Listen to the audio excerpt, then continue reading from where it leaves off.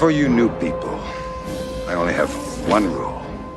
Everyone fights, no one quits. You don't do your job, I'll shoot you.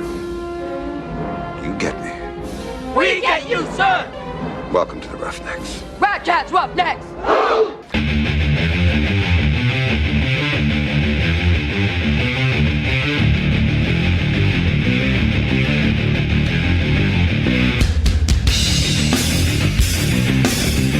Not the intro I was gonna use, but I think it's appropriate. Yeah, class is in session, that's for damn sure. We're in the real school now. We're all in the real school now. Still haven't got my voice entirely back yet. But I am live from Reno, Nevada. This is the Rational Mail. Oh yeah, is this the end? Is this the end of Fresh and Fit? I'm gonna tell you why I don't think so. Coming up next.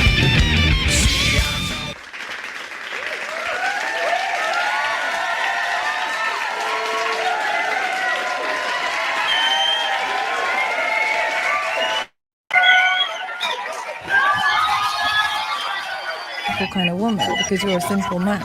That simple woman doesn't have many options. So you're both optionless and you're both good to go. So what happens is, as a man becomes more successful, his criteria and selection of women becomes more provocative, promiscuous. It's usually the dream girl. That dream girl knows 10 of you. But if you choose that, simple girl that works in Starbucks, of course she's going to be loyal to you. But what high value man chooses that? He chooses the sexiest girl on screen. So I always say to men who are high value rich, especially in Dubai, before I've even met that girl, I'm like, she's cheating on you. Why? Because she likes you for your lifestyle, and she knows plenty of men with your lifestyle. For better. For worse. For worse. For richer. For richer. For poor. For poorer. Yeah.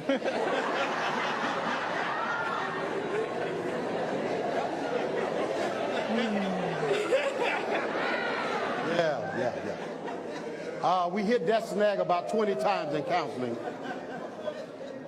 Brill made it very clear to Jonathan, you cannot be broke.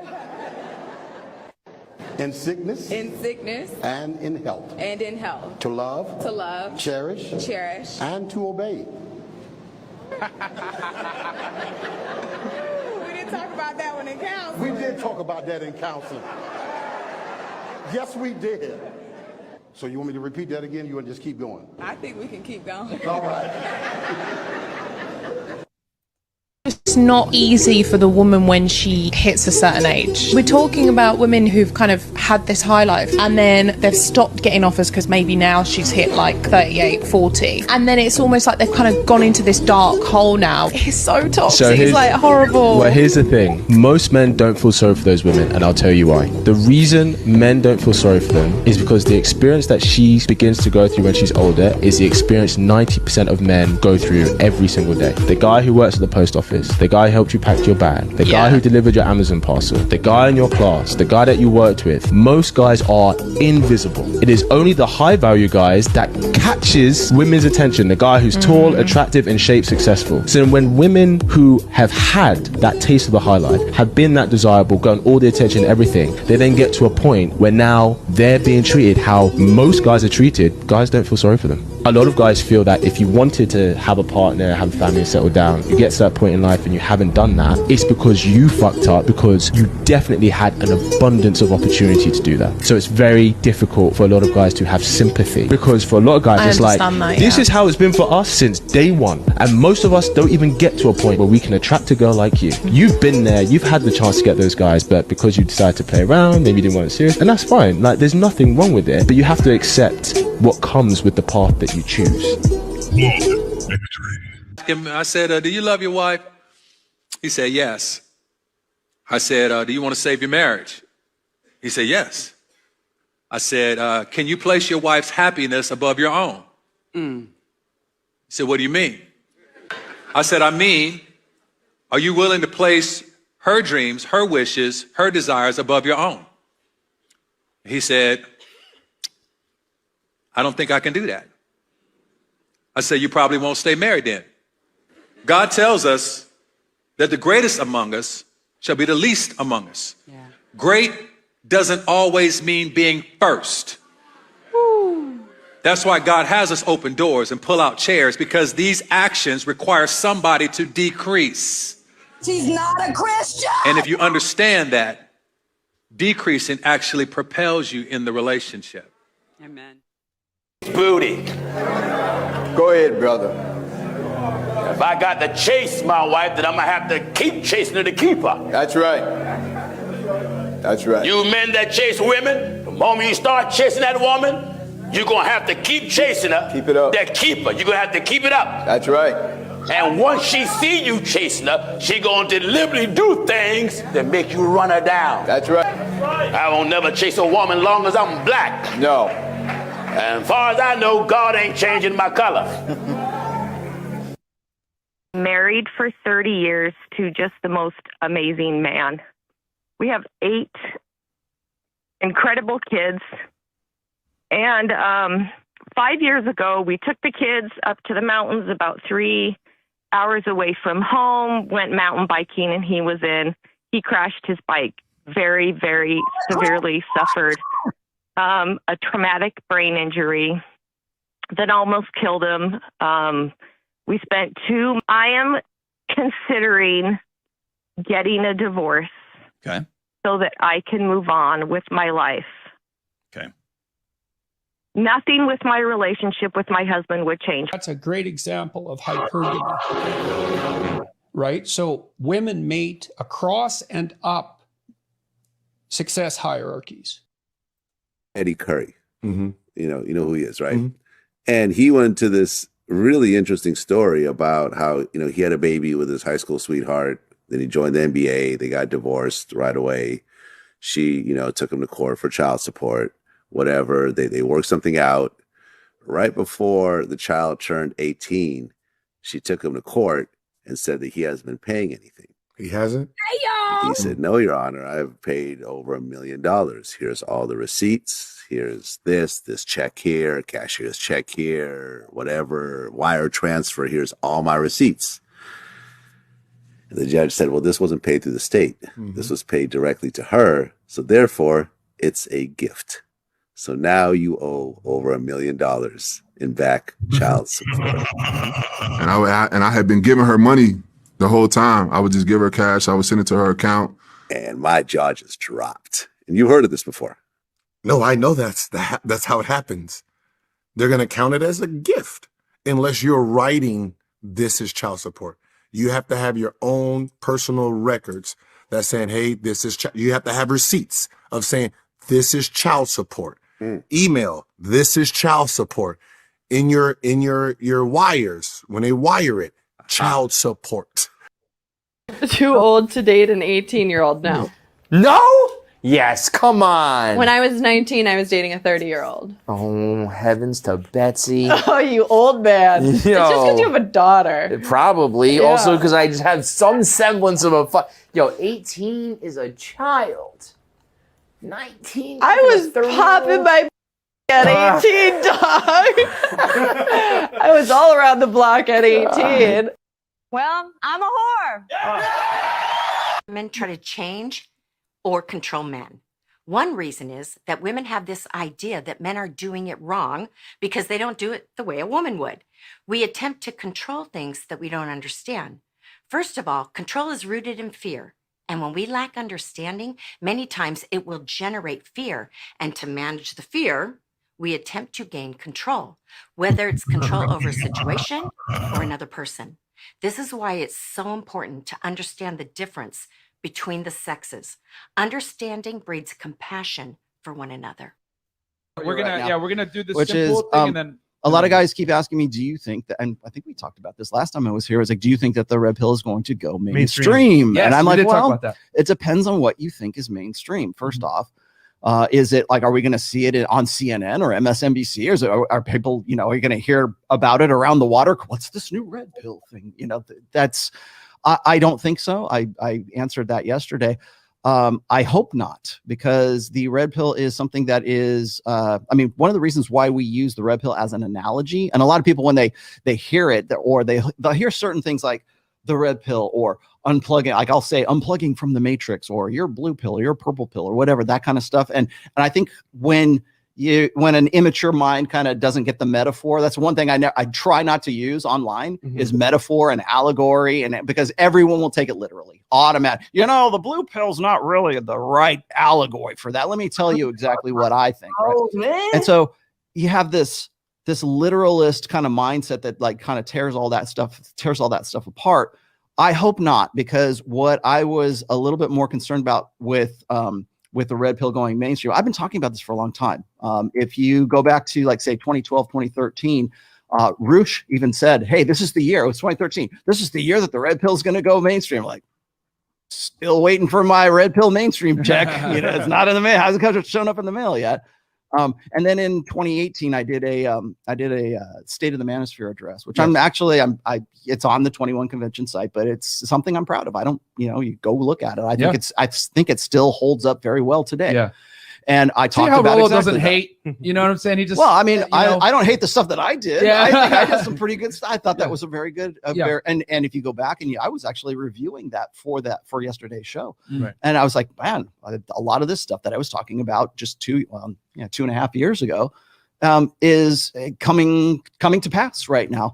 And I did in that show or in that talk, I did a SWOT analysis. Do you know what a SWOT analysis is? Strengths, weaknesses, opportunities, and threats. I think it's like what a company will do, like when they're trying to brainstorm, like where are we going to take this company in the next like 3 years or 5 years or something. Absolutely. So it's strengths, weaknesses, opportunities, and threats. And so I was kind of breaking down like what's the manosphere, what are the strengths, what are the weaknesses, and as if it was we're all in this together, so let's talk about this. And one of the things one of the threats, I think was either weaknesses or the threat. I think it was the threats.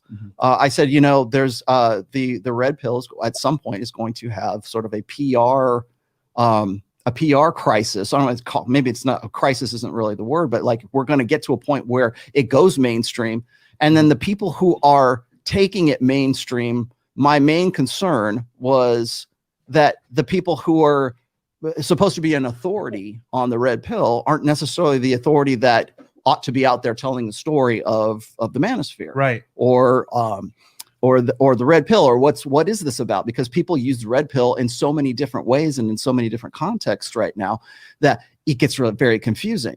So when you throw something out that sounds like, it sounds like a buzzword, it sounds like a catchphrase, it sounds like something that is easy to hate on, right? It's it's a convenient villain is what I called it. Yep. And so when you give somebody it's like the alt-right, or it was the red pill, or it was just something that sounds sinister. And it's easy to for kind of simple minds to sort of understand. Yeah. Well, you can turn it into anything you want to at that point. So the red pill can be about politics. It could be about religion. It could be about anything. And to me, it's always been about intersexual dynamics. And like I keep saying, I wish there was some better term, some better abstraction we could use, but it's still the analogy from the Matrix movie still fits to this day. And I don't think it's going mainstream in the way that I think a lot of people would like to see it go mainstream. But my concern is that even if it did go mainstream, I would be a little bit concerned about the message that is being made. This is official. This is really what the red pill's all about, because I think we're still kind of sorting that out. So, because we did that, because for the people that are wondering, when we did our Tim Pool analysis, we were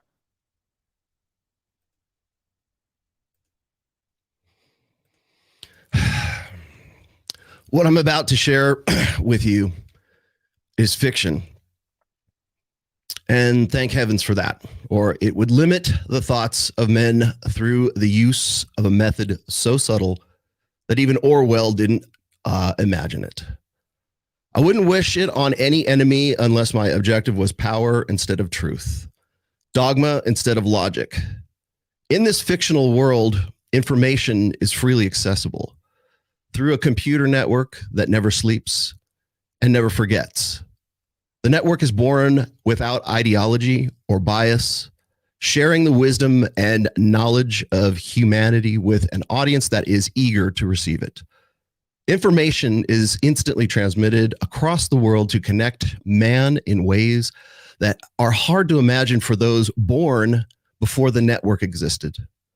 For some odd reason, it favors images of cats. In this fictional world, employment is provided by companies. Humans formed these companies, but are independent of them. They don't laugh like humans laugh. They don't bleed like humans bleed. The supreme law of the time treats them as people.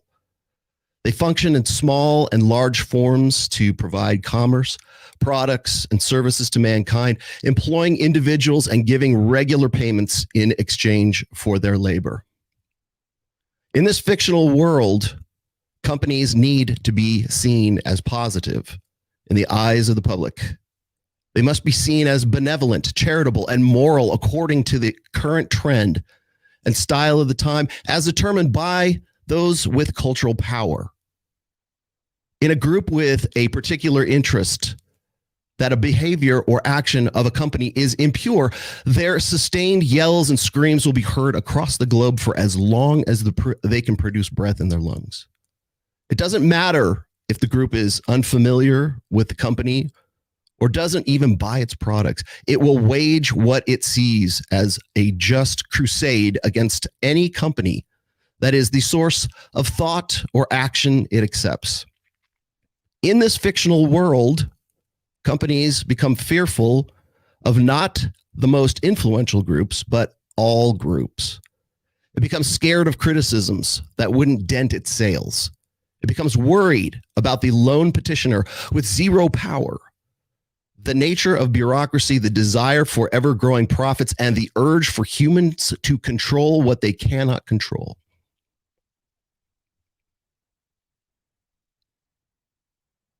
What they cannot control are the best explanations for why a company tries to prevent one negative word from being said of it. Unsurprisingly, these companies eventually hire teams of people that attempt to establish relations with the public, to appease the groups and mute the complaints before they are noticed. Yes, I know the screen is black. Go with it. In this fictional world, the companies decide not only to screen a worker for his ability or skill, but also his past behaviors and thoughts.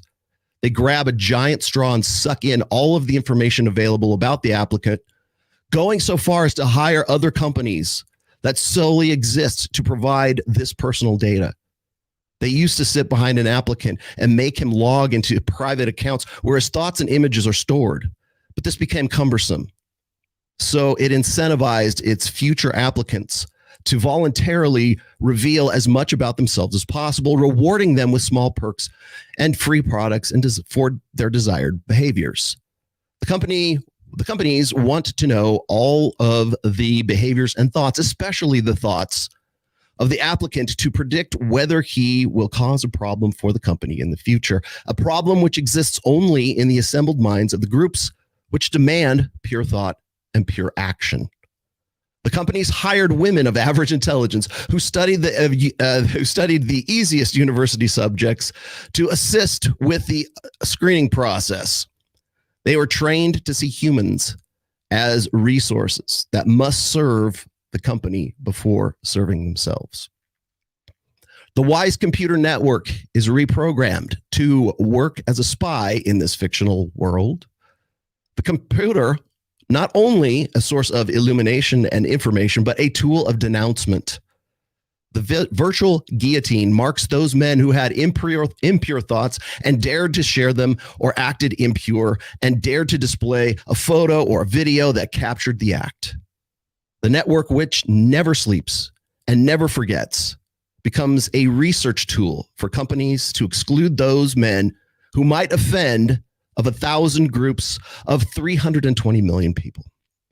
It will dutifully record a pure thought today that will one day become impure, and the guillotine will be wheeled out from the barracks and assembled in the public square. Its blade will be sharpened and lifted 15 feet high to be released onto the trapped neck of the sad man below, sliding down the rail, picking up speed faster and faster until it meets the man's flesh and forever severs his thoughts from his body.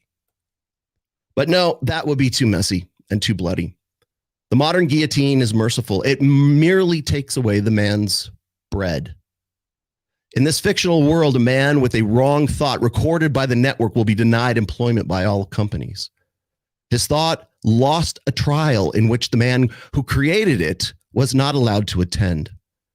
He is forced underground to work in manual labor jobs as a bartender or as a bartender.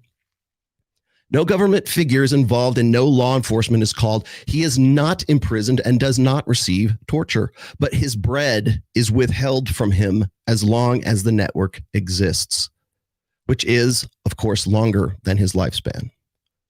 The young man bursting with ideas who dared to go against the elite mob will be denounced before he knows what the word denounced means. When he is denied future opportunities to make his bread, he will wonder, did they look for my name on the network? Yes, young man, they did. And it's no matter that you never committed a crime or laid hands upon another soul. But the company never saw his resume or credentials because the computer had already filtered them out of any company's consideration. If he lived in another era before the network existed, he could play with words to get reactions. He could pose scenarios that rushed to his mind and share with them with anyone that was listening. Those ideas were stored upon papers, hidden in cellars, or lifted from the public square where he mouthed them and floated up into the ether, never to be heard by those who weren't present. The network, however, records the ether. And an idea he shared 5 years ago appears on the screen, alive with color, emotion, and power, as if it were just uttered. And for that reason, the young man must forever pay the price of his bread for those impure thoughts. He must certainly pay the price when thoughts that are pure today become impure tomorrow.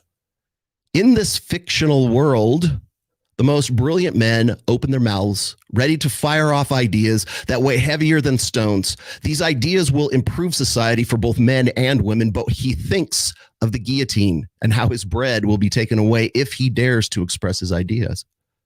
His mouth opens, his larynx prepares to vibrate to make the sounds of his ideas, but then he remembers the network and he remembers his need for bread. So he shuts his mouth so fast that those around him can only hear his teeth snapping back into place.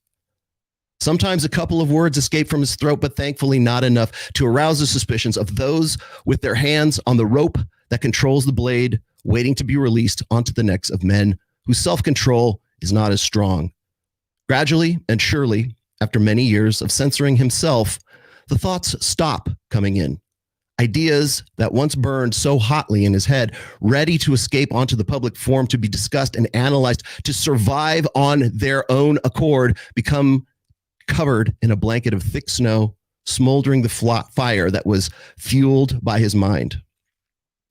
His thoughts are now controlled. His mind is now tamed as he accepts the jail to which his mind has been sentenced. In this fictional world, when a man with fresh bread looks in the mirror, he knows his thoughts are approved as he puts the piece into his mouth. The saliva breaks it down, his tongue moves the matter back and forth in his throat. He feels pressure around his neck like a chain wrapped around it. Every day the chain gets tighter, and every day it becomes harder to swallow. He looks around at other men who have better bread than he, and he watches them chew and swallow with such discomfort on their faces that they look like toddlers eating mushed greens for the first time.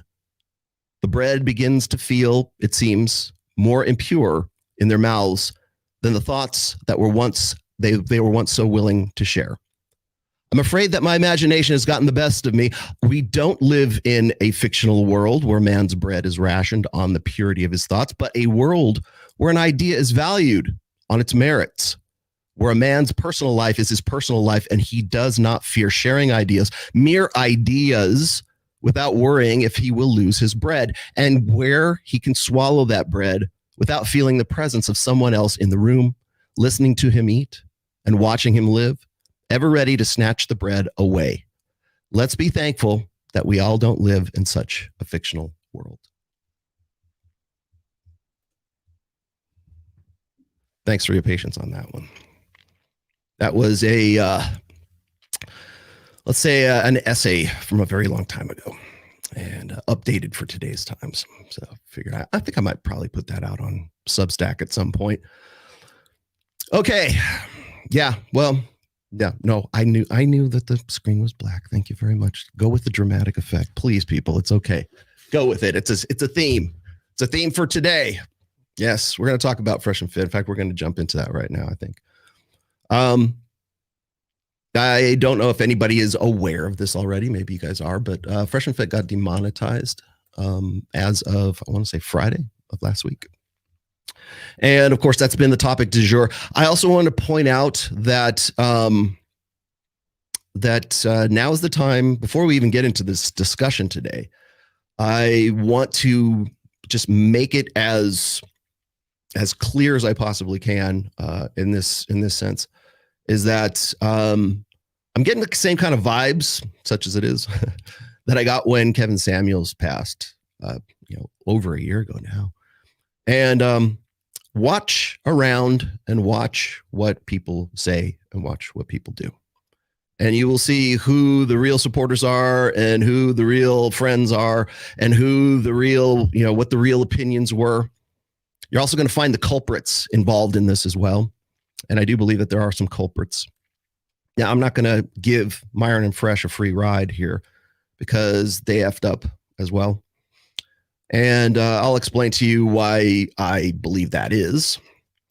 And yeah, I mean, I can go and we can talk about their strange bedfellows. Don't worry, we're going to get to Logan Paul too. That's what the whole intro was for, right? That was actually what I had prepped for this show.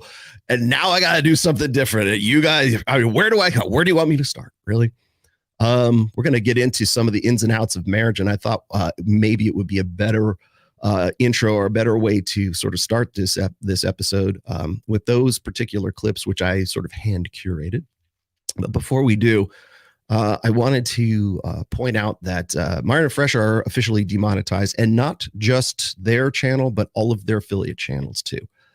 I don't know what the reason is. Myron is kind of holding off from like really sort of telling anything to anybody about it. As far as I know, it came as a big surprise to them. And to the point where I know that they had Dr. Orion Taraban, which I was actually hoping I was going to be able to sort of jump in on that show. But they had to cancel that show just so they could do an emergency podcast. And just to inform everyone that they had just become demonetized. And I'm sure it's a shock to the system. Now, I'm going to do a little bit we're going to go back in time a little bit here. Because I of Rollo Tomassi, all people, I'm the one who's probably been part of the show or been affiliated with the show the longest. And I understand that the show actually started, in 2020, but I can remember the first time I went to Miami. It was actually the first time I had ever spent any, length of time in Miami. I used to work in Orlando in my previous life when I was working in wine and spirits. We would go down there and do a occasionally we do liquor promos, but that was about the length of it.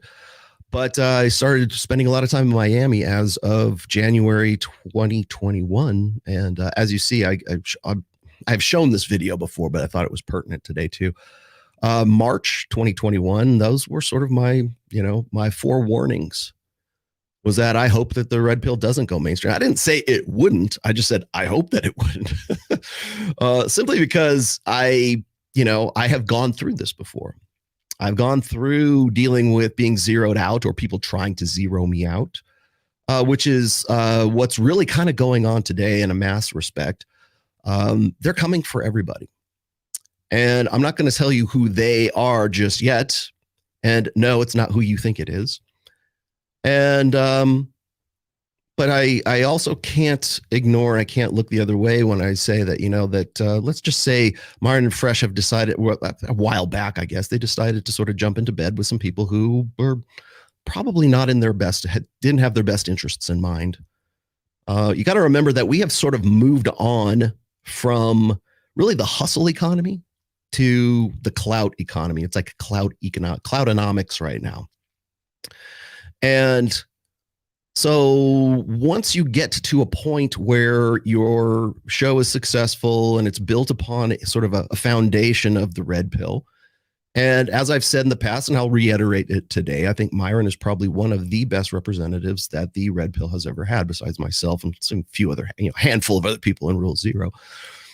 There's some people I would definitely, get behind in that respect. And then, as you know, there's a lot of people that I think are very disingenuous and are hacks and are simply don't have anything but a sort of profit model in mind, and building a show and building a brand based on the groundwork that well, quite honestly, I've originated and other people have originated too. I'm not just going to pull it, gloss myself in all this, but building brands and building successful multi-million-dollar channels in some cases, basically on old material. And I don't have a problem with that. Like I've said before, I think that the red pill ought to be open source, because in the end, you can't take it with you, right? And I would much rather be beneficial to other people's lives during the course of my life than to, if it comes at the cost of a little bit of, I live well, thank you very much. I've got a great studio here, but I don't make the kind of money that a lot of these other people who don't have the best interests of the red pill in mind are living. And so I know where a lot of people got their start from. I was probably instrumental in a lot of that too, in some ways, in some way, shape, or form. But and I mean, even my haters, people who built successful brands based on throwing rocks at me. Without me, without my existence, you don't exist. In fact, what else would you have to talk about? But I do want to point out that there has been, I think, really since the beginning of this year, maybe about spring, maybe about March or April, there's been a concerted effort on the parts of certain organizations, certain followerships, certain influencers, certain bigger, louder voices, let's just say. It's been a concerted effort and a declared goal to bring down the red pill, to bring down me, to bring down other figures, let's just say, in the red pill. And that's why I'm telling you right now to watch and understand the medium is the message. Because the individuals involved in trying to sort of censor, and that's really what they're doing, is censoring, cutting off your bread, like taking your bread away from you. And by the way, that essay was written in 2013. Yeah. But to take your bread away from you. And I also have to point out a few things here so that, election season is coming. You are absolutely 100% correct. But when you speak objective truths, when you talk about unflattering truths, and especially when it comes to like unflattering truths about women, you're going to make enemies along the way. And it's going to be usually, the male feminists. This is the easy part to understand, right? It's going to be the male feminists. It's going to be the people who want to identify with the feminine. It's going to be the people who want to, sort of be on team woman because they built a brand or they've escalated their influence and notoriety on appealing and appeasing womankind or the sisterhood uber alles. So even if you try to tell an objective truth in the most measured possible way, and I'm not saying that a lot of these guys have been doing it in the most measured possible way, but even if you did, it's not the tone, it's not the delivery, it's the information itself. So I've been given this line so many times, I've got it memorized by heart, right? Just Rollo, women would really embrace your message and your philosophy and your ideology if you would just tone it down. Tone police yourself. If you just put a little bit of honey on it, then everybody would love you. Everybody would love that. Who is this? I'll tell you exactly who the fuck this is. Just let me get to it. But it would sound so much better if you just, toned it down, or what if you wrote a book for women? No, I don't need to, because the book for women is already called The Rational Male, available on Amazon. Please go pick it up if you haven't read it, because I know a lot of people who are critics of the red pill have never cracked a book in their fucking lives. Nobody reads anymore, man. Nobody got time for that. Hell, you can't even take Mike Sartain's advice and listen to the audiobook at like what 3 times speed. Yeah, I get it. But watch for people. Yeah, Abba and Preach is one. You know, those are the obvious choices, right? Look at the people who are sort of, keeping their mouths shut because they know the guillotine's going to fall. Look at the people who are just sort of like either keeping their head down, which I kind of have to do myself. I do now because I know who's out to get me. I'll tell you, here's a funny thing is not everybody is out to get you, but everyone is out for themselves. So a wise man once told me that. His name was Pat Campbell. Another thing Pat Campbell told me as well was, I remember when I was doing, I was doing that one convention. Well, I could name it now because the now defunct 21 convention. There was a time I was doing one of the first Patriarchs convention. It was actually the last convention I ever did with him. And I was there with Pat Campbell, God rest his immortal soul. And he told me, don't be in the same room as Mike Cernovich. Don't be in the same room as Stefan Molyneux. Don't be anywhere where there might be a picture that is taken of you at some sort of event with them. And I thought it was a little harsh at the time too, because I actually had done an interview, such as it was. I mean, he did all the talking, but I did an interview with Stefan Molyneux when he wanted to sort of get back into the manosphere. And now nobody even knows his name anymore. But that's what Pat told me. Pat said, don't be in the same room as these guys because you don't want to have even a casual picture taken of you with them. I said, why do you say that is? He says, because it'll come back on you eventually. And remember, this is Pat Campbell. Pat Campbell was a terrestrial radio show host. I think you guys are anybody who's been familiar with my show since the inception of it knows who Pat is. Pat was my mentor. And that was one very, very valuable lesson that Pat taught me was to be careful who you jump into bed with, be careful who you co-brand with. And this is a guy, you got to remember, Pat's not, he was a pretty dynamic guy, very, strong personality. But he also wasn't always Pat Campbell, the talk radio show host. He was also a mathematician, or he taught math, I should say, and he taught history, I believe, at the high school level before he became Pat Campbell. Right. So this is like sort of the layman's, I learned this along the way, and I don't want you to fall in the same traps that I did. And so I kind of took that to heart. And so I'm very, especially in the aftermath of all the crap that went down with the 21 convention, I'm very cautious about who I affiliate myself with, especially these days. And sometimes I get caught with my pants down. It's true. But I think that, passing that on it's very difficult to do. I was asked the other day, Rollo, how come you don't have any kind of like a book about like red pill parenting? And the fact of the matter is I do. It's called Positive Masculinity. It's actually my 3rd book. But in that book, I mentioned this is like, if you have sort of these conversations with your son or your daughter and you're trying to impart this fatherly wisdom, right? You want to sit down and say, okay, listen, son, listen, Junior, here's some rules for life. Here's some things that are going to, set you on the right course. If you say that and you sort of, it goes in one ear and out the other, right? If you make a direct appeal to get them to listen. If 10% of that sticks, then consider that a success because most of the time it's not going to. It's much better to sort of live out who you really are. It's better to sort of learn from, have your children learn from what you're about. Demonstrate, do not explicate. That's not just for women. It's also for your family. That's also for your dogs. Your dogs actually learn from your own behavior too, if you think about it. But demonstrate, do not explicate. And I think that is something I put in the first book, but it's also something that I think is sort of one of those life lessons.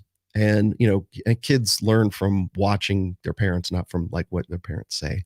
I mean, most of the time anyways. But the long and the short of that is I listened to my mentor, Pat Campbell, at that time. And I'm glad I did at that moment because I was in the honeymoon phase at that point. I think kind of Mike Sartain, I love him like a brother, by the way, but I think Mike's kind of like in the honeymoon phase too at this point. So I'm trying to be Pat Campbell to Mike Sartain at this point. So yeah, I by the way, yes, I want to point out I do have a Rumble channel. I don't cross post to Odyssey. It's sort of my archive. So I mirror all of these shows to Odyssey, and I've been doing that for like 4 or 5 years now, I think. So yeah, if I ever get ripped up, you can always find my other stuff on other channels as well. But I am not going to make promotions for any sort of sub channels or any alternatives right now, because quite honestly, I don't see them as alternatives. I mean, I know Rumble's a big deal. I know maybe Odyssey's always been kind of like my mirror site, but it's always just been sort of a repository and a archiving of all of my stuff. So if you want to go pick that up, you can. But oh yeah, I'm sure I'm on the radar. A lot of us are right now, especially. I mean, watching a big name brand like Myron and Fred, like Fresh and Fit, go down is, first of all, it's heartbreaking, but I can't say it's not expected. I also have to point out a few things in the timeline here. If we go back to 2022, I believe it was March of 2022. And this is the first time I experienced this. I was in Miami with Myron and Fresh, and Donovan Sharp happened to be there, and Cappy was there. Aaron Clary was there with me as well. And we were set to do a series of, interviews and talks and just have some really good conversation on Fresh and Fit. And then lo and behold, we find out that they got their first real hard strike on their channel. And we're trying to figure it out, like, what the hell happened? Blah, blah, blah. No, FNF they're not down, by the way. Let me just clarify for the record. They're just demonetized right now, which they may as well be down. I imagine they're probably going to migrate a lot of the business side of Fresh and Fit over to Rumble, which I think was probably already in the process. But anyways, back to March of 2022. I'm there with Aaron Clary. I'm there with Donovan Sharp. And I want to say there's some other people that were there along with us. But I remember them getting their first nudity strike. I'm like, nudity? What the hell are you talking about? I mean, they had already been doing the show for over a year by that time. And then they discovered that it was sort of this hack by Anthony Johnson, confirmed, by the way. I'm not just talking out my ass. There was a lot of sort of attacks on the channel at that time, and the reason for that is because Donovan was promoting the CME, and that was a competing convention with the 21 convention, and so they were resorting to whatever they could at that time to sort of keep their business alive. And I get it, but they're just using sort of underhanded tactics. And one of those tactics is if you look at the chat, or you look at the StreamYard chat here, and you watching, chats sort of flow by, and don't worry, I'm going to get to your super chats here in just a second. But I think there was a dick pic in one of the AVs and one of the thumbnails or the avatar pictures.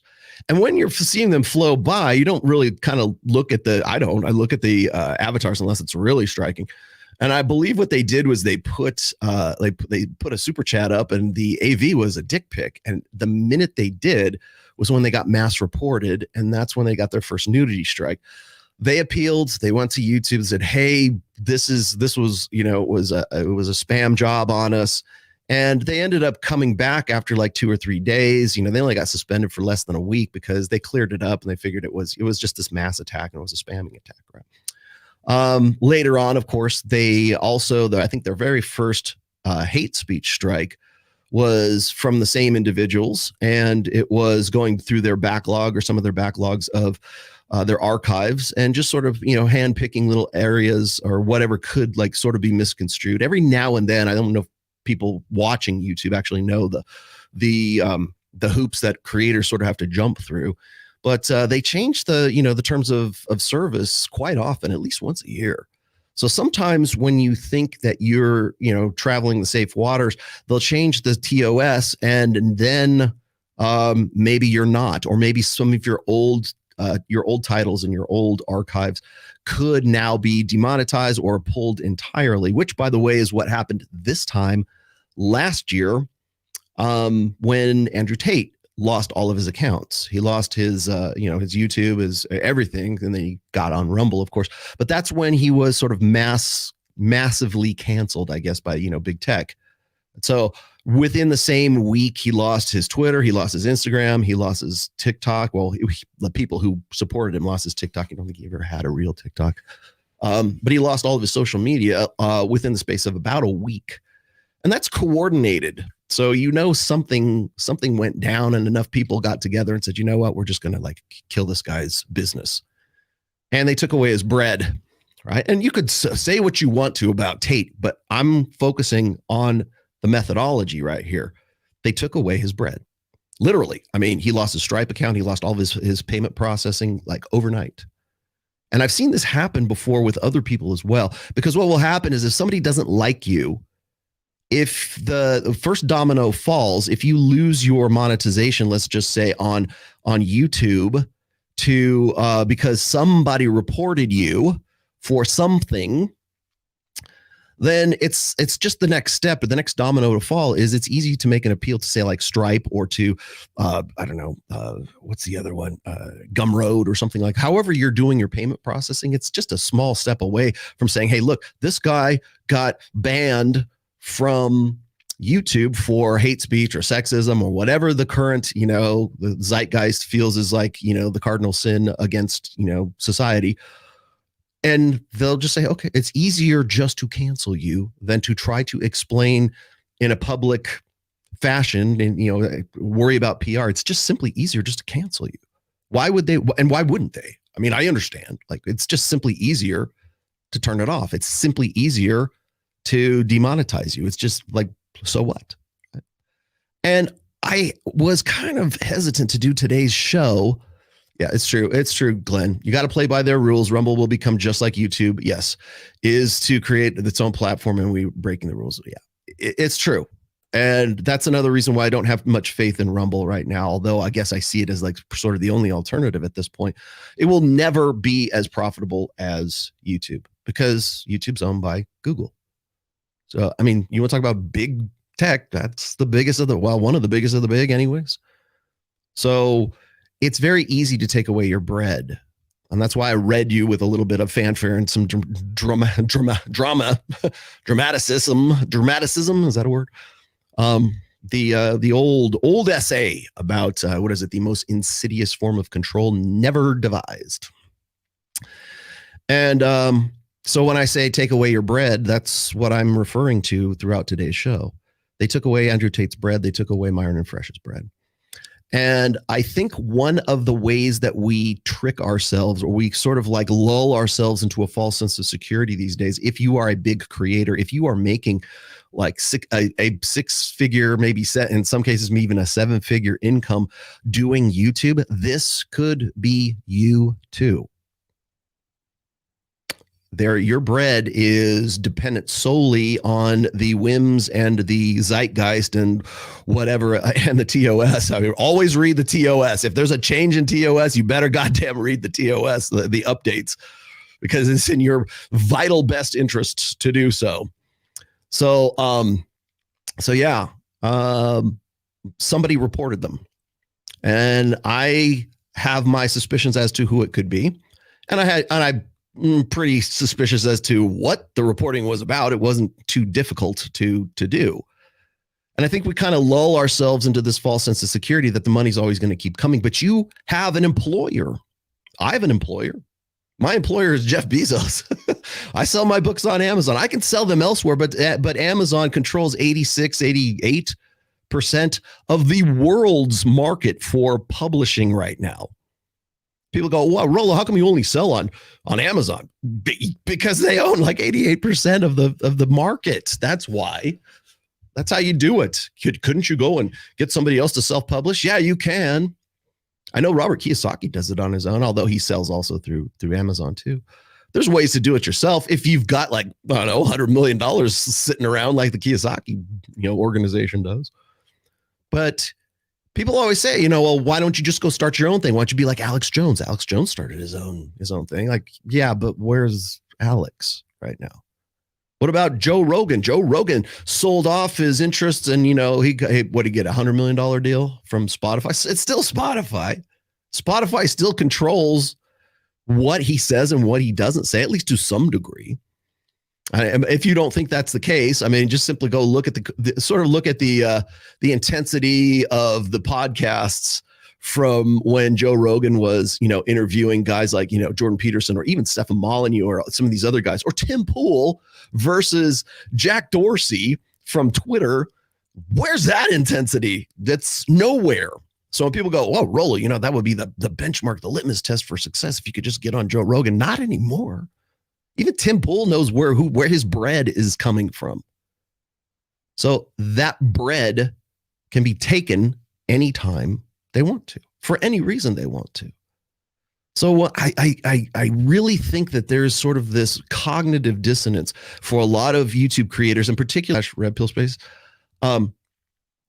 that we get this false sense of security that the good times are just going to keep rolling and rolling. We don't realize that there's several threats to our bread, and it's not just the big companies. It's not just Google, YouTube, Twitter, or whatever. Elon bucks. I got my first Elon bucks finally, all $290. I mean, hey, it's beer money, right? But the funny thing is that I don't think a lot of people who are these quote unquote entrepreneurs and people who want to do these big, hey, bootstraps, pull yourself up by your bootstraps, man. You just got to have a good positive energy and wake up at 4 a.m. in the morning and, eat your Wheaties and, get out in the sunlight and make sure that you got, X amount of, exercise and quit coffee and all that other good stuff. And everybody wants to tell you that their brand is like how to be a great entrepreneur, and their message is how to be a success. And literally that's their brand, is how to be. They've never done anything, but that's how to be a success kind of thing. They have employers. Their employers is YouTube.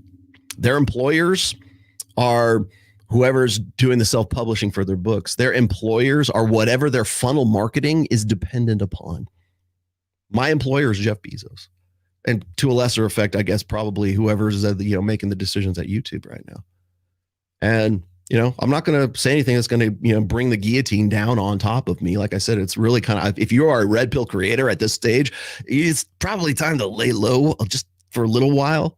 It was the same thing, by the way, a year ago when the Tates got canceled and they got pulled off. I had just random episodes just completely not only demonetized, but like just blacked out. Like they essentially like pulled them from the platform. I'm like, what the hell are you? And I, in some ways they were sort of affiliated with Tate. So I kind of got the understanding that they were just basically doing a big purge.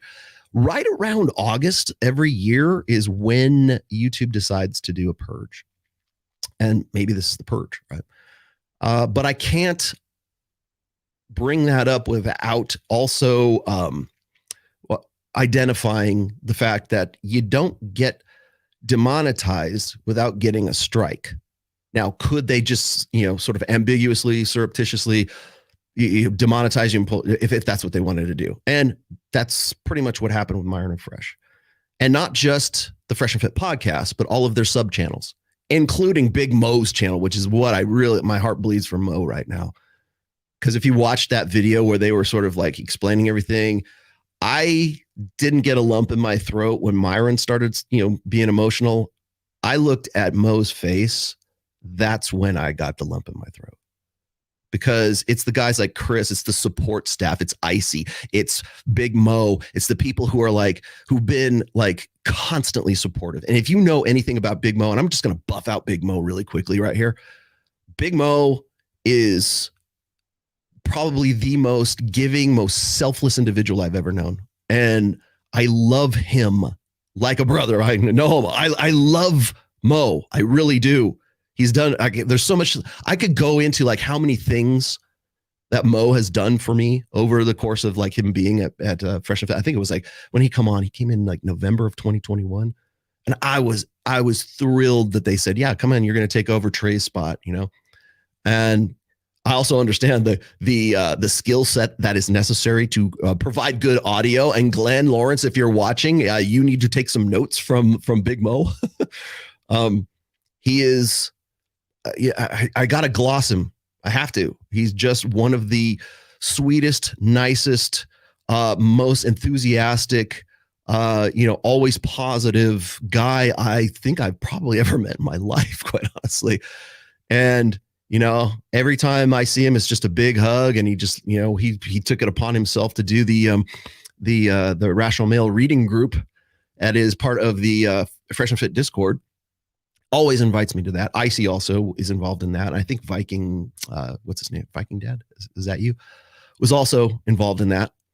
And, they go above and beyond. Like they just do it because they're so into it. And this is what they want to do. And if you know anything about like Big Mo's background, he struggled, and he's told this story several times, even on Access Vegas, when he came out to Vegas, was talking about, how he really kind of went through his life looking for that one golden opportunity, and it came up on Fresh and Fit, and he got there, and finally everything came together for him. And it was just even just the story where he's talking about how he's going to these, he wants to go to like audio engineering school, and he got refused. He got rejected from going to that school, and he's just sitting in his car, just crying. And I was like, Jesus Christ. And so when I see Mo's face, and God damn it, brother, I love you. I really do, man. If I can help out, I'm going to as much as I possibly can. And by the way, that also goes double for Icy and for Myron and for Fresh as well.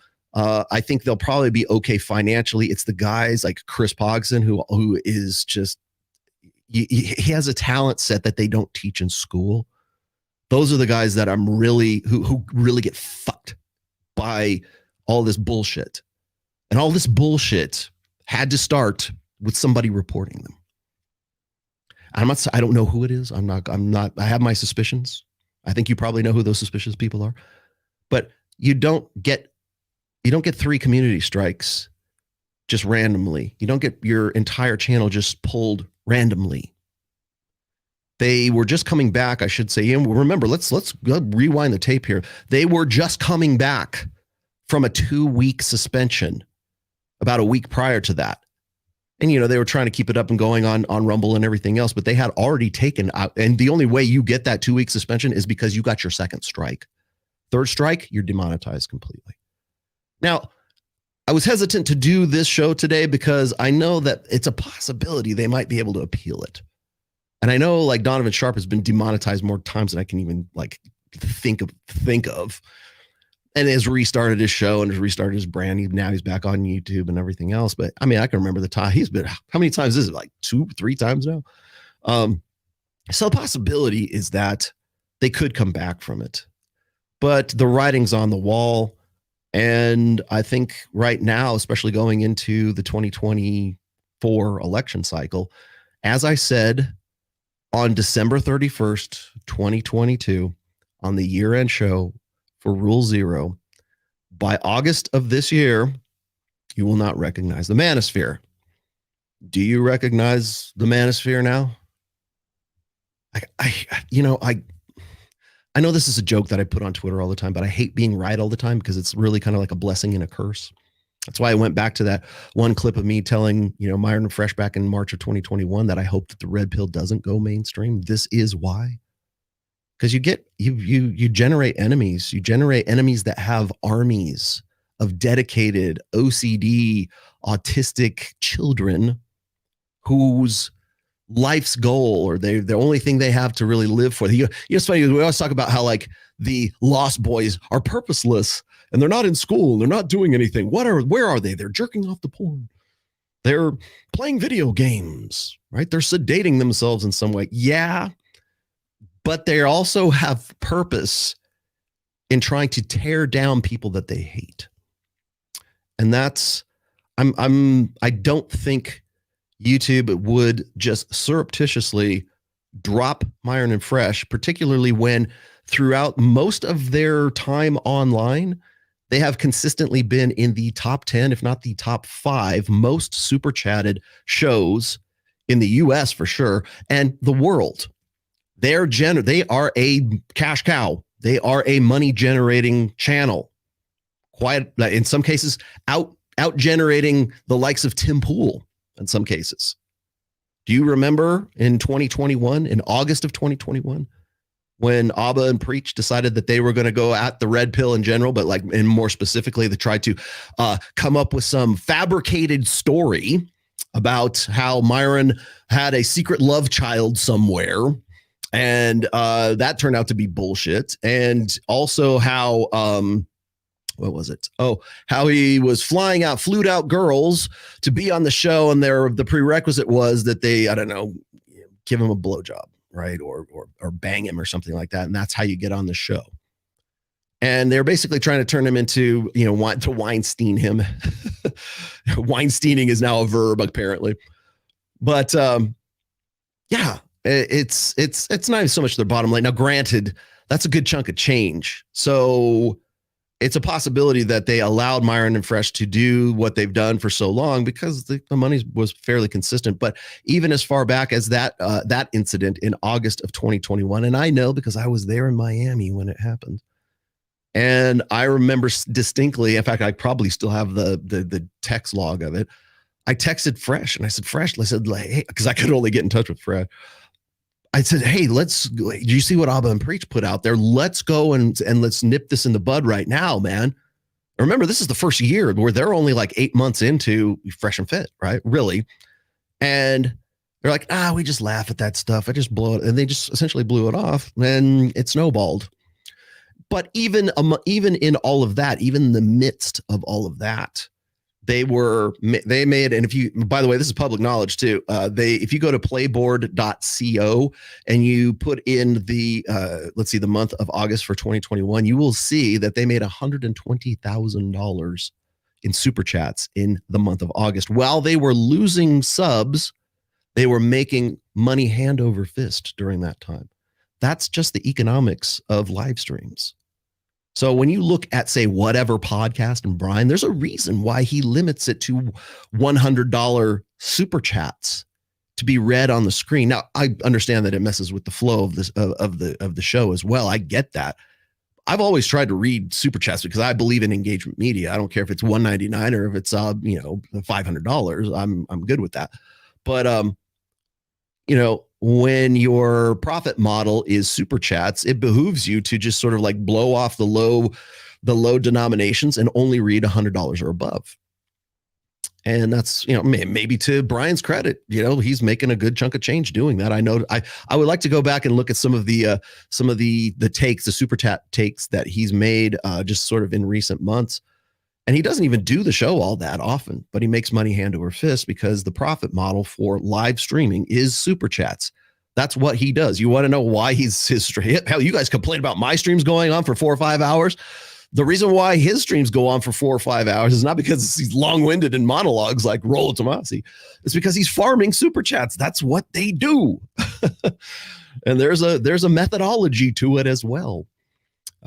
But you only get to do that insofar as the enemies that you make and how willing they are to go OCD spurg on you and mass report you for stuff, because that's really who you're beholden to.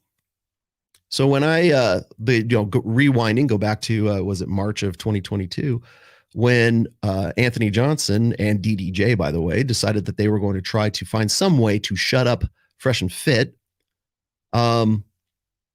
through any means necessary, right? Get them a a manufactured nudity strike or whatever. They do that because they wanted to hold theoretically anyways, the idea is to hold a channel hostage. Say what we want you to say. Don't talk to who we don't want you to talk to, or else we will get our army to mass report you for nudity, to mass report you for, something you said a year ago in your archives. And that will get you as a community strike. And if enough people raise holy hell about that and mass report that, you're at the very least, you're going to be down for 2 or 3 days while you're trying to sort it out with YouTube and say, hey, this is a report spam attack. You're still down that time. So you're down, let's just say for sake of argument, you're making $100,000 a month on your super chats, and you're down and you're disabled for 4 days. Right? What do those 4 days amount to in dollars and cents? I did the math on this at one point. I think it was something like $20,000. So somewhere in that, and if you're down for a week, let's just say that's a quarter of your revenue for that month that you don't have, you're completely cut off from. So if you're making $100,000 a month, and I'm rounding this off so you guys, maybe it was, maybe it wasn't, but you're making $100,000 a month in super chats, and someone hates you enough to mass report you, and you're down for a week. First of all, it sends this, it's a terror tactic is what it is, because it's ransoming who you can and can't talk to. So yeah, it could be 15,000, it could be 15,000, but I was thinking more like 20, 25,000, right? Somewhere in there, depending on what you're making. So you're down for a week. That's, for some people, $25,000, $30,000. That's life-changing money. Because some spurg said, I don't like them. They're a competition for my convention.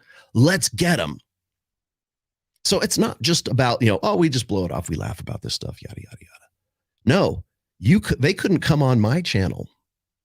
They couldn't go on Donovan's channel. We thought about that too. We're like, hey, why don't we just broadcast on the Rational Mail? All got to do is just put in the passcodes and you can do that. No, if you do that, you lose you get a strike too. So you're at the mercy of whoever, doesn't like you.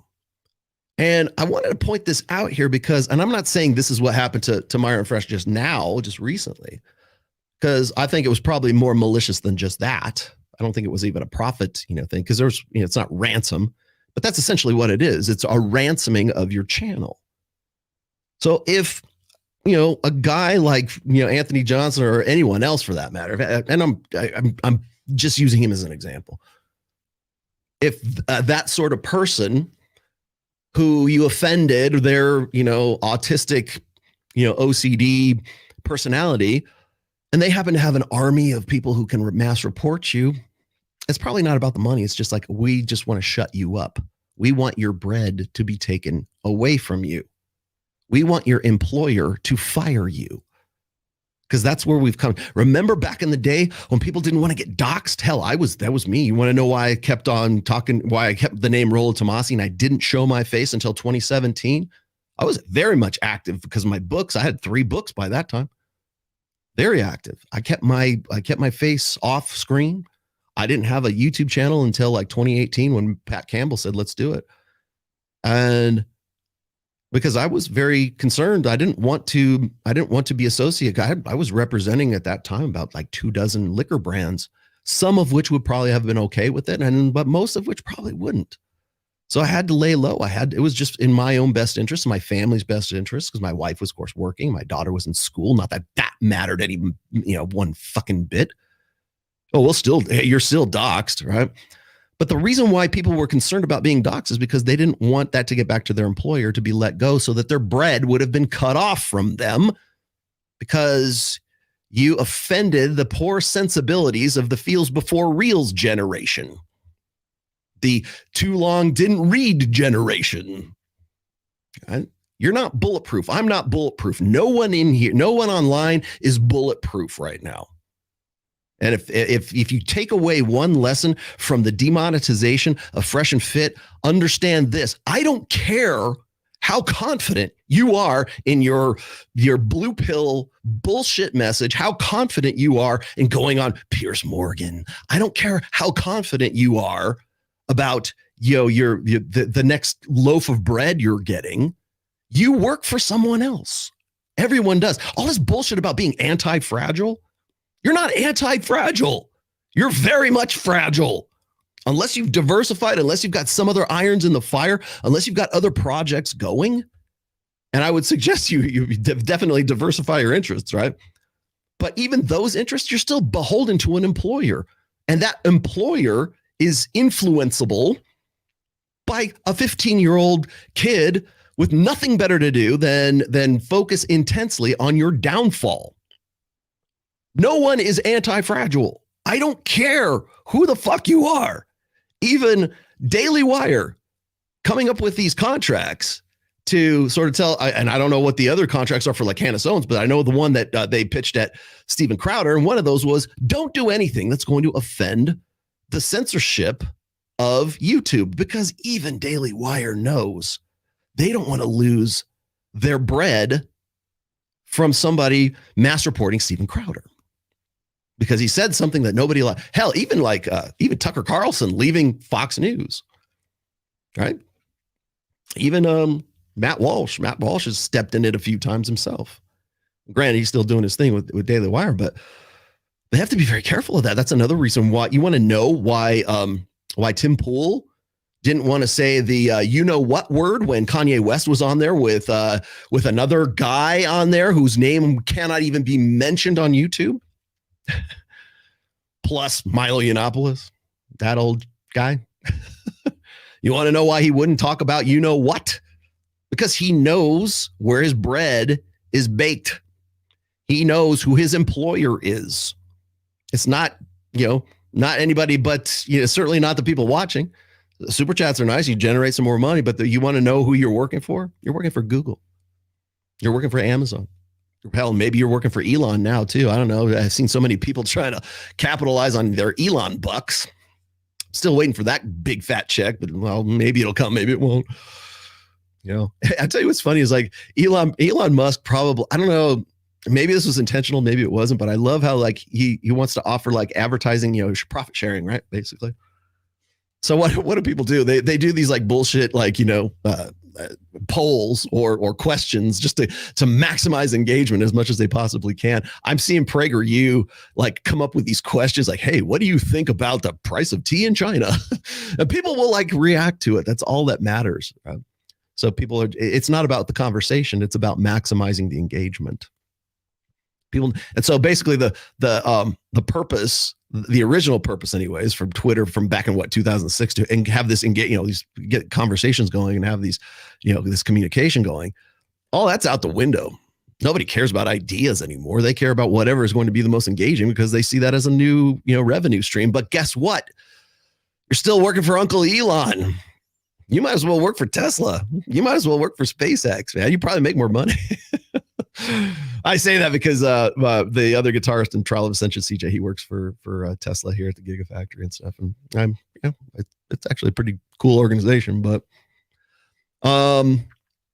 so you have an employer. I have an employer. If you are an influencer, hell, even if it's Instagram, are you making money hand over fist on Instagram? I don't see how, but if you are, your employer is Zuckerberg because Facebook owns Instagram, right? TikTok, I don't know, the Chinese Communist Party. That's your employer. And they'll just arbitrarily, kick you off depending on what you want to know who's really vicious. I think what's funny is like if you like ever try to put like red pill content on TikTok, your days are numbered from like the word go.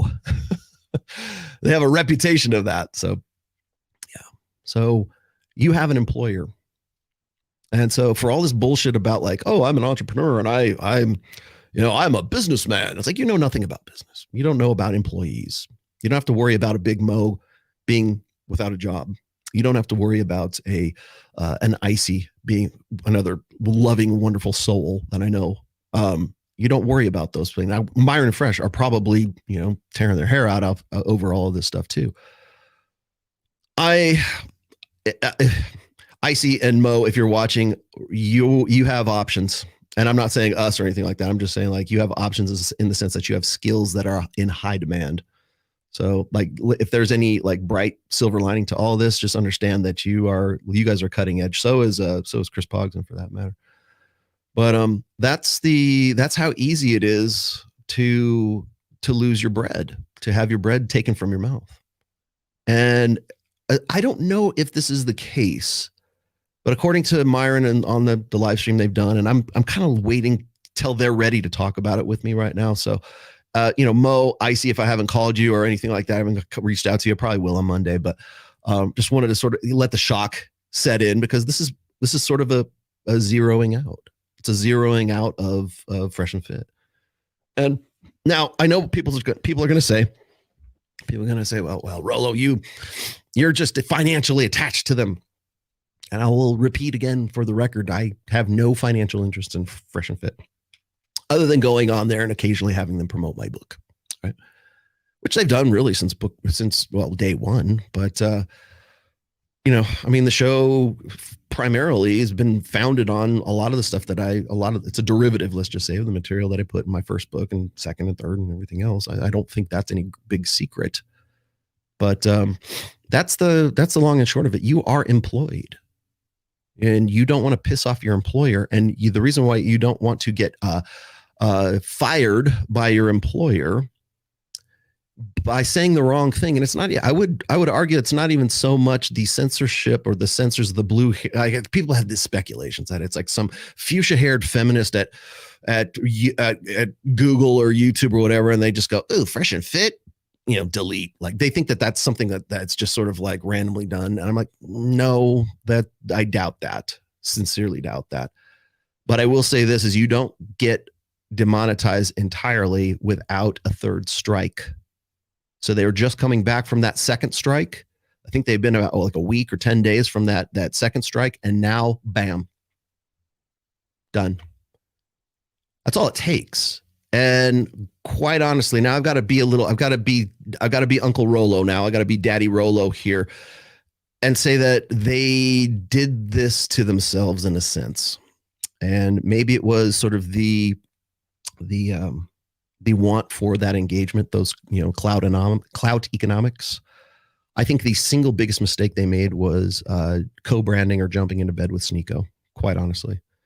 And I'm going to just be upfront about that. I realize the reason why they wanted to do that is because they want to appeal to a younger demographic. You have all these Twitch creators who are exiting Twitch or getting banned from Twitch and then trying to sort of rebuild themselves on YouTube and now Rumble. I mean, look how many times like Sneeko's been, banned off of Twitch, been banned off of whatever platform he had before he came on to Fresh and Fit.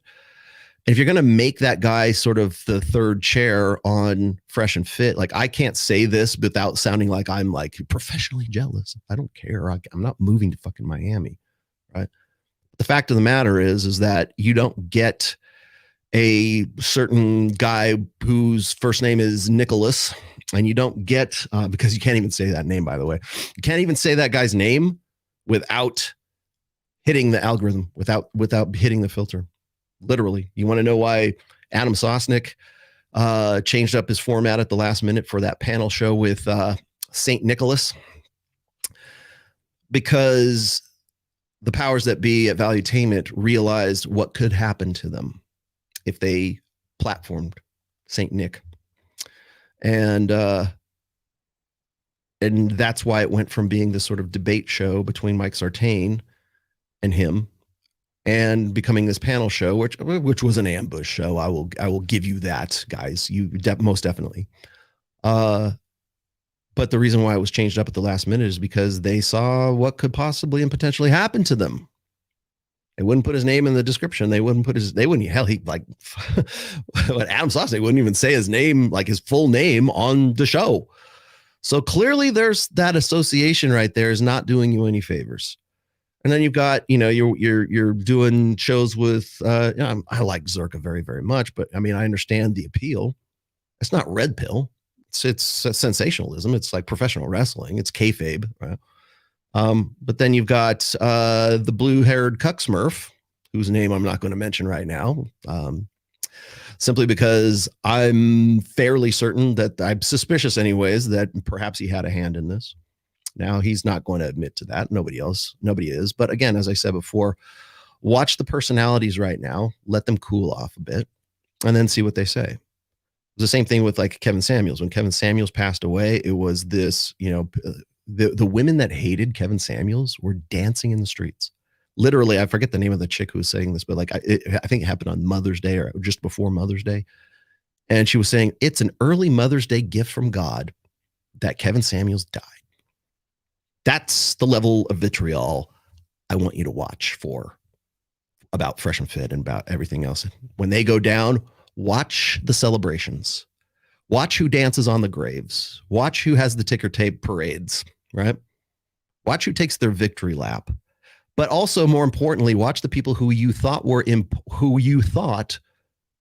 supporters suddenly like, well, I hate that it's censorship. I hate that because this is going to be like everyone's sort of MO from here because they want to like, they don't want to seem like they were involved, but they'll say something like this. It's like, well, we're against censorship and we're against, all this stuff. And we're against, we got to have an open platform and open discussions and stuff. But, I guess, you know, in the long term, it's better that they're not around because they were spreading misogyny and they were spreading hate and they were spreading whatever. The same thing they said about Kevin Samuels, the same thing they're going to say about Fresh and Fit, because that's what happened with Kevin.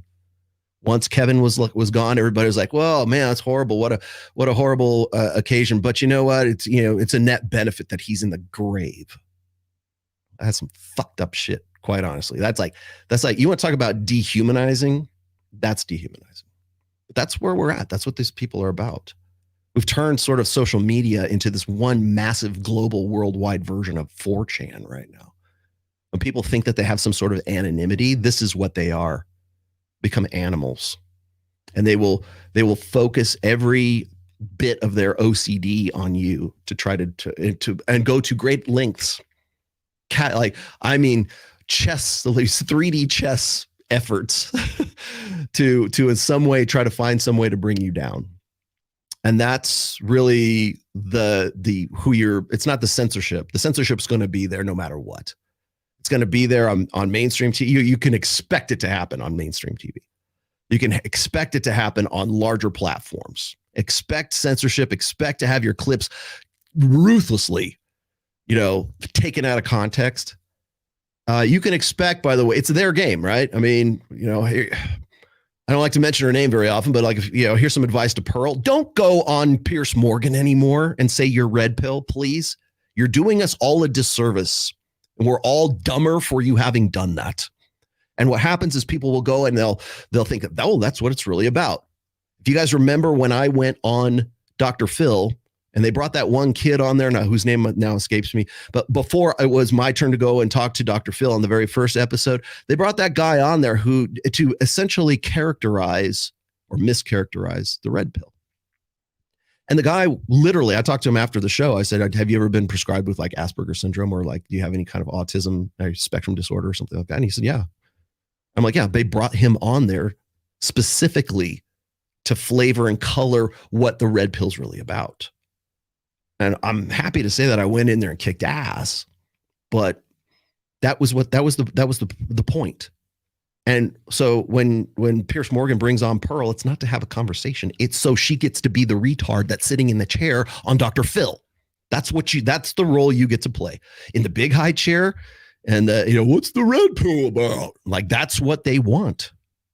That's the characterization that they want, so they can dismiss it and move on.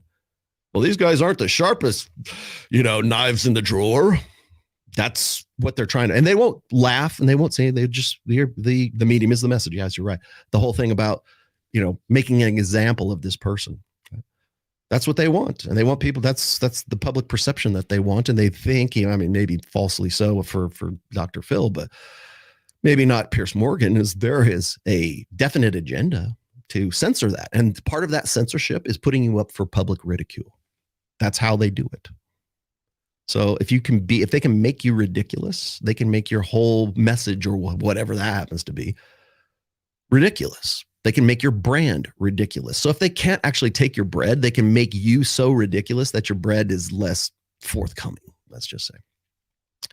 And they're coming for everybody, including, you know, her, including me, including, you know, lots of other people as well. In fact, I will point out here that this is the expressed agenda of guys with blue hair.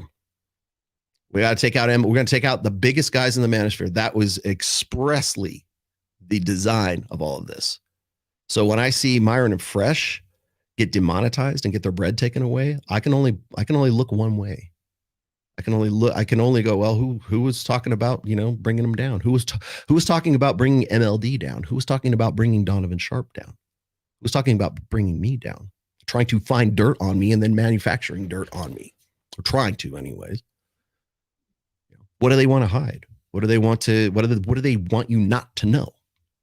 And I literally am watching videos of the blue-haired kid talking about how he basically admitting to what his MO is, which is create a bunch of lies and mix in some truth in that so that the lies are more convincing than the truth that's in there. So that when you get, when whoever your victim is or whoever your opponent is gets, you know, pilloried or vilified for those lies, it also makes the case, any case that he could say against those truths, less believable. Literally, that's what he was saying. So I can only look one way when I realize that you don't just arbitrarily get your channel demonetized. There would have had to have been a third strike. Who reported that strike? I don't know who. I'm not saying I can't name names, but someone did. So what I'm asking my audience and their audience and anyone else, who's part of this sphere, who has been part of this niche for a long time, I'm just saying, keep an eye out. And if you are an influencer, even if you're red pill adjacent, this is coming for you. This could happen to you. This could happen to me. This could happen to anybody else. Your bread will be taken away, and it won't be by your employer. It'll be by some autistic 15-year-old child who doesn't like you. You're old. Let's mass report him. Let's try to get him on something. Oh, you're fresh and fit. You're making money hand over fist. Oh, look at Fresh. He's driving around in this brand new, Rolls Royce. Let's get him. It's schoolyard, middle school, adolescent social skill sets is what it is. So when people say next time you hear somebody say what is it? The Lost Boys generation, they have no purpose. No, they have a purpose. Their purpose is to fuck with you. That's what their entire lives are, is to fuck with you. So keep that in mind. If you're a red pill, if you want to be, I want to get into doing a blog. I want to get into doing a video podcast. Hey, come on my podcast, Rolo. Hey, I got this new red pill podcast. We talk about the stuff you do. Will you come on? No, I won't. And not because I'm being a dick. I would love to go on your podcast. I don't care if you have 2,000 followers. I'd love to go on your podcast. I can't trust anyone right now. And I'm not going to trust anyone probably for a while, unless I've worked with you in the past, probably. So Jason Hartman, I'll do your show. But if I don't know you, I'm probably not gonna go on your show. Not for the foreseeable future, anyways. Because I think really we're kind of entering this time where we got to keep our heads down. We have to, keep doing what you're doing. I'm still writing. I always will. Always publish, always write. I always have that. I always know that even when you get zeroed out, it's comforting to know that the reason for your success in the past is because of you. Not your employer, not anything else. It's better, of course, if you have you can do workarounds around that stuff. But yeah, it is election season. That's true. But it's always comforting to know, and this is sort of the message I wanted to give to Icy and Mo, is take comfort in knowing that your skills are vital and that you can, what I always say is confidence is derived from options. And confidence is also derived from the knowledge that you can create more options, even if you don't have them presently, because you've done so in the past and you can do so in the future. If you have a talent, you'll always have that talent. Nobody's going to take that away from you. So how you practice that and how you put that into motion. That's one of the things I always tell guys when they get really despondent and they're really zeroed out, oh, I don't know what I'm going to do. My wife left me, blah, blah, blah, blah, blah. Just remember, how did you get successful in the first place? Well, I did this and this and this. Then stick to that. Play to your strengths. Even if you are you're bankrupt, you're at your lowest point. Existence is far better than non-existence, right? Because you have talents. You have done it in the past and you can do it again. This too shall pass. And I have outlasted so many people. The people who are now throwing rocks and really just want to tear down this entire thing. And as I said, that's one of the reasons I said, the manosphere isn't going to be unrecognizable by this month, because we're entering the political phase right now. Everything's going to be about the culture war. And by the way, culture warriors, people harping on that, you are on notice.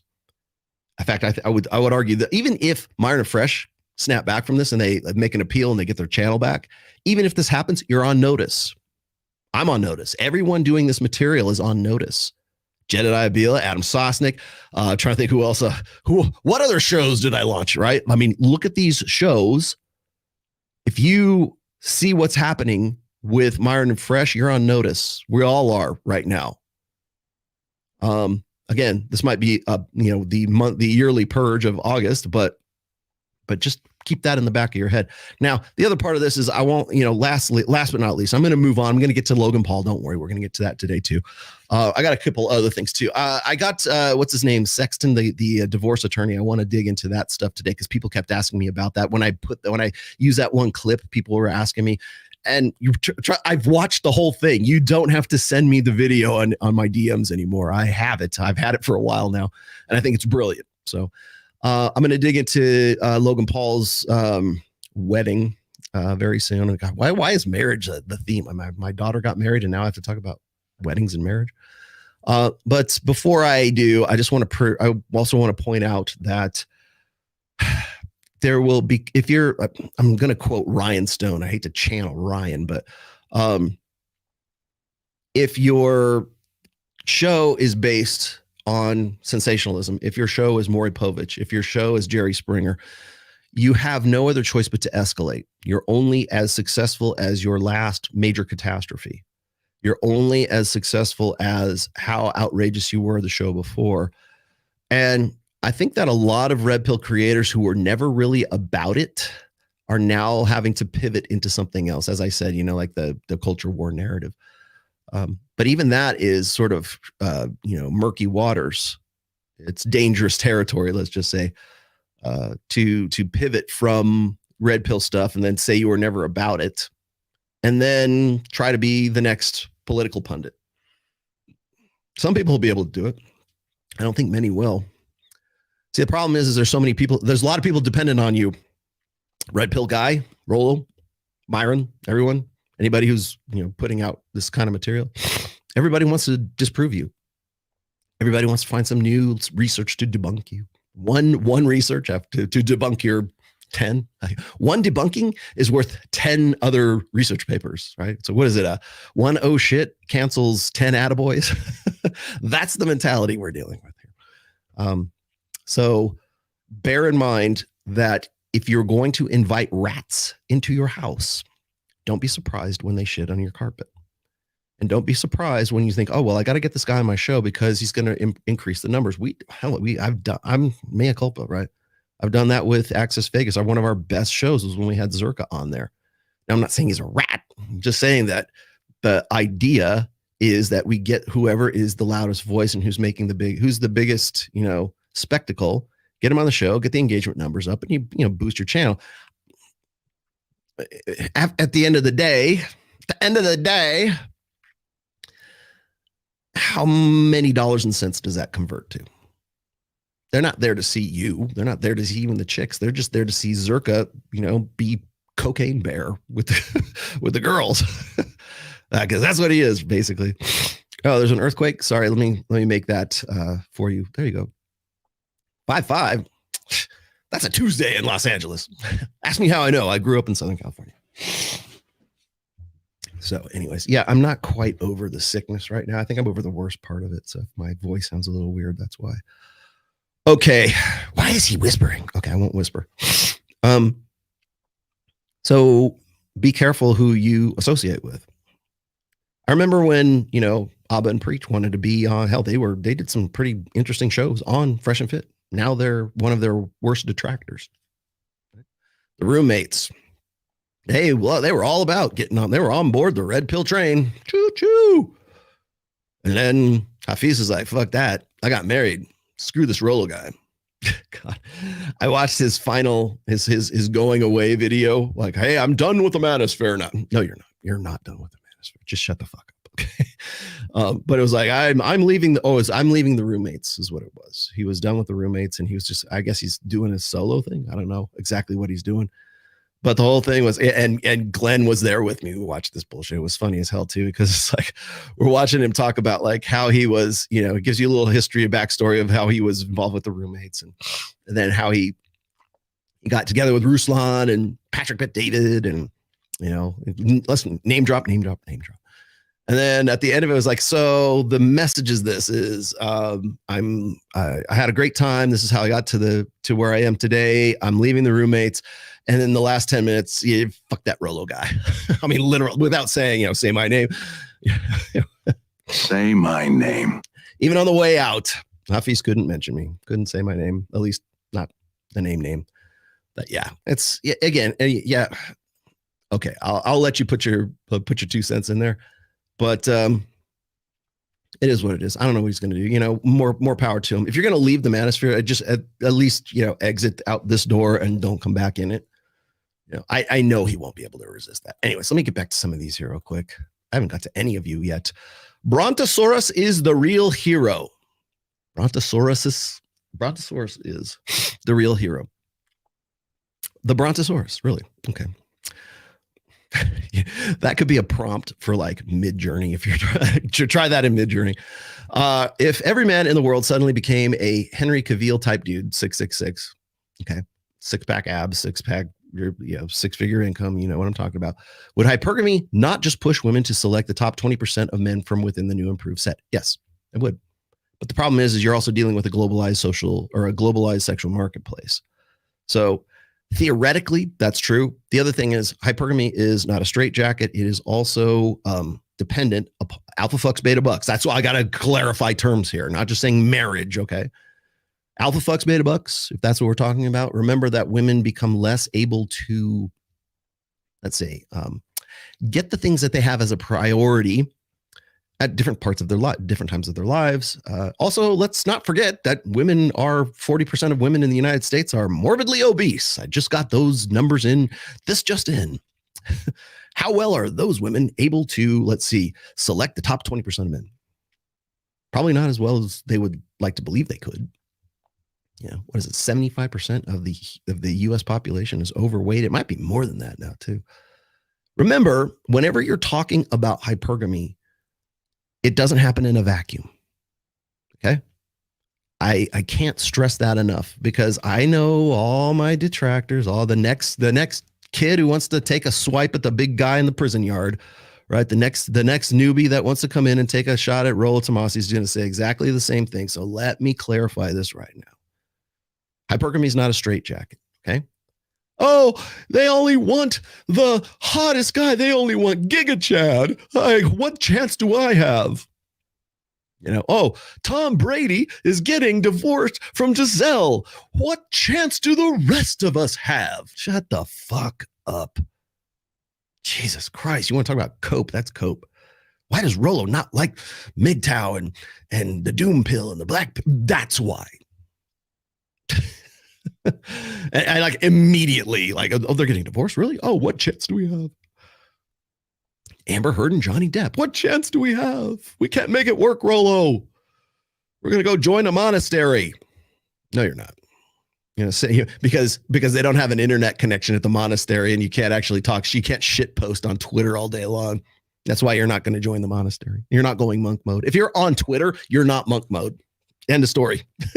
You're lack dedication. You lack conviction. Yes. But no, I was just going to say is that that Brontosaurus is the real hero. Yeah. What the thing is, what you're talking about is the economics that exist within the sexual marketplace, the global sexual marketplace. But you have to remember that hypergamy doesn't happen in a vacuum, and so when you think you're doomed or you're going to get with a girl and then she's just going to leave you the minute Jason Momoa becomes available to her and why the juice isn't worth the squeeze and fucking I'm out.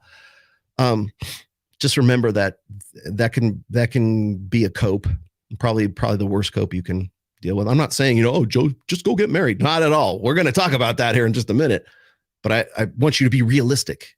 You can be realistic in the sense that you want to protect yourself in marriage. You can also be realistic in the sense that, maybe you can make it work. Maybe you could have something. Maybe you actually have a good emotional connection with a woman. Right? You could.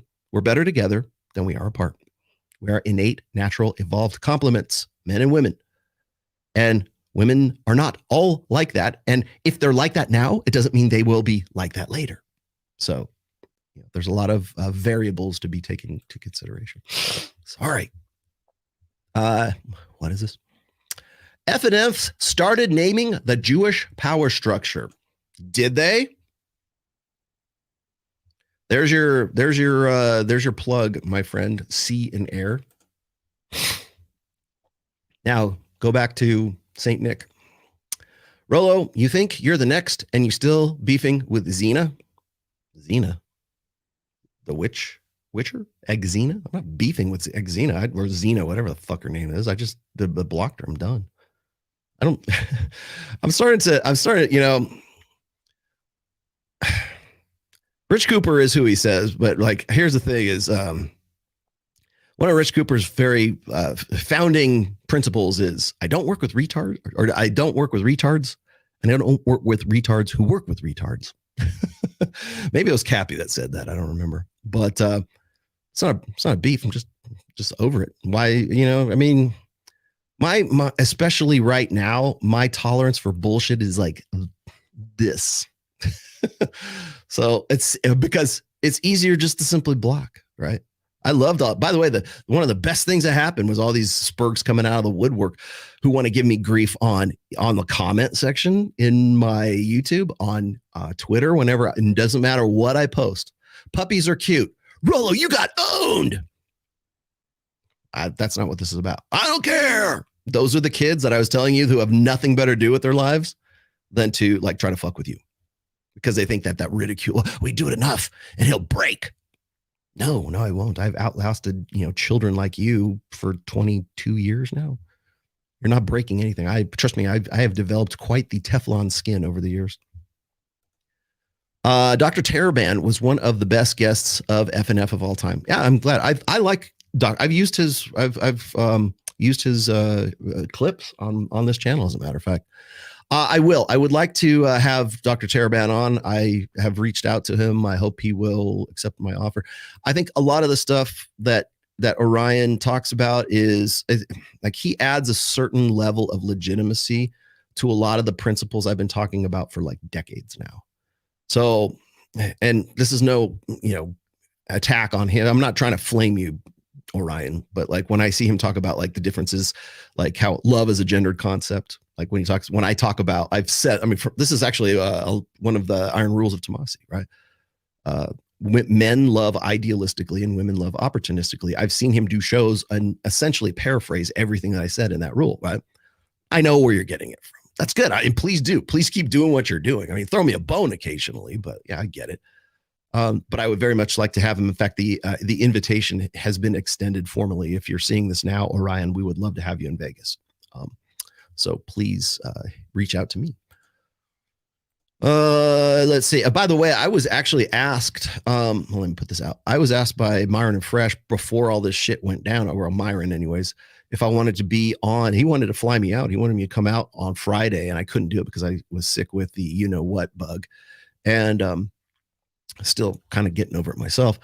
But I didn't want to get anybody else sick. So I couldn't do it on Friday. I couldn't do it live in person, but he wanted me to be on there with Dr. Taraban and myself so we could sort of have a panel show, because I think Myron was starting to want to return to the roots, to get back to more red pill content, and maybe too late, unfortunately. I mean, maybe he saw the writing on the wall, because like he and I were talking about like me coming out there like this month, and I couldn't really do it because my wife is in Lake Tahoe. I'm still down here in Reno because I've been recovering from this shit.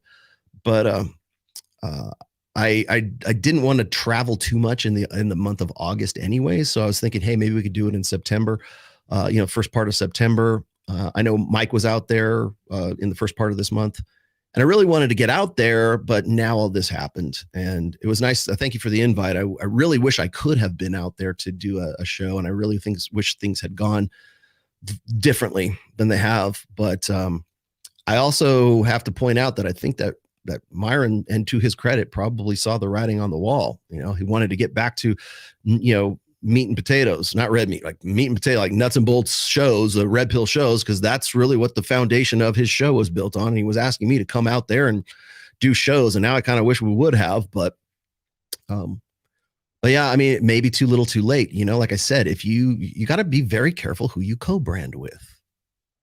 Pat Campbell, right? Pat Campbell told me that. Be careful who you co-brand with. Be careful who you're in the same room with, because somebody has a camera and they'll take a picture of you with this guy. And so when that guy gets called God knows what names or gets accused of, you're in the room with him. Now, that's just, that's a Pat Campbell, aphorism. Now expand that to your own. Like, why would you invite those guys on your show? Why would you invite that into your house? For clout? You don't need the clout. You're fucking Myron and Fresh, man. You don't need that. They need your clout, for fuck's sake. Richard Hart has been on your show, right? They didn't even know who he was, right? You don't need that clout. Certainly not like lesser clout. Certainly not Twitch clout. You don't need the blue-haired cuck smurf. Smurf. That's Ryan calls him the cuck smurf. You don't need that. You don't need that in your house. You don't need Sneeko in your fucking house. You don't need these guys. They need you more than you need them. You're already in that demographic. They already know who you are. Look for Christ's sake, look what happened to Sneeko's fucking channels. Every channel got banned. I remember the day his YouTube channel went down. Remember that? That should have been the shot across the bow. What is it? I gotta dig it up. If I can, let's see. Hold on a second. I got who I got here. Jesus Christ. Like, Mike, why do you like text? Like, Mike Sartain's in my text right now. Like, why do you hit? You know, I do the show from 1 p.m. to 6. Let's be honest. No, Sammy, if you would be so kind as to draw up the 48 laws of power for me, because I forget which one it is. I want to say it's 10, but it's avoid the unlucky, then happy and the unlucky, because they draw misery on themselves and they will draw it upon you. And sometimes it's really hard. That's probably the hardest rule that I have to sort of recognize. Ryan has said the same thing to me before. He says, hey, Rollo, you're very red pill when it comes to women, but you're not very red pill when it comes to guys. I'd like to say I am a little bit more these days simply because of all the shit that I've been through since 2019. But I get it. Understood. Message received. But that's a tough pill to swallow. And it's hard to tell somebody who's making money hand over fist, hey, be careful who you have on the show, man. You got to be careful. You got to protect your brand. Got to make sure that there's a price or balance, let's just say, between profitability and integrity.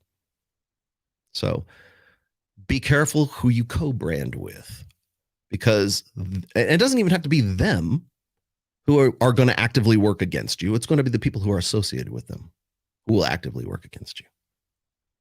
I don't work with retards, and I don't work with people who work with retards. Okay, let's go back. I don't get why they risk their platform for St. Nicholas. I mean, who really cares what that guy has to say? How is it relevant to their audience? It's not. It never was. Anything else you want me to whisper? It was never relevant. Anything Sneeko said was never relevant. Anything DJ Academic said was never relevant. None of that. All these guys, what did I say? I haven't seen academics in a long time. I got fucking run up the flagpole. I got so much shit thrown at me for saying, hey, and by the way, I never find the quote. I never once called Ack a snake. It was the people in the chat who had called him that. And then that got back to him. But I said, DJ Academics is not your friend, because essentially what he was doing was selling out his 30 clips of that. Brittany, this girl. Hey, y'all. Yeah, Brittany Renner. Brittany Renner, selling him out. And I said, hey, watch out for this guy. He's not your friend. And they gone through like not dealing with him and then having him back on the show again and then not dealing with him again. And maybe maybe Fresh learned his lesson. I love Fresh like a brother, man, but it's like sometimes I have to wonder what decisions he's making. But this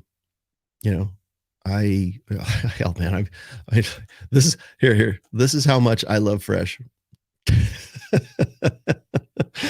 I love that dog too. I'm going to steal Hero one of these days. Yeah.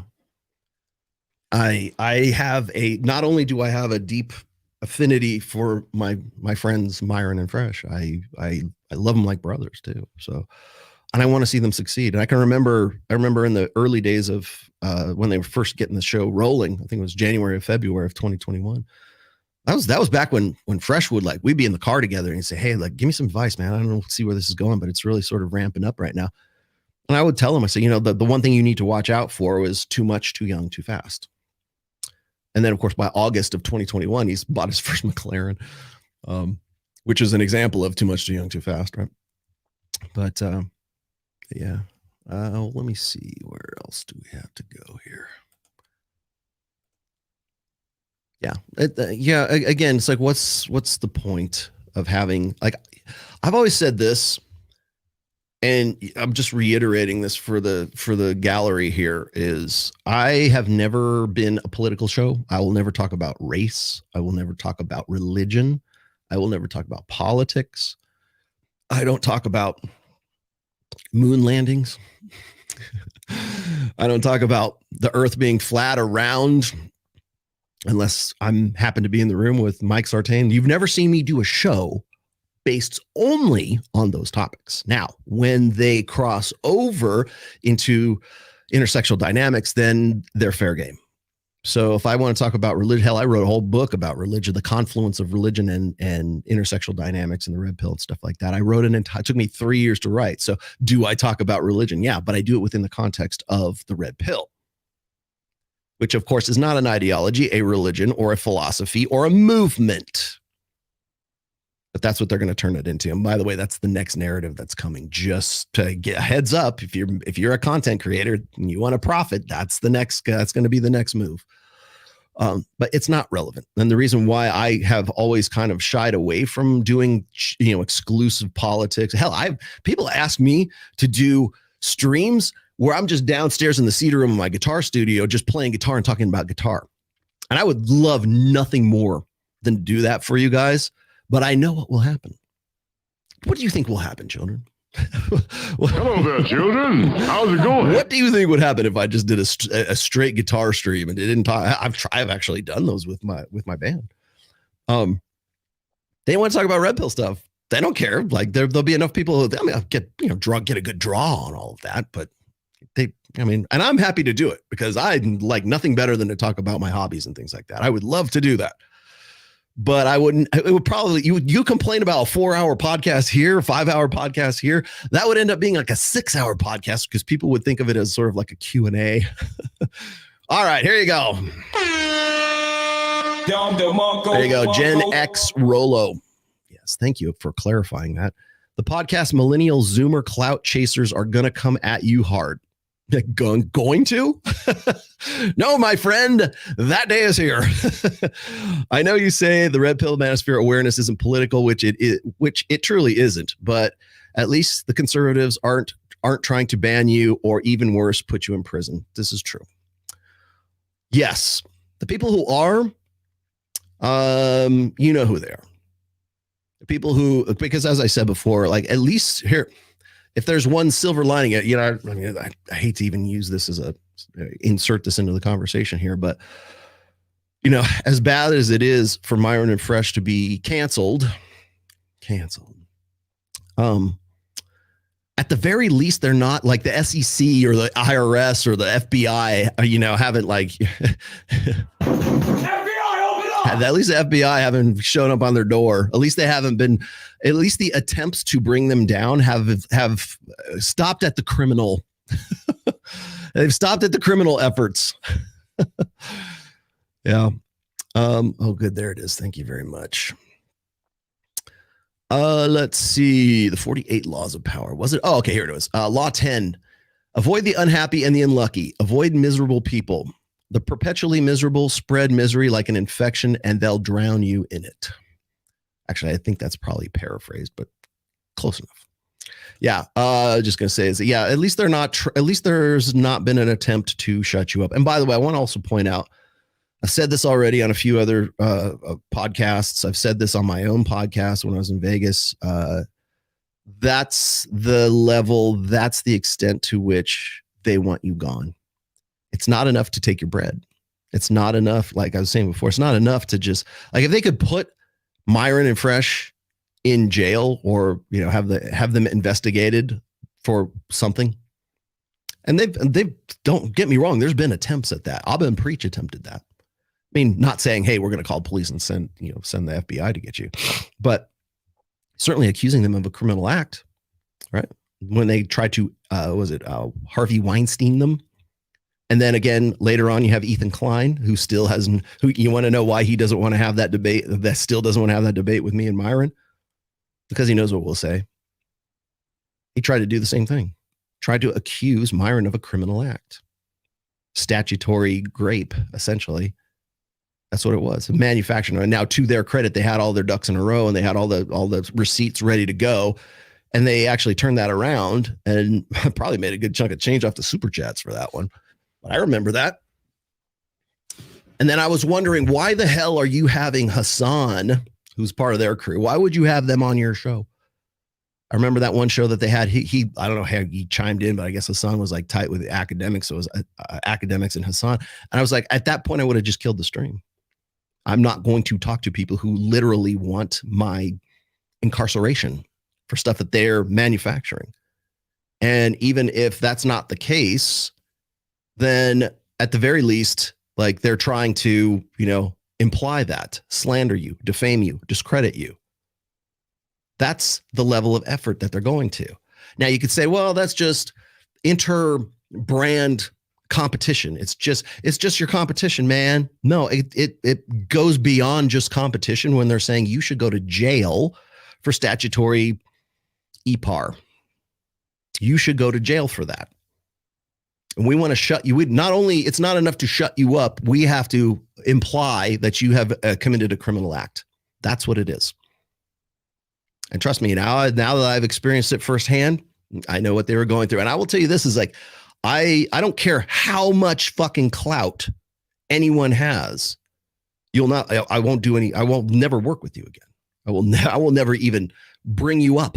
I will never respond to your bullshit again. I certainly wouldn't have them on a show. People ask me like, I know that Pearl was in town in Vegas. Like, I think it was the week before when I was there last. And I got Glenn Lawrence saying, hey, well, you sure you don't want to do something with Pearl? She's on your side and all this Brittany Venny shit. I'm like, no, fuck Pearl. I don't want to have anything to do with her. Was it fool me once, my fault, or your fault? Fool me twice, my fault. No, I don't care. No. End of story. Aaron Clary said, sanity is the future of wealth. Yeah. In such an insane world, expect things to shift from bad to worse within your lifetime. They're already shifting, my friends. Hey, Rolla, did you see the FNF interview with Myron and Orion Teraband? It was fantastic. Thank you. Yeah, I have seen it. And I thought it was really good too, by the way. A similar thing happened to RSD before they pivot. Yeah. It was, I think it was Julian Blanc, wasn't it? Yep. I remember. What's old is new. Would be great if you could do something similar with Myron and Dr. Yeah, thank you. I would love to do that. Orion, the invite is out. Apparently the masses want to see this happen. Call me, dude, or just email me. I know your name. I think you know mine. I still often go back and listen to the episodes of you and Pat. Yeah, he was a great, insightful. Yes. It was good content, wasn't it? I loved having Pat. Man, I miss Pat every fucking day, man. I honestly, it's weird. It's like when people say that, you're like, oh, he's just giving lip service. No, I mean it, man. I wish Pat was around. Okay, I probably shouldn't say this. This is maybe me being weird. I'm not superstitious or anything like that. This is just me being like, I guess, sentimental, maybe. But whenever something significant happens in my life, or like I'm going through some bullshit like this, or like right after I went on Dr. Phil, which I thought was pretty significant. Or my daughter, when my daughter got married, I did the same thing. It's like, I still have, and I don't know who has his phone, but I still have Pat Campbell's like texts. I never deleted them. Remember, he died like, it's coming up on that 2-year anniversary, 3-year, 21. Yeah, 2-year. And I still have it. And so whenever something significant happens, I'll text Pat. And I texted Pat a picture of me and my daughter at our wedding. And I text Pat I did it. I'm on, or I text him the link of Dr. Phil when I was on Dr. Phil. And I know there's not going to be any response, but it's almost like me like telling Pat, like, you were right. When all this shit went down, just like the last couple of weeks, I text Pat. And I know maybe that's weird. I don't know, maybe I'm just being superstitious and sentimental, I guess. But like that's sort of what I do, I guess, now and then. Is doing a show on X, Twitter, an option for FNF and other demonetized channels? It could be, but again, I wouldn't rely too much on Elon Musk as your new future employer, because I also see them putting censorship limitations on X. They're already doing it, just to let you know. I forget who it was. There was was it Lauren Chen? I think one of these big main, like, has way more followers than I do on I think I'm closing in on 200,000 on Twitter. But we were talking about people who are like conservative trad con like pundits, personalities, and I see them complaining about the fact that they tried to like engage a little bit more on Twitter because they thought there was going to be some money coming through for having done so. They're big accounts. Why wouldn't Uncle Elon want to just make it rain for them, right? Because they got influencers. I think she got like $190. And I guess it has something to do with the engagement or whatever the topic is. Or there's some sort of algorithm, and I don't know exactly what it boils down to yet. I signed up for it because I bought the blue check mark, which now, by the way, is being paid for by the money that I'm making from Uncle Elon. And I thought it was ironic that I'm making $100 more than she is. Yeah. Roland Tomassi has made $100 more than Lauren Chen this month. The solution is decentralization. Yes and no, because decentralization also comes with a cost. We're already decentralized. Who's the king of the manosphere? Apparently somebody wants to make me that. For the record, people who are want to give me shit right now, I've never called myself the Godfather. Okay. I mean, people do all the time. I'm happy to accept that. I remember when people started calling Kevin Samuels the Godfather of the manosphere. I was happy he took the crown. Go right, vaya con Dios, man. Please take it. It's heavy. I don't need the Godfather anymore. But it was Pat Campbell who called me the Godfather of the manosphere. That's where that came from. When I used to go on his terrestrial radio shows, he would call me, hey, it's Friday at 8 a.m. We're having, that can only mean one thing. He would say that. It could only mean one thing. It's time for the rational man, the Godfather of the red pill, the Godfather of the manosphere. Like he would say that. And so people picked up on that and they started calling me the Godfather. I've never called myself the Godfather. I'd never call myself the freaking king of the fucking manosphere. There's only one person who's called himself the president of the manosphere, and I think you probably know who that is. God forbid. No. I'm happy to be called the God Emperor of humanity, or Master of Mankind and the God Emperor of humanity, but maybe that's a little bit over the top. If we're gonna go with monikers, right? There you go. As over the top as you possibly can. That's how I want you to represent me from here. Let's get real. FNF was demoted for platforming and more or less agreeing with St. Nicholas, ironically proving Nicholas's central premise. Maybe not. As I said before, yeah, should they? You might be right, but again, you don't get demonetized unless you get that third strike. Who reported them? Ask yourself that. Who reported them? It's not you.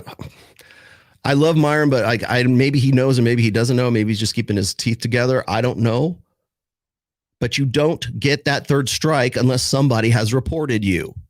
I know I have one strike on my channel right now. I got the warning. I am well aware what the TOS is. I'm well aware. I am squeaky ass fucking clean.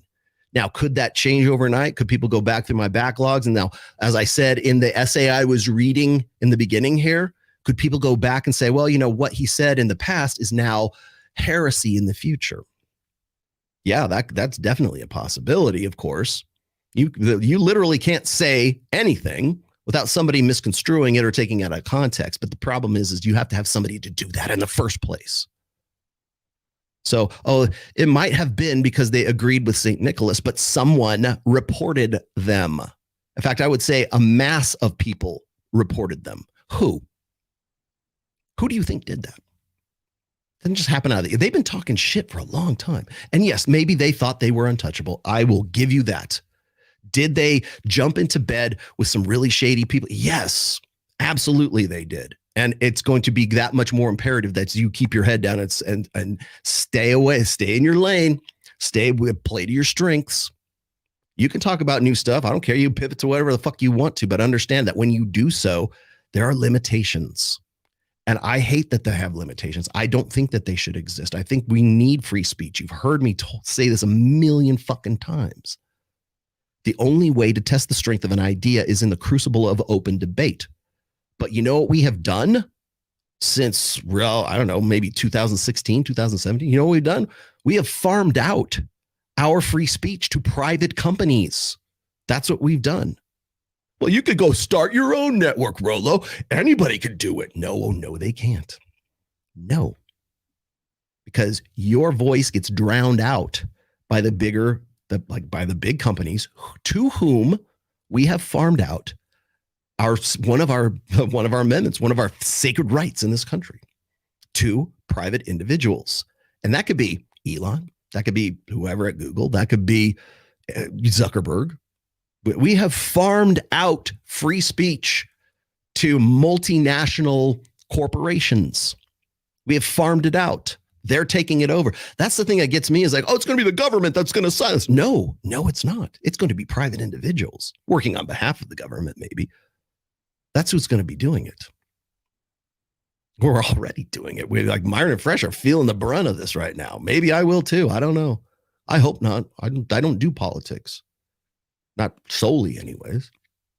I sure as hell know well enough to cut the stream when I'm ambushed by Saint Nick with Pearl. Now that doesn't seem so cowardly. That doesn't seem so fucking off the fucking hook, man. No, I don't want to have my fucking face with that freak job. I don't want any fucking co-branding. I don't want any association with that. I told Mike Sartain has said this before. He said, he would have like Che Guevara and Pol Pot and, Mao Zedong or, whoever, Stalin on the show, and he would still talk to them and everything else. I go, yeah. And then you'd be canceled the next day. You'd be a bastion of free speech and it'd be awesome. And you get to talk to your enemy and figure out what his mindset's about. And I agree with that. I think it's 100% correct way to do it. And the corporations we have farmed our free speech out to, they will cancel you probably midstream. Yeah, you'll definitely go down swinging, but you'll go down because you don't have a network. That's why do you think, like Steven Crowder, why do you think that was written into the contract? Don't fuck around with YouTube. Please don't say anything that will get you banned from YouTube. And Crowder didn't want to play ball. I don't know where is he? Has he got his own thing now? Still on YouTube. He still has to play by the rules, whether he's making money at Daily Wire or he's not. Still doing the same shit. I'm wondering how, Candace Owens gets away with interviewing the Tates on YouTube. Doesn't YouTube ban Andrew Tate completely, wholesale? I don't know how that happens, but. And then, of course, you got Daily Wire, who wants to do, they've got it already. They got their subscription channel. You can get it on your Apple TV, but it's not so good a profit model as YouTube is, apparently. And remember, YouTube is only going to do what, people want to say, well, YouTube's got, there's some blue-haired feminist that's against the red pill or the manosphere or whatever, and that probably is true. But the sort of the plausible deniability anyways is that we can't put your content up there because our advertisers, other companies, don't want to advertise with you because they think that it's hate speech. They think that it's misogyny. Where'd it go? Too good. Misogyny. They think it's misogyny, right? You can't say these words. You notice what's interesting is the words that you can't say on YouTube are not fuck or not motherfucker. They're not that. You can say shit all day long. Hell, I think shit's even an approved word now. Ass, all these things you couldn't say on television a long time ago, probably still can't today. Maybe, I don't know. But You sure as hell can't say some other words like that we come up with. Like we have to like come up with some code words like grape. Can't say that. You have to say self-deletion. There are other like filtered for words that you can't say that aren't profanity. They're absolutely not profanity. You can't even talk about them in the scientific clinical sense. And they'll say that because it's like, well, our employers, our advertisers disapprove of what you happen to be saying. And so therefore you're done. You could still put your videos on all you want. You just can't monetize. You can't make money. We are taking your bread away from you. And I want to also say, maybe this is the time to throw this in here, is that what happens with a lot of these influencers, and people want to wonder why like influencers or these guys who were about something before and now they're not quite about their old topic, like Tim Pool, for example. I like Tim Pool well enough. Okay. Even to this day, I still kind of like watching Tim Pool. Okay. It depends on who he's talking to. But I can remember the days when Tim Pool was walking around, Cal State Berkeley, waiting for, the riot to erupt because Milo Yiannopoulos and Ann Coulter announced that they were going to give some sort of speech there. And, downtown Berkeley, at Cal, everything just like blows up. And he's down there with like a GoPro on like strapped to his head. And he's like, what's going to happen next? I'm going over here. Oh, look, a dumpster's on fire. Like he's right there, man on the streets, right? That was freaking badass Tim Pool, man. That was Tim Pool at his best. Out there in the trenches, man, dodging bullets. Well, maybe not figuratively anyways. But he was right there in the midst of it. And then what is he now? What does Tim Pool become now? Tim Pool is dependent on the bread that YouTube will give him, that Google will give him. And he makes a good chunk of change. And he's, he minds his P's and Q's, and that's it. And you want to know why Kanye West and Milo and all the rest of them and Saint Nick decided to like walk off that show. They knew that was what's going to happen. That's classic freaking Milo. I know Milo. I've known Milo since 2014. I actually have pictures of me and Milo from back in like 2017, I think. That's classic Milo, man. That's agent provocateur. He's just provocateuring Tim Pool. That's what he does. I was totally expecting that. I like, when's it going to happen? Because I know this ain't going to last very much longer because I know what these fuckers are going to talk about next. Yeah. Well, why can't they talk about that, Rolo? Because they'll take your bread away. And everybody looks at Tim and they say, oh, he's a sellout. Oh, he doesn't want to talk about that. He's not about free speech, blah, blah, blah. Not on YouTube. He's not. And I'll tell you why. Because it's lifestyle creep. What happens, and this is really kind of the unfortunate side of the whole thing with Myron and Fresh, is you build up this organization and you build up this company and you build up this channel and you get a reputation and you get past 1 million subs and you get the gold plaque on the wall. And you get all this stuff and you're buying Lamborghinis and you're buying, Rolls Royces or you're buying a lot of, you're wisely spending your money and investing it into real estate like Myron. But you still have what's called lifestyle creep. It builds up. You're living a lifestyle that you weren't living 2 years ago or 3 years ago even. And you get used to it. And so the more money you get, the more money you have to make because you're only as successful as your last kick-ass show. You're only, in my case, you're only as successful as your last great book. You're only as successful, you appear or you disappear.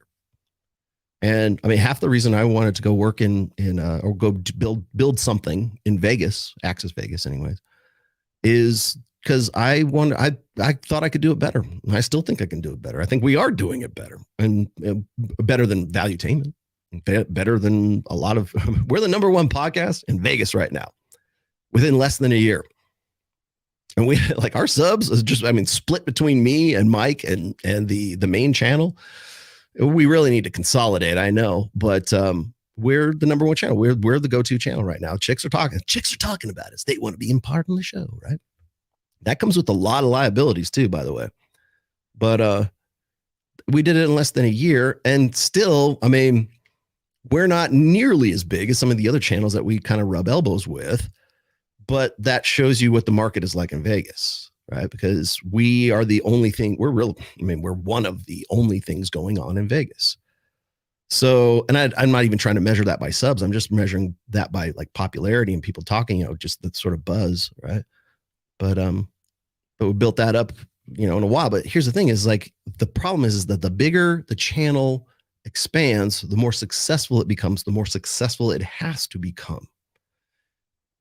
And the problem is that the linchpin and the Achilles heel of all that is you have YouTube who can pull the plug anytime they want to.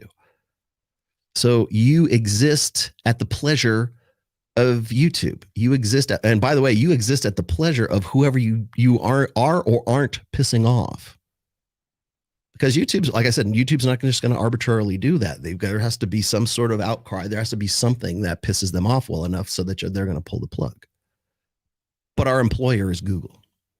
And the show lives or dies whether our employer wants to do business with us or doesn't want to do business with us. And you can say, well, Rumble. Yeah, go look at the financials for Rumble recently. You know how many times I've heard people say, oh, remember, what was it? Parler. Parler's going to be the Twitter killer. No, it's not. Gab's going to be the Twitter killer. No, it wasn't. It's dead. That's in the graveyard too. Odyssey. Well, Odyssey's still around, I guess. But there were some other ones too. I forget which. BitChute. BitChute's going to be the next big thing. DLive. DLive's going to be the next. No, dead. All that's dead. There's only one thing that's left. And if you want to make any kind of money, you want to make any kind of impact, you want to make any kind of you want to be an influencer, YouTube's where you go. I ran into that. I remember when I was trying to help Torsha sort of transition from TikTok over to YouTube.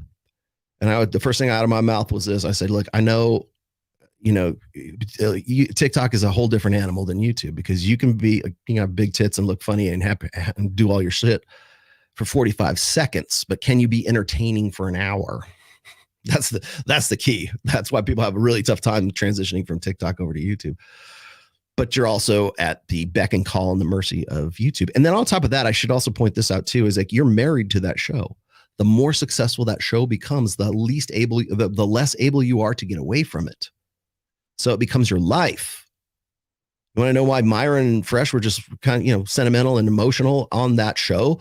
It's because that's all they do. I can remember times where I had to wake up Myron because it was time to do the show because he was so fucking exhausted. He basically works a graveyard shift all the time. I can remember being on shows where he would literally roll out of bed at 4:00 to do a 5:00 show, or even 5 to do a 6:00 show. You want to know why he always posts those videos of him working out at 3 a.m? That's why, because that's prime time for Myron. He's done with the show. He's like, I'm going to go lift weights. Nobody's in the gym. It's probably great.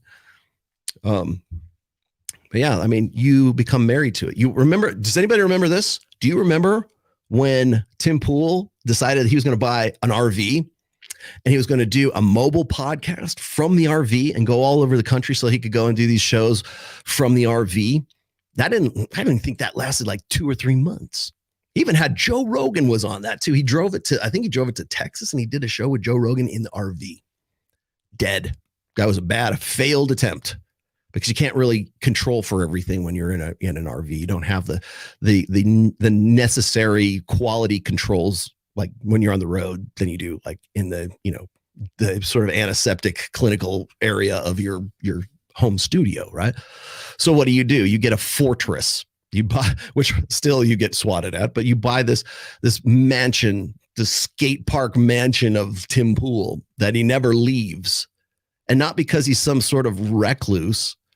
He literally can't leave. He has to be there because the more money you make, the more money you have to make.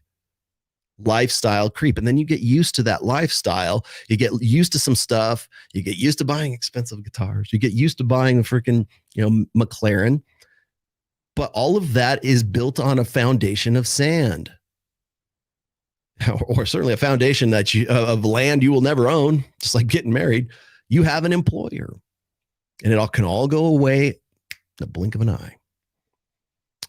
But you still but how do you not build up? You want to succeed. You want to build up more. You want to keep, doing good content. You want to keep going with what's been successful for you. The problem is that, it's all theme based. It's all content based. So what's popular now might get you banned 3 years from now. But in the meantime, over those courses of 3 years, you built up this, multi-million-dollar empire thinking the good times are never going to stop because you have lifestyle creep. You have brand creep, I guess, too, would be a better way of putting it. Let's see. What's the next one here? Election year coming up. And we all know there's an agenda. Oh, whose agenda could it be? Red pill content because it aligns with conservative values. No, it doesn't. It never has. There is no conservative red pill. There is no liberal red pill. There's only the praxeology.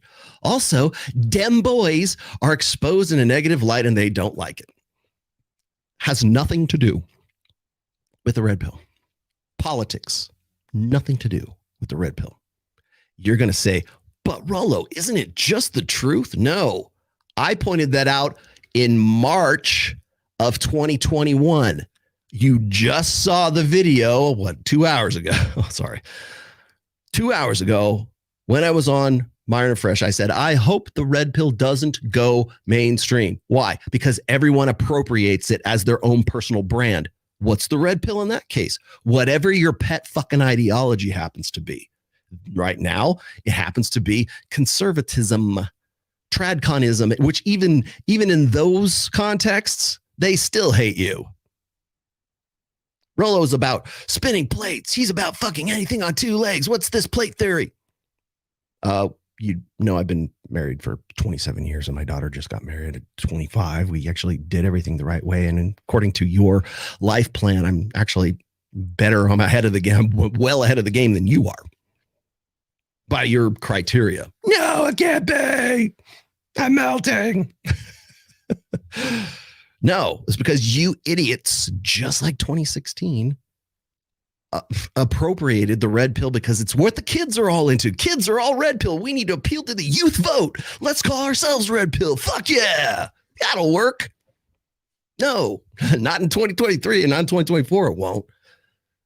You're barking up the wrong fucking tree. We got our own problems to deal with. We got people who hate the red pill who suddenly everybody they want to be friendly with, but they're just basically snakes in the fucking playground. And we invited them in. You brought them in. No, it's never been about politics. As I've said, the red pill must, and here's why. You want to know why? Here's why. The red pill must stay apolitical, a-religious, a-ethnicity, a-racial, a-whatever, a devoid of ideology, devoid of philosophy, devoid of politics, devoid of religion. It has to stand on its own as a praxeology. That's why I keep coming back to this. But Rollo, it's an ideology. Fuck you. You only want it to be an ideology because that's the only language you speak. Believerism. Rollo preaches this, and no, I don't preach jack shit. I tell you the here's the objective observations. Here's the shit. Oh, tell me how to feel about it, Rollo. No, I'm not. Oh, you must be evil. Why? Because I didn't tell you how to feel? Yeah, well, that's where we're headed right now in the selection cycle, which is exactly what I said on Myron and Fresh in March of 2021. I'm not like Rollo Damas, I'm not like stroking the magic 8-ball, like, and it's all just like comes to me in a freaking dream. Oh, I've seen this before. I know exactly where the next day. It's like it's watching the same movie again. It's like Groundhog Day, Groundhog Year. Fresh and Fit is just getting started. New barriers will be broken. I hope so. And I'm Three Diglets. I saw your post. Man, Three Diglets, you gave them like $500. It's all good. No, I'm glad. I think so too. I believe in them, and I think they're going to snap back from this. And again, the true test of a man is how he snaps back from adversity, but certainly how they snap back from being zeroed out. As I said, my main concern is really with people like Icy and Chris Pogson and Big Mo. I have a feel. I know Myron and Fresh are going to be okay no matter what. It's just I want to make sure my people are good. So. Joel, thanks for that $10, my friend. And Glenn Lawrence has decided to chime in, even though he could just simply text me this. Big Mo and Icy and Chris can come to Vegas where we will give them the same jobs. Fresh and Fit can come and do their show at Red One Studios. Yes and no. I don't want to let the cat out of the bag about what our plans are with respect to Red One is right now, but Red One is the Southern Command Center in Nevada. I am the Northern Command Center. But we've got big plans, and we've already reached out to individuals. Also, by the way, Jedediah Bila, I got an update on Jed, who I love like a sister. Glenn, I don't think it's time to go poaching people right now. I think that if Myron and Fresh are going to weather this, they're going to need all the help they can get. So, which is exactly one of the reasons why I haven't really kind of opened anything up between myself and Mo or Icy or anybody else just yet. As much as I would appreciate the talent and having them come out here and everything, I don't see that in the cards, but I would love to have, I mean, in my fantasy world, I would love to do that, but I got a feeling that Myron and Fresh are going to end up being persona non grata, meaning you don't, like, if you want to know somebody who is already that way, that's St. Nicholas. And you can't even mention the name. So, like, for us to bring Myron and Fresh to Vegas and have them sort of like restart their show here, we got to be careful of shit like that. And I'm not saying like, oh, well, you know, if you guys were about it, you guys would have them on immediately. Well, I would love to, but I think everybody here understands, you know, the complications involved, especially with YouTube right now. The reason I say that is because I remember when they got their first strike, that nudity strike, courtesy of Anthony Johnson. We tried to do that. I said, hey, why don't we go and do our show, do your show? We'll just do Fresh and Fit, and I'll host it on the Rational Male. Couldn't do that because I would have lost my channel by the association with someone who has already been like banned or suspended. That suspension is meant to shut you the fuck up, is what it's meant to do. And Spurgs know, I know, you know, and Pee-Pee knows. You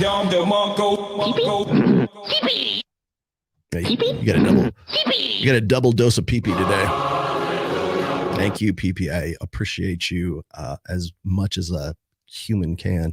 You're always dependable, my friend. You're always dependable. I need like a cash register sound drop for every time you come in here. And by the way, PP, thank you for like almost single-handedly making this show worth doing. All right. Much appreciated, my friend. I don't know who's worse, censorship from corporations and businesses, social institutions like churches and associations, or the government censorship board. This kind of abuse and manipulation of the law has run amok. Okay. You need to add one more entity to your list there. I mean, Danya, private individuals. That's who you need to, like, nobody gives a shit about you unless somebody raises holy hell about you. They don't get banned unless there is a reporting. They don't get that third strike unless somebody reported something. I don't know what that is. I would like to believe that Myron and Fresh are probably trying to sort this out right now. If I was them, I certainly would, because they basically lost everything, right? They go from making $100,000 a month in SuperChats, and I'm averaging here, okay, to $0. That's tough. And as I said before, you get 15-year-old autistic children who basically ransom your channel to you. Pay me. I don't know why you guys haven't figured this one out already. It's like, why wouldn't you like try to extort someone? Rollo, you can't do the Rational Mail, because if you do, or if you don't pay me $10,000 a month, then I'm going to have all of my Spurg army report you for hate speech or sexism or whatever ism or whatever the latest, topic du jour is. And then you're going to lose everything. It's ransomware, right? That's what it is. It's ransoming your channel. I'm surprised some smart guy hasn't figured this one out yet. Great. Now I'm going to have somebody in my DM telling me to do that. It pisses me off because I have been saying Smurf is a snake. Here. Wait. I'm just crying in the wilderness. DJ Academics is not your friend. Just crying in the wilderness over here. Yeah. But people wanted to debate him because it's cool and to have opposing views. Yeah, it is. And it creates controversy. I'll get you that. It does make for a good show. but you're dealing with a sociopath or sociopaths. Remember, pathological personalities attract other pathological personalities. It is no surprise to me that there is an association between people like Sneeko, Saint Nick, Brittany Venti, her boyfriend who is on a hellbound train, just telling you, I'll be here for you when all that blows up in your face. I no hard feelings, brah. When you're ready to come back and everything is in and the dust is settled, I'll still be cool with you, even though you fuck with me, but okay. Lauren Southern, the Cuck Smurf. Who else? Sneeko. I guess Zerka. I hate to throw Zerka into that mess because he probably wouldn't want to be associated, but he's part of that too. Pathological personalities attract other pathological personalities. And usually the most dominant pathological personality sets the frame for the rest of those pathological personalities. Would you like me to explain that to you? Would you like me to re-explain pathological personalities? The worst thing you can tell a pathological personality is no. No, your world is bullshit. No, I challenge your fucking worldview. I reject your reality and replace it with my own. Is to actually give them a run for their fucking money. Is to say no, your world is fantasy and illusion. Because that's what pathological liars do, is they lie to themselves. They create this world for themselves to live in, and they expect everyone else to live in it too. It's the reality distortion bubble that if you read the biography of Steve Jobs, that's what people used to say about Steve Jobs. He had a reality distortion bubble around him. He used it creatively, let's just say, but pathological personalities create their own little worlds. They create the reality distortion bubble. And if you challenge that and you pop that bubble, that's the worst thing that could possibly happen to you. And they will do everything and dedicate their lives to destroying you to the point of trying to, commit you or to, get you to do a criminal act to go away so their world will come back again. That's what it boils down to. They will mass report you and get you have Google take your bread away because you broke their reality distortion bubble, because you showed them to be the sociopaths that they really are. And even if you didn't, someone who follows that person, you did. And that person happens to be part of their personal online digital army on Reddit or whatever forum they happen to be on, wherever they congregate. They hate that. They hate being told no. They hate saying, hey, you know what? You're full of shit. And I'll tell you why you're full of shit, child. They don't want to hear it. And they'll do everything they can to reset that. Oh, put me back into my cocoon. No, it's over. Yeah, but you are correct. If you invite rats into your house, don't be surprised when they shit on the carpet. When I find when I take a woman out on a real date, oh, thank God you're changing the subject. I have far less success than simply saying, come over. Reason behind this. Love your books. Thank you very much. Because they want to fuck. Remember the dating dynamics are a lot different. And they go, what does this old guy know about that? I know enough. Trust me. Dating dynamic. I know what they used to be and I know what they are now. We used to call this a booty call back in the day. Maybe you have a booty call. Don't date. Nobody dates who the fuck dates? I remember Roosh. He wrote this one, I think it was a post back in 2010. And it was I got to go dig it up again. It was get used to flakes and whatever. Like part of that, he was predicting what was going to happen in the next 10 years in the sexual marketplace. And one of those things was you had to fuck a girl if you wanted to get a date. And he was right.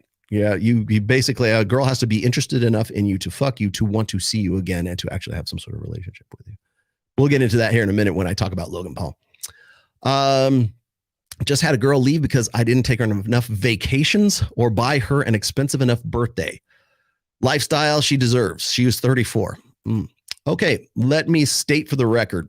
You do not owe a woman a better life. You don't owe her anything. You do not owe women a better life. I don't care what any pastor or any tradcon or Matt Walsh or anyone else says. You do not owe a woman a better life. It is not your masculine duty. It is not your masculine imperative or responsibility to improve the state of that woman's life. No, just give up that fantasy right now.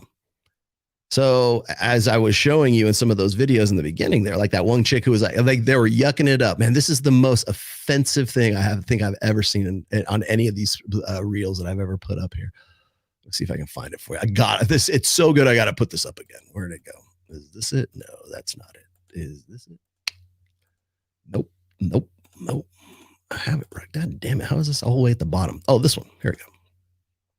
For better. For worse. For worse. For richer. For richer. For poor. For poorer. Notice how the people in the audience or the invited guests all yuck it up like it's a talk show.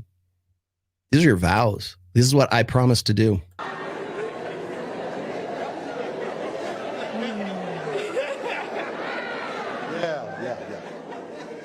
We hit that snag about 20 times in counseling. What are you, Steve Harvey? That's something that's a Steve Harvey dad joke. Oh, these women are crazy. Ha ha ha ha. Hey, she doesn't mean it. No, you're laughing because there's an uncomfortable, sensitivity to all of this, and we got to yuck it up to sort of like get past it to the next vow. Bria made it very clear to Jonathan, you cannot be broke. Because women marry a lifestyle. They don't marry a man. In sickness. In sickness. And in health. And in health. To love. To love. Cherish. Cherish. And to obey. We didn't talk about that one in counseling. We did talk about that in counseling. This woman is in no way hot enough to be making demands or to be like yucking this up right here. Just pointing that out. Yes, we did. So you want me to repeat that again? You want to just keep going? I think we can keep going. All right. So I didn't vow to obey you. I didn't vow to give you authority. You want to talk about responsibility and authority? This is a really great example of it. The first vow, you can't be broke. That's your responsibility. The authority is you have to obey me then. No, I'm not going to do that either. 100% responsibility, 0% authority. And we make it a joke. And it's a Steve Harvey dad joke just to soften the blow, man. Just to soften the blow, just to make it easier for the medicine to go down. Thank you for that, Kevin C. What else we got? Thank you, Rolo. I bought the Rational Male 5 years ago. I found you through Rich Cooper. I'm 56. Awesome, dude. My 23-year-old marriage was falling apart and I didn't get it. I am an athlete and your book saved my marriage. Saved my marriage. Excellent. See, saving marriages. That's what you're going to lose. I also kind of need to point that out too really quickly because I get did I have that here? I do have that here. I get quite a bit of grief sometimes when, like, I can remember, I think it was, who was it? Oh, it was Alex from Playing with Fire, decided to like try to sneak in on a Fresh and Fit call-in show about a year ago now. And I said, hey, no, let him speak his piece, right? And he starts rambling on, and he said, you said that I would kill people because I didn't agree with you. But I'm like, no, that's not what I said.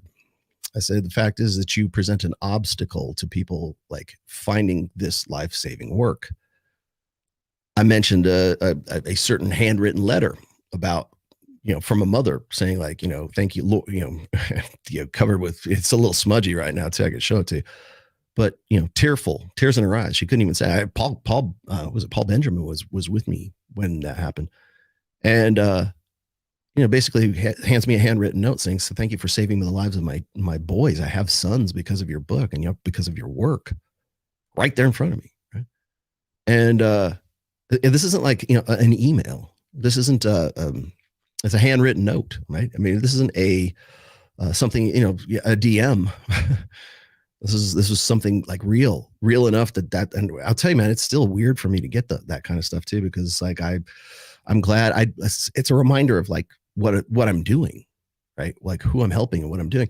And so when people gave Myron shit about this for saying, hey man, we're doing life-saving work here. And it's like, it kills me that I won't be able to be found, or I won't be able to do what I love to do, which is streaming and stuff, and affecting lives in a positive way.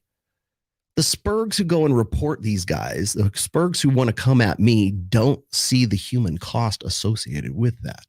And they'll go, oh, they're just being sentimental, or the rational male's being emotional. Well, maybe in this sense, I kind of have earned that a little bit. That's not the point. The point is I'm showing you. I can show you. Hell, you know what? Fuck it. I'm just going to put it on. I can show you what I'm talking about. Where'd it go? Okay. Here you go. This is it right here. Rollo, I'm a mom of 3 grown boys. Most of my best friends have boys. Delivered your book to my best friend's son who was struggling with a breakup and depression. Saved his life in more ways than one. Since then, I have recommended your book to all our sons to arm them with the knowledge and the tools to succeed in reality. Sincerely, Lorraine. I forget what her last name is. There you go. That's what you're preventing. That's what you're stopping. And I don't think, I think when you're yucking it up with your friends on fucking Reddit or wherever the fuck you guys congregate, you don't realize that that's the human toll associated with you messing around. You go, oh, these guys are misogynists. Let's get them kicked off the air. Let's take their bread. You're not just doing that. You're creating an impact that impacts other people's lives. So my point wasn't, oh, Alex, you're actually killing somebody. That's not what I said. I said, you're preventing people like this for saying, oh, well, if you're going to discredit, you want to try to discredit that, this is what you're preventing. Now, do I know that person would have offed themselves or whatever? No, I don't. But I do know enough people who've tried, and some people have been successful at it. That's what, and again, that's not even what I set out to do. That's just sort of like a byproduct of me doing my work. And I'm happy to say, I'm glad that's what it's doing. That's what you're preventing. And I think that's what Myron was trying to get at last night on the show when he was saying, when he got emotional, he had to pick up and leave for a second. That's what he's talking about. You guys don't understand this shit. You never will. Because you can't get past this fucking blinding rage that somebody would crush your little pathological fucking worlds. That's why. Who reported them? That's what I want to know. Focus on men's self-improvement and they'll be fine. They should. And they were trying to get back to that. I think they probably knew that, and it came with a cost. I've been playing guitar for about a year consistently. I'm looking to get another one. What would you recommend for around $500 or less? What kind of music? Metal? It kind of depends on what direction you're going, what kind of music you're playing, or are you just still learning? If you're learning, I would go look up some good stuff. I mean, ESP they have their brand, their budget brand, or their mid-range brand is LTD, which I happen to love quite a bit.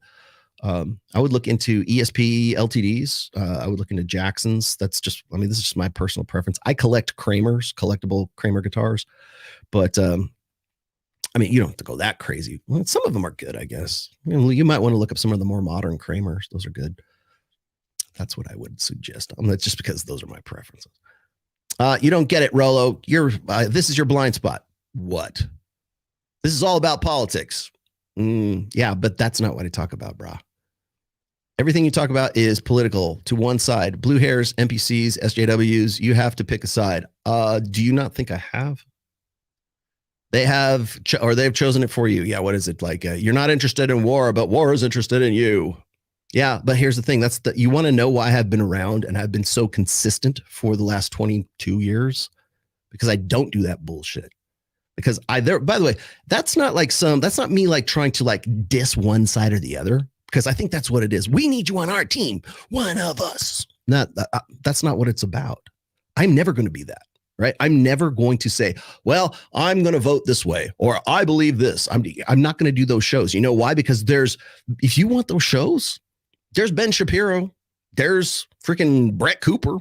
There are so many people that do political punditry way better than Rollo Tomassi ever possibly could. And you know what will happen? The minute I do, everybody goes, I can't believe he's an idiot. Okay, doesn't he know?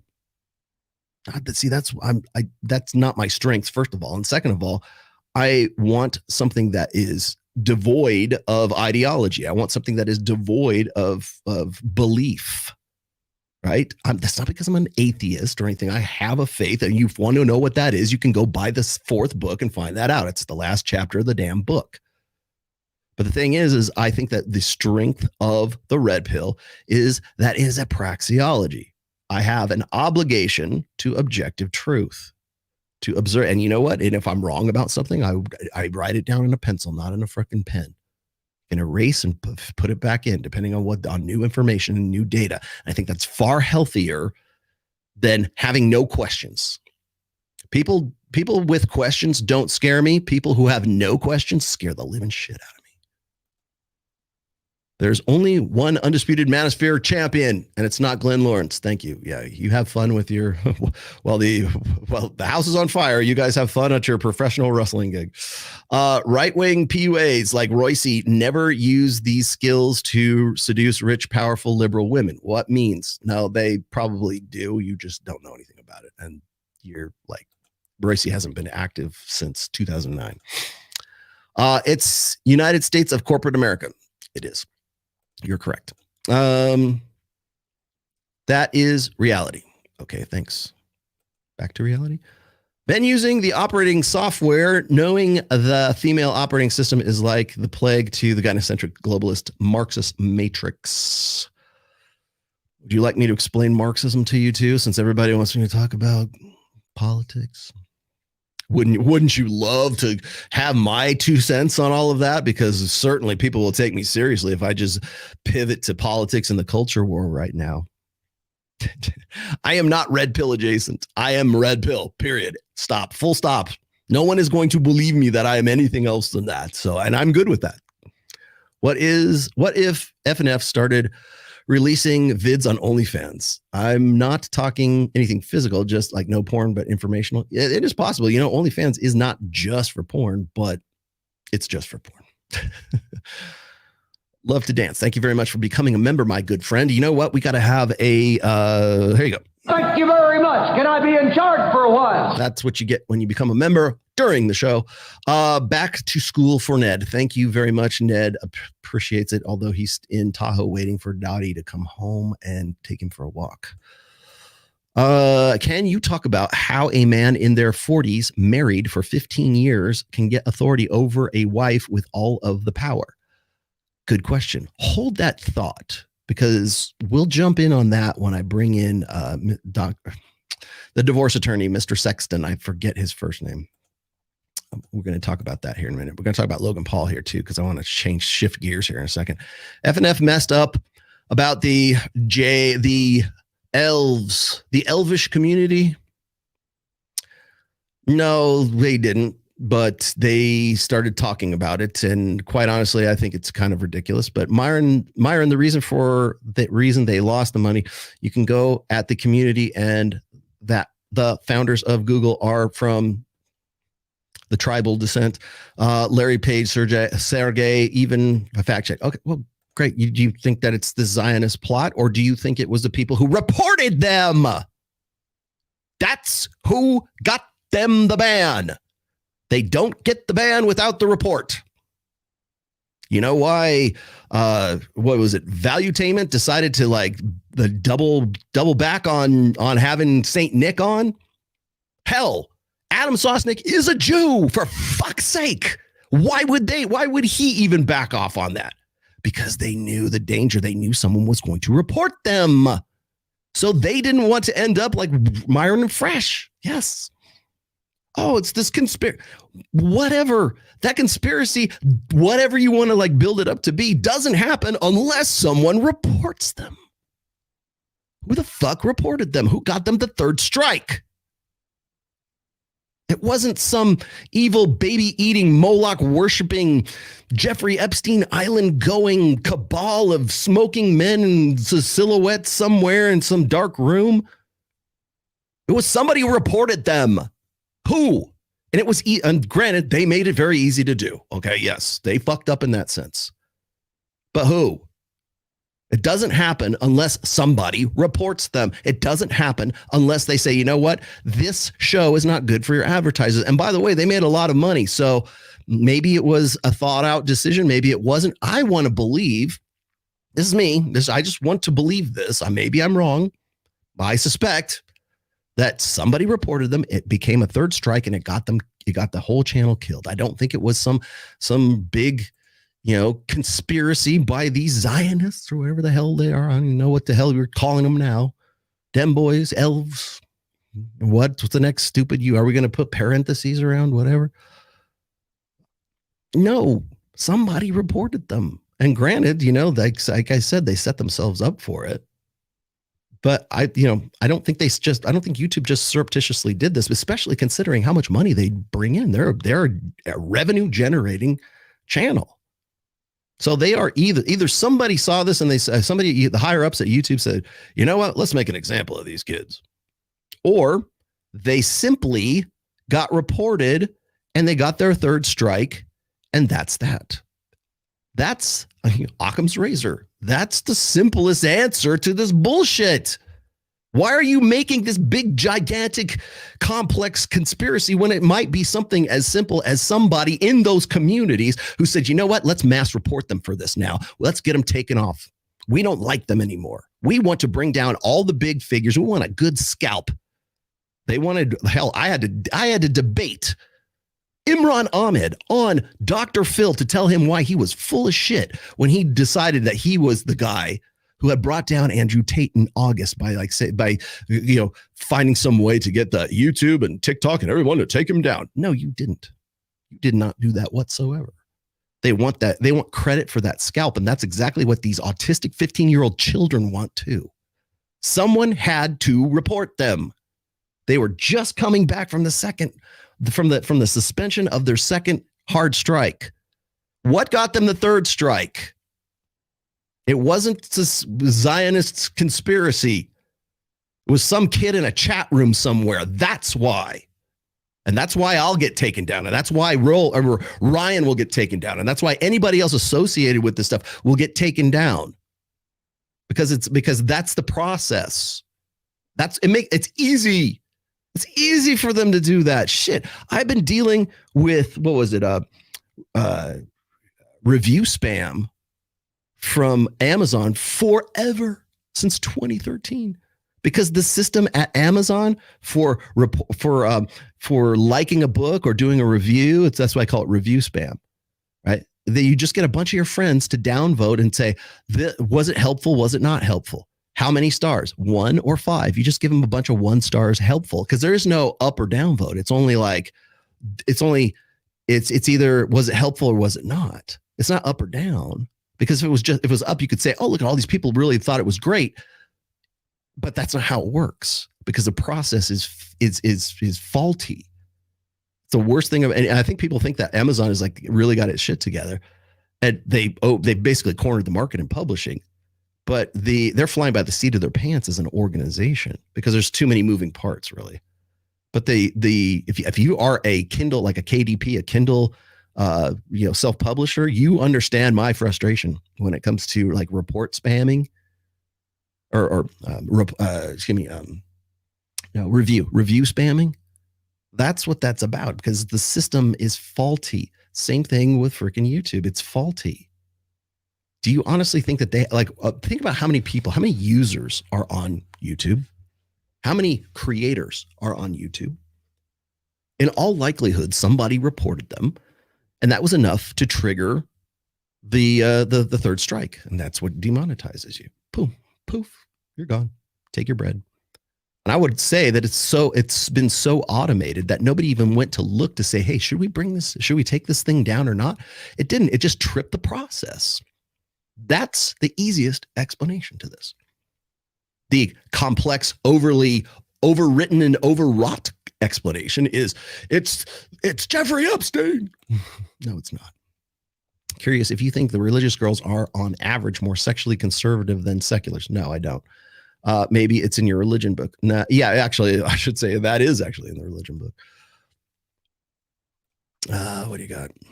Well, it's been 8 years with my wife, and we have a 3-year-old son. Listening to you only helped us understand more about our nature. Good. Thank you very much. And yes, adult, you could stop sending me this clip too. Somebody sent me this clip of the latest red pill woman who wants to now use the red pill to, I guess, basically do a different version of wife school. More power. Yeah, vaya con Dios. I hope you do well with that. Because that's also what's coming next is the sanitization of the red pill. That's been going on for a while now. We like the red pill, except for what Rolo says. I'm in order for one to truly, in my opinion, in order for one to truly understand the dual ideologies of politics, they should understand the red pill, or at the very least, evolution. Yes. I would say in principle, I understand that. Like when people say that the red pill is actually conservative politics, that's where I got to draw the line, because I've heard people say wokesy politics are also the red pill. The red pill is just truth, man, right? No, it's not. No, it's been about intersexual dynamics, and anybody who tries to take it out of that realm is trying to sell you something. By that definition, you're a pathological personality. Am I? How so? Do I have a reality distortion bubble around me? I've been doing this same show for God knows how long. Explain that to me, please. Tell me what I really think. Who made the belief of people who reported them? No.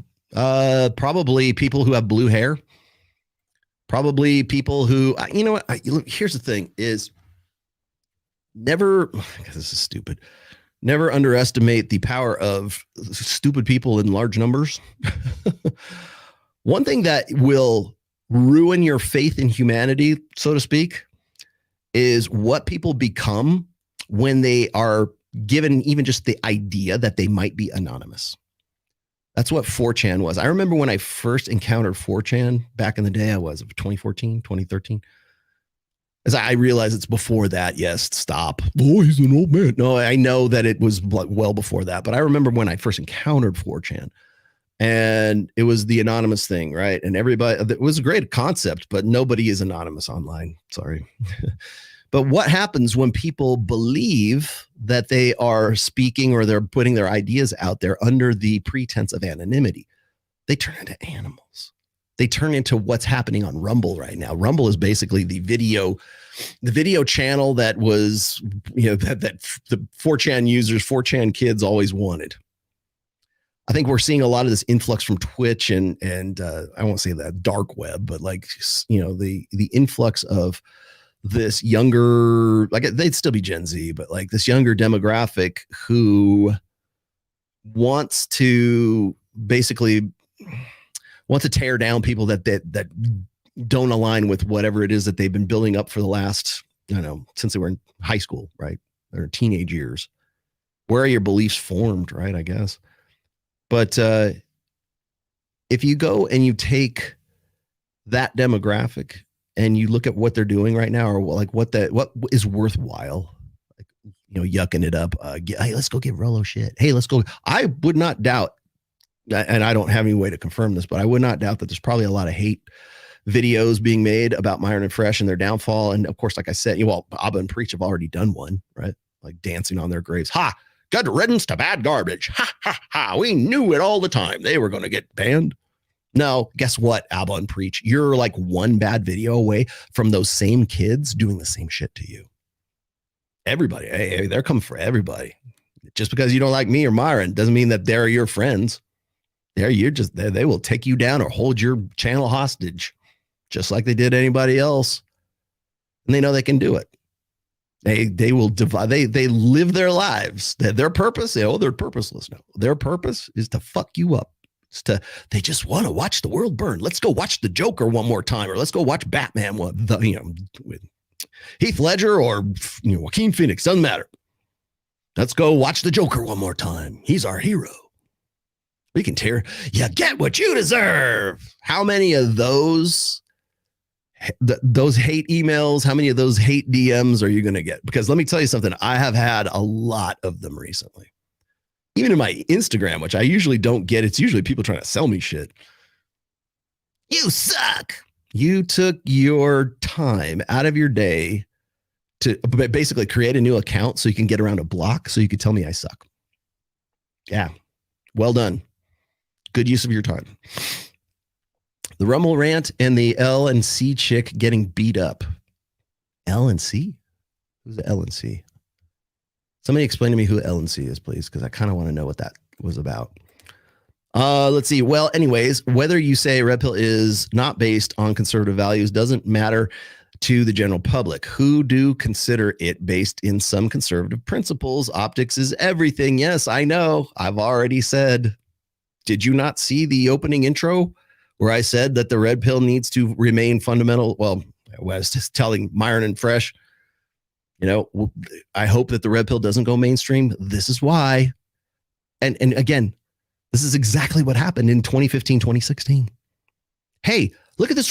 Hey, look at this red pill thing. Let's take this and now it's mine. Now let's turn it into something else. The red pill is just about truth. Really? Because my truth is conservative politics. Yeah, you must be red pill. That's what it is. It's just, all it is just a convenient brand. Nobody owns it. Hell, I remember fucking, Paul Elam gave me shit because I was criticizing Cassie J's documentary about the red pill way back in the day. He's like, hey, man, you don't own that name, the red pill. That comes from the Matrix. Like, you're trying to tell me, like, I don't know what that it comes from the Matrix. Dude, I know. You don't own that. Yeah, it's just about truth. No, it's a little bit more specific than that. Okay, here, Caps Lock Hustler. Rollo, men have no choice. We must collectively wake up so women can't hurt us anymore. Too late, brother. Hello from Brazil. Thank you. Red pill saves lives. Thank you. Brazil, home of my good friend, Macho Toxico. That should be Glenn Lawrence's wrestler name. And if he doesn't wear a luchador mask for this wrestling thing, that I have no idea what he wants me to do. But I guess it's coming up. So there you go. Yeah. All right. Yeah. Okay. Well, let me, wait a minute here. FBI, open up! Yeah. U.S. Department of against Hoflation. So I've had this posed to me, and then I'm going to say this, and we're going to move on. I've had people pose this question to me. They will say, well, Rollo, what ideology do you think that the objective truth or the praxeology that the red pill presents, what do you think it most aligns with?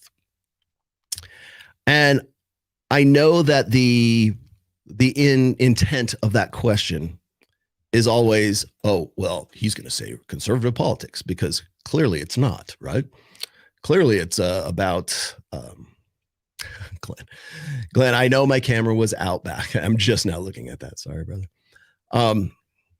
It's people want to say, well, doesn't the objective truth align with conservative ideology? Well, in some ways, yes. Now, the rebuttal that I give to that, yes, I know. I am Hotep. Yes, I am Hotep Rollo today. Thank you. People are always like, whenever I wear this, I say like they get that. Is that some Masonic some iconography? Is so below, above, so up, so below. Everybody thinks that everything on this show is like an Easter egg. No, it's not. It's just me being comfortable and bullshitting with you. It's really not that complex. But no, I was going to say is that people want me to say that the red pill aligns more with like tradconism versus wokeism. And in some respects, they would be right, because it seems to be, I would like to believe that, traditional conservatism, at least in practice, the metaphorical truths of that, tradcons cling to are, in some ways they align a little bit more with the objective, empirical side of the praxeology that is the red pill. Okay. However, they draw the line when it comes to, let's say, spinning plates. They draw the line when it comes to female nature. They draw the line when anything sort of comes between them and a religious belief or a deeply held political belief, or a motivational speech, kind of thing, or it's the success, the entrepreneuring thing, that kind of stuff, they're on board. Patrick McDavid loves the red pill up to a point, right? Hell, even Hafiz was all on board with the red pill for quite some time, and then he decided that it wasn't for him. And so in some ways I could say, well, does it align more with a conservative ideology? Well, I don't want to get into ideology, not because I'm like waffling or wishy-washy or anything like that. It's because the necessity is that you have an obligation to objective truth. And sometimes that objective truth is going to conflict with conservative ideology and wokesy leftist ideology. I don't even know what to call the left now.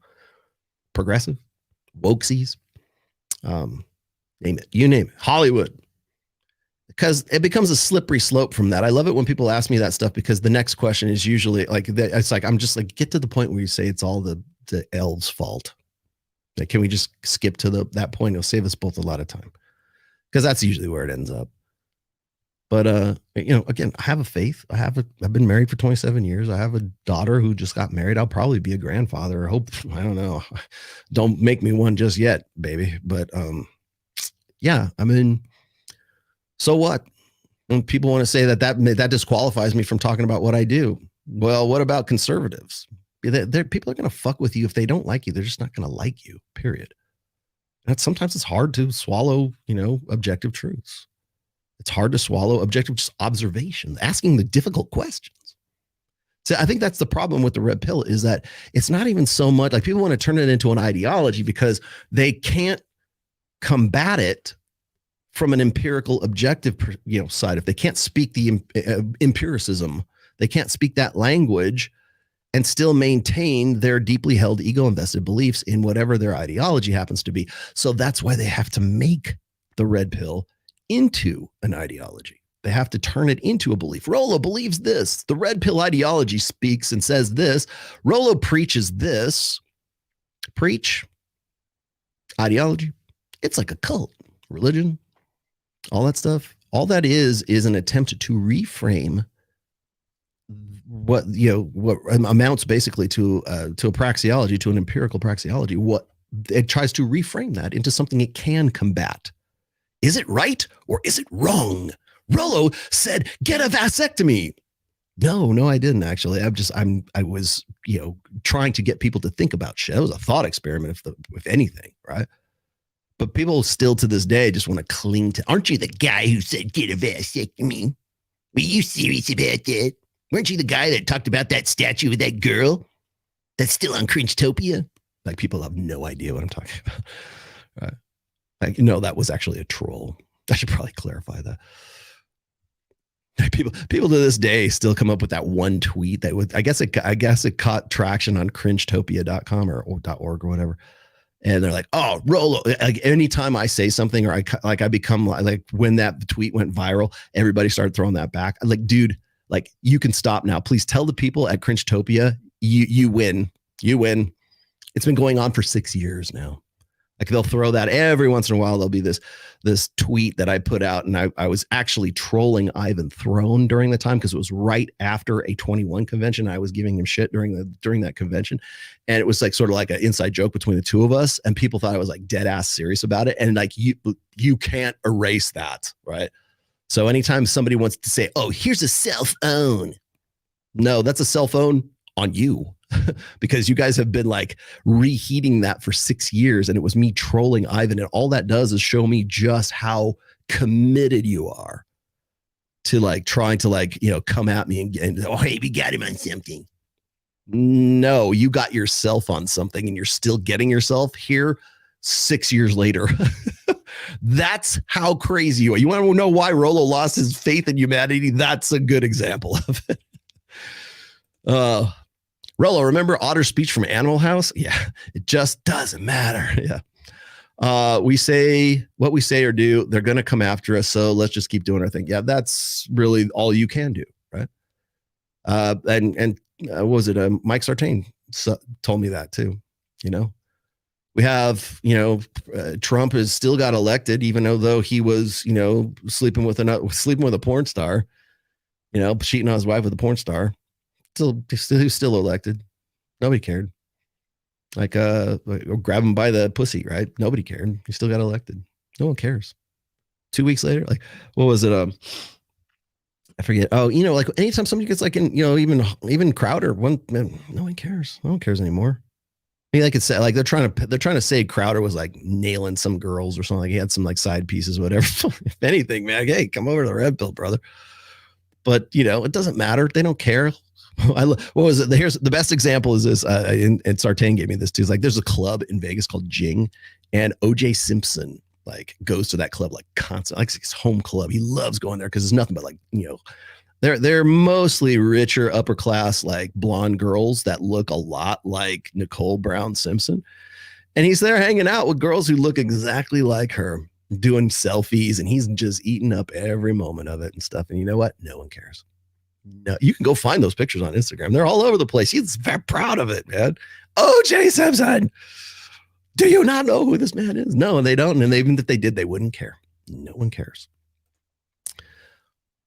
Hey, brother, Ryan mentioned yesterday of a potential coming to meet with you soon. I hope so. And he plans to have him on Access Vegas. That's the idea. We're Rule Zero. We're trying to plan at least a meetup, if not sort of a mini convention, I guess. I don't know if it's going to be, it probably won't be until next year, I think. I'm not sure what the planning is. It's sort of in the larval stage right now. We're sort of figuring out ideas. Got me spending money, but all I'm going to say is they got a folding Montgomery chair. Respect. Yeah, they did. They did. Well, I mean, again, like I said, you invite rats into your home. Don't be surprised when they shit on the carpet. And that's the best analogy I can give you right now. You have to be careful who you associate with. And again, you start getting into that lifestyle creep, that brand creep, and you think you become invincible, and you're still working you still have an employer. You're not anti-fragile. No one who is an influencer of any stripe is anti-fragile. Hell, even the blue-haired cuck smurf lost his channel on Twitch. Everybody has you want to know why he's decided he wants to transition over here? In more ways than one. That's why. Yeah, well, can't make any money there. I lost my job at Twitch. Now I got to go, but I reapplied and I got a job at YouTube. Well, I lost my job at YouTube, and so now I got to reapply at Rumble. You still have an employer. I don't care. You could think that Rumble's going to be the promised land for disaffected YouTube streamers, and you might be right for a time, but you still have a boss. They're still going to make the rules for you. You serve at the king's pleasure. All right. Let's move over to this. Which one do we want to do first today, my friends? Would you like to do Logan Paul? Let's do Logan Paul real quick because it sort of leads into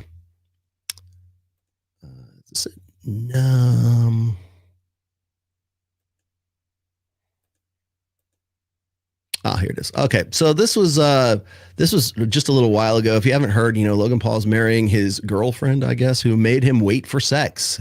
Boy, what could we get into in this one? Let's get into some trouble here.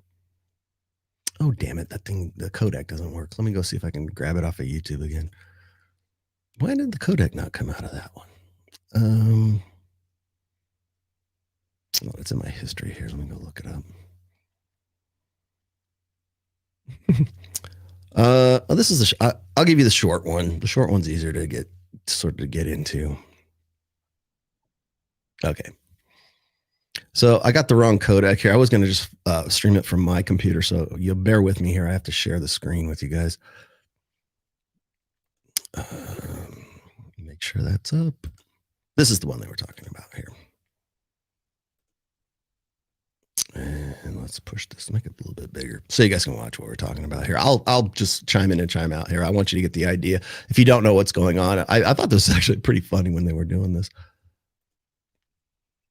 There it goes. Baby girl,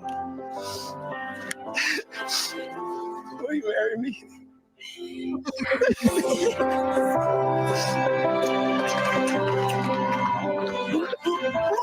Pause. Nigga, this probably, I don't want to say this to be mean. This is the happiest moment of her life. Yeah. Finally, I've accomplished my desire to be married to a nigga with money. I was literally, y'all see her hopping up and down?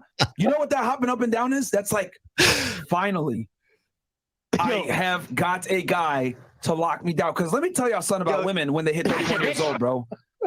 It is literally do or die. Yeah. Bro. It's do or die. Remember Thanos? Yeah. Took all the Infinity Stones? Yeah. That's literally her right now. Yeah. I've conquered these motherfuckers. Yeah. I got one that's going to hold me down. Gotcha, bitch. She won. Her plan works. Because this woman, just so y'all know, has dated a bunch of celebrities and high status men. Oh, we're going to say it in a second. Man. And none of them committed to her. Okay. I wonder why. And that was back when her value was higher, when she was younger and hotter.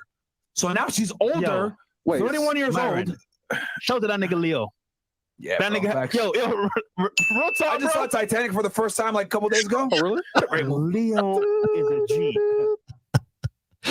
I gotta stop this real quick here because I gotta point out her age, 31 years old. That's just on the last year of the epiphany phase, right on schedule. I think for most people in the industry, he's had them first. Like, Lil, you know that song, I Hit It First by Ray J? Yeah. That should be Lil's song. Facts. If you don't know what I mean. Did you hear how he smashes girls? Oh. No. No, we gotta have fun with this one. Yo, this nigga, bro. He invites them over. He puts on the Bose noise canceling headphones. The ones that I got. Okay. Yeah, actually, where's Angie? She here? Tell her to grab my headphones over there. I want to show these niggas the headphones this nigga uses. I got them, right? He puts those on. He tells her, he just waves over to the girl when he's in the bed. And she comes and she rides him and he just fucking smokes a vape. And he just sits there. What? Yeah. Yeah. Yeah. Wait. But yeah. Why the headphones though? You don't want to hear him talk? No noise.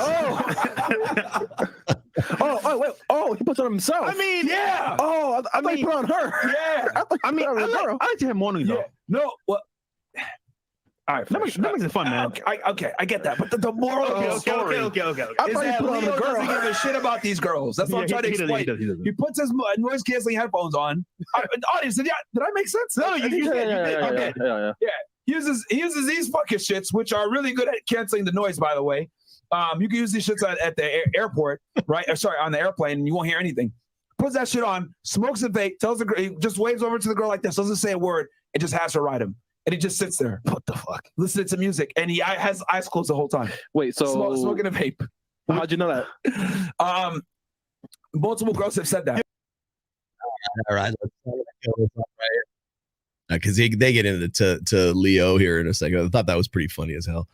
But no, I mean that was the video, the very contrived, the very let's see, made for TV movie, Lifetime love special from Logan and the new chick, right? I don't even remember her name. Yes, I know there's another one. I'm gonna actually go pull that one because I don't think I got that one all the way set. Let me see, where did it go?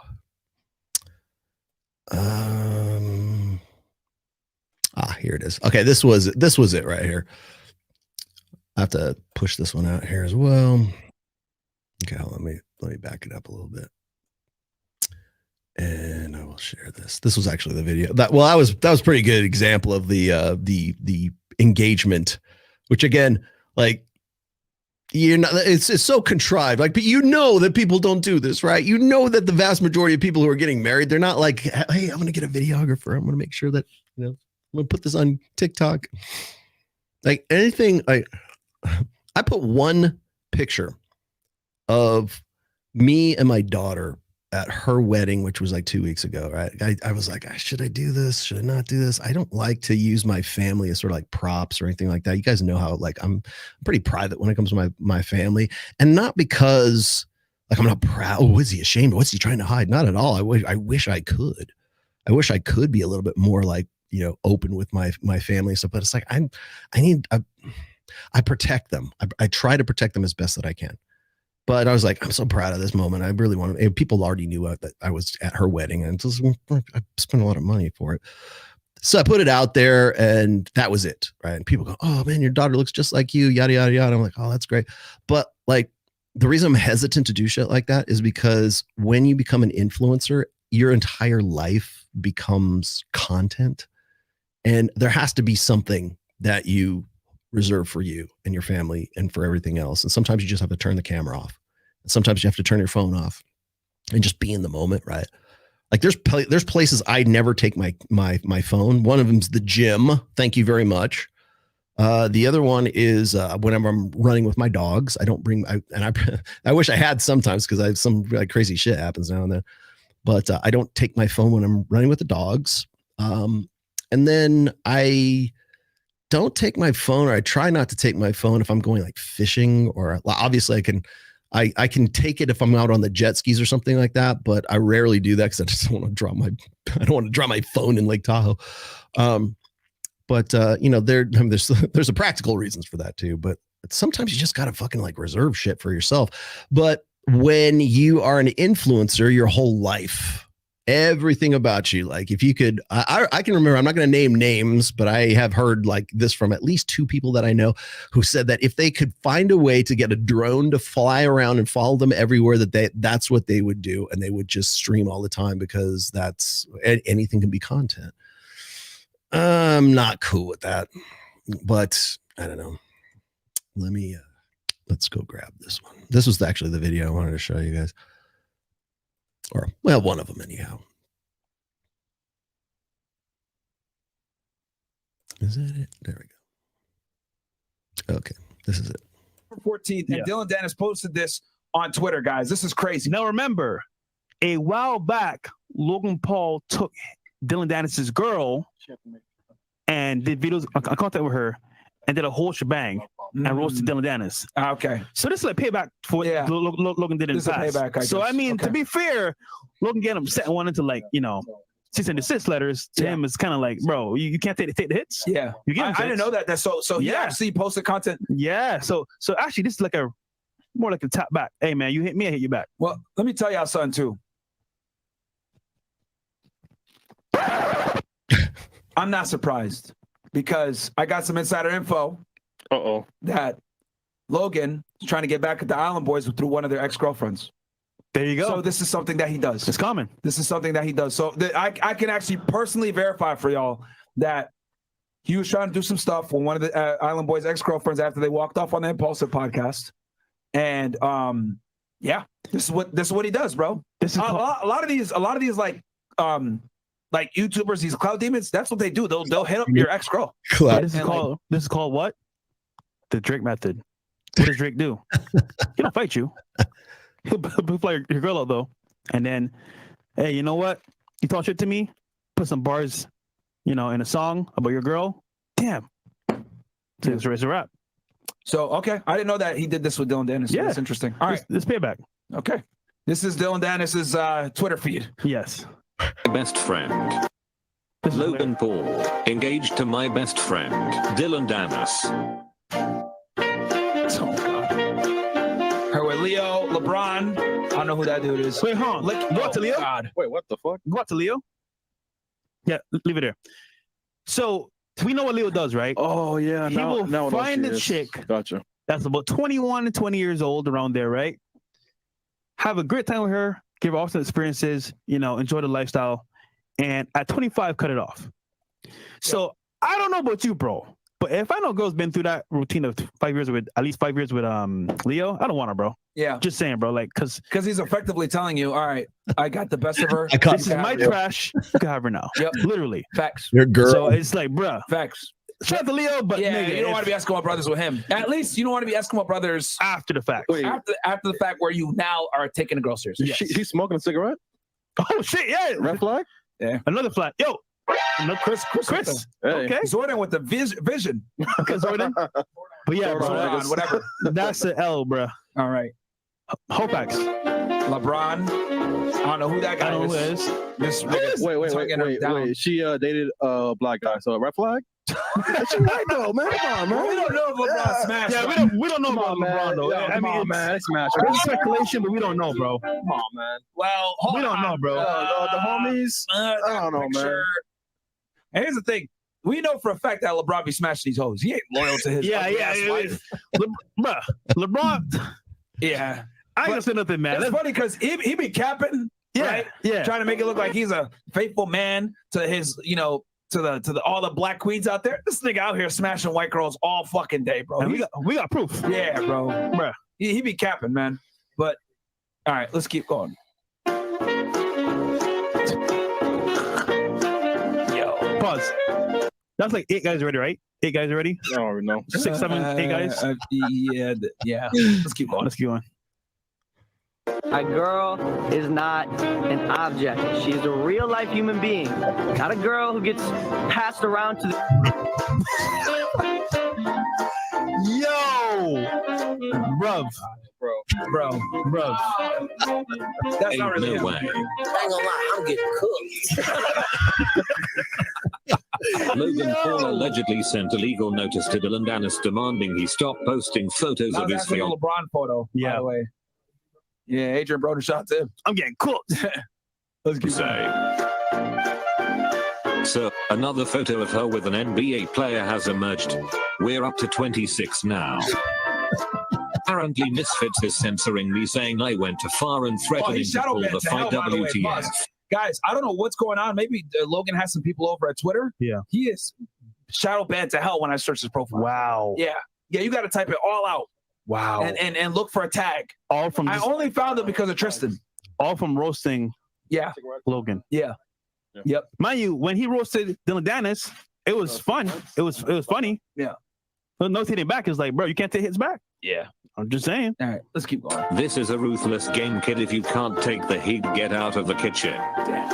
Logan Paul has finally responded to Dylan Dennis. Bro had days and pulled up with this WTF. We can stop here.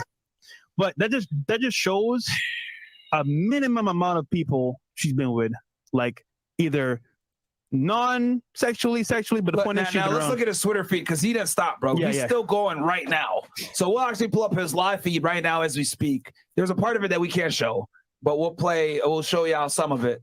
And Chris, you remember where it was from, right? Yeah, from the very top. Yeah, just go to his Twitter, man.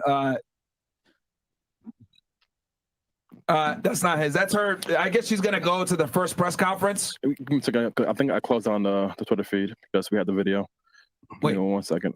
Oh, from earlier. Yeah. Just pull up his Twitter. Dylan Dennis, all one word. Should be in history. Yeah. But yeah, man, dude, he's killing him right now. I mean, to be fair though, would we know who he is with those posts? I wouldn't know who he is. No. I mean, Logan shouldn't even have entertained him, bro. There you go. All right, let me kill that off there. That's basically, you get the gist of the idea. Now, of course, what happens later is like, Logan Paul is really mostly a blue pill alpha, more or less. Definitely on board with blue pill ideas. Let's, hey, do respect. You need to respect women. And then I don't have this queued up, so I apologize for that. But there is a sort of an interview that he was doing. Like, if you want to dig that up for me, Sammy, I'd appreciate it. But like, if you can't, that's fine. The interview was, I forget who was doing the interview, but it was between Logan Paul and the girl, and they she was talking about how he made her wait for sex and how long it took to wait and all this other stuff. And the reason why people wanted me to opine on this, just so how is this relevant? Well, the reason for that is because it goes back to my third iron rule of Tomassi, which is anytime a woman makes you wait for sex or by her actions implies that she is making you wait for sex, the sex is never worth the wait. And that's why there's so much comedy involved in all of this, because again, it's is that it? God, I hope I don't get a strike for this. Maybe I will. Maybe I won't. Let me get it past. I got to get it past the ad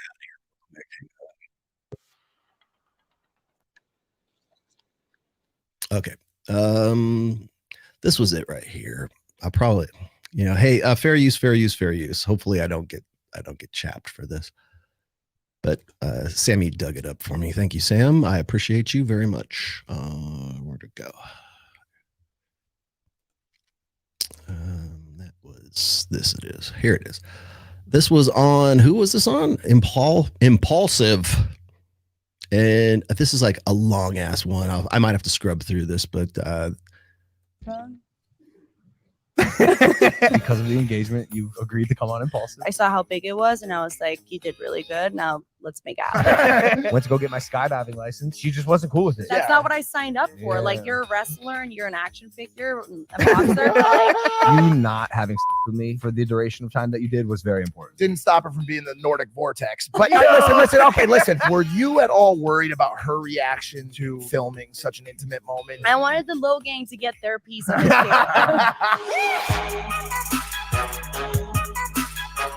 I mean, just from the here. I mean, that's actually, you know what? That's probably good enough. I don't want to get a strike. I don't want to get like copyright stuff for that. But just from the build up there, you can see. I mean, the idea that Logan Paul's waiting for sex with. I mean, okay, is it as bad as say like Prince Harry? Probably not. But it's certainly in the same vein. I would be remiss if I didn't point out the fact that this is all according to plan. 31 years old. Again, women marry a lifestyle. They don't marry a dude. And you guys, you saw Fresh and Fit. We laughed about it, right? About her sort of sexual past. You want to know, ladies, again, you want to know why does a woman's sexual past make any difference at all? Because it impacts her ability to get with the guys that she really wants to get with later on in life. Logan Paul's, that's a big fish to land, I'm sure. And Logan's ready to like put up with the fact that like she doesn't want to fuck him on the first date. And people go, well, isn't she right? Yeah, but the guys including Leonardo DiCaprio, the guys that she was with before, I wonder how many of them actually got put through the waiting process. That I got to figure out if this guy's really, really good enough for me process. All right. I mean, you got a history right there. But I want to also point out the fact that, okay, first off, the whole thing about like filming the intimate moment, and by that I mean the proposal, that's brand management. That's freaking all that is making your life your content, which she's on board with. Yeah, boy, I would really love if that were to happen, my friend, but I don't even think that would make any difference. People have told me that too in the past. They said, hey, Rollo, you know what? You should send Elon your book. Yeah, I should. Hell, I can go hand deliver it at the Gigafactory here. Not going to happen. Even if I did, it wouldn't make any difference. Prince Harry, he really needs your book, man. How can we get a copy of the Rational Mail to Prince Harry? I would love for that to happen, but probably not going to happen. And even if it ended up on his like nightstand, he's probably not going to read it. Or if he does, it's not going to sink in. Because these are people who are invested in they have ego investments. Their egos are invested in the blue pill. Look at Logan fucking Paul. Look at the money that guy commands. Look at the popularity. I mean, we're talking about rock stars. These are modern rock stars, by the way. I would like to consider myself one of these rock stars, but I am in no way that caliber, right? I don't have that kind of subs. I don't make that kind of money. I don't have that infrastructure. I'm not Logan Paul, for fuck's sake. I'm kind of glad I'm not. But the fact that he's going to use that as sort of like his own for content, hell, even the interviews content. And what gets me, and I watched that whole thing, but what gets me is the fact that he's seen, maybe it's an act. I don't know. You could tell me it's an act, but it seems pretty sincere, but it seems like he is very oblivious to what's going on, oblivious to this, quite honestly, to this time frame. Like, I don't even need to give Logan Paul my book. I just need to send him this graph. Somebody just send him this. This would be enough, I would think. Maybe put it in something simple and colorful. And, you could look at an easy flow sheet, flow chart. Because she's at 31. Where is that? She's transitioning just right from the epiphany phase into the security phase, and she nailed it. She stuck the landing with Logan Paul. So when I say, women marry a lifestyle. Now, I'm not saying women can't fall in love with a guy. They can't. But I'm saying that when it comes to marriage, when it comes to vetting men, when it comes to how do I want my future to look, women want a lifestyle. The guy is interchangeable. The guy, unless they meet in high school, unless that guy's dirt poor and she's dirt poor and they like sort of build it up together, women want a lifestyle. And even after they get married, they still want that lifestyle. So And then maybe you could send him this too, right? Because if you look at the confluence there, I mean, if you look at like, who's more valuable? Do you think she is, or do you think that Logan Paul is? Logan Paul is getting Leonardo DiCaprio's leftovers, plus 26 other guys leftovers, right? That right there. I mean, ladies, you don't, especially if you're of that caliber, you're jet setting with athletes and actors and shit like that. Do you understand why your sexual history makes a difference? Do you not see that this is like, women will say, oh, she's just a gold digger. Well, she's more than that. She is emblematic of that strategy. She's emblematic of that, right? I fucked about. Well, hell, why do I have that on here? I might still have that loaded. Oh, yeah, here we go. I do have it loaded. Here you go. When looking for a life partner, my advice to women is to date all of them. The bad boys, the cool boys, the commitment phobic boys, the crazy boys. Well, you mean like Leonardo DiCaprio and the rest of those dudes? But do not marry them. The things that make the bad boys sexy do not make them good husbands. When it comes to time to settle down, find someone who wants an equal partner, like Logan, but clearly Logan Paul. By his own admission. Someone who thinks women should be smart, opinionated, and ambitious, like Logan Paul. Someone who values fairness and expects, or even better, wants to do his share in the home. These men do exist, like Logan Paul.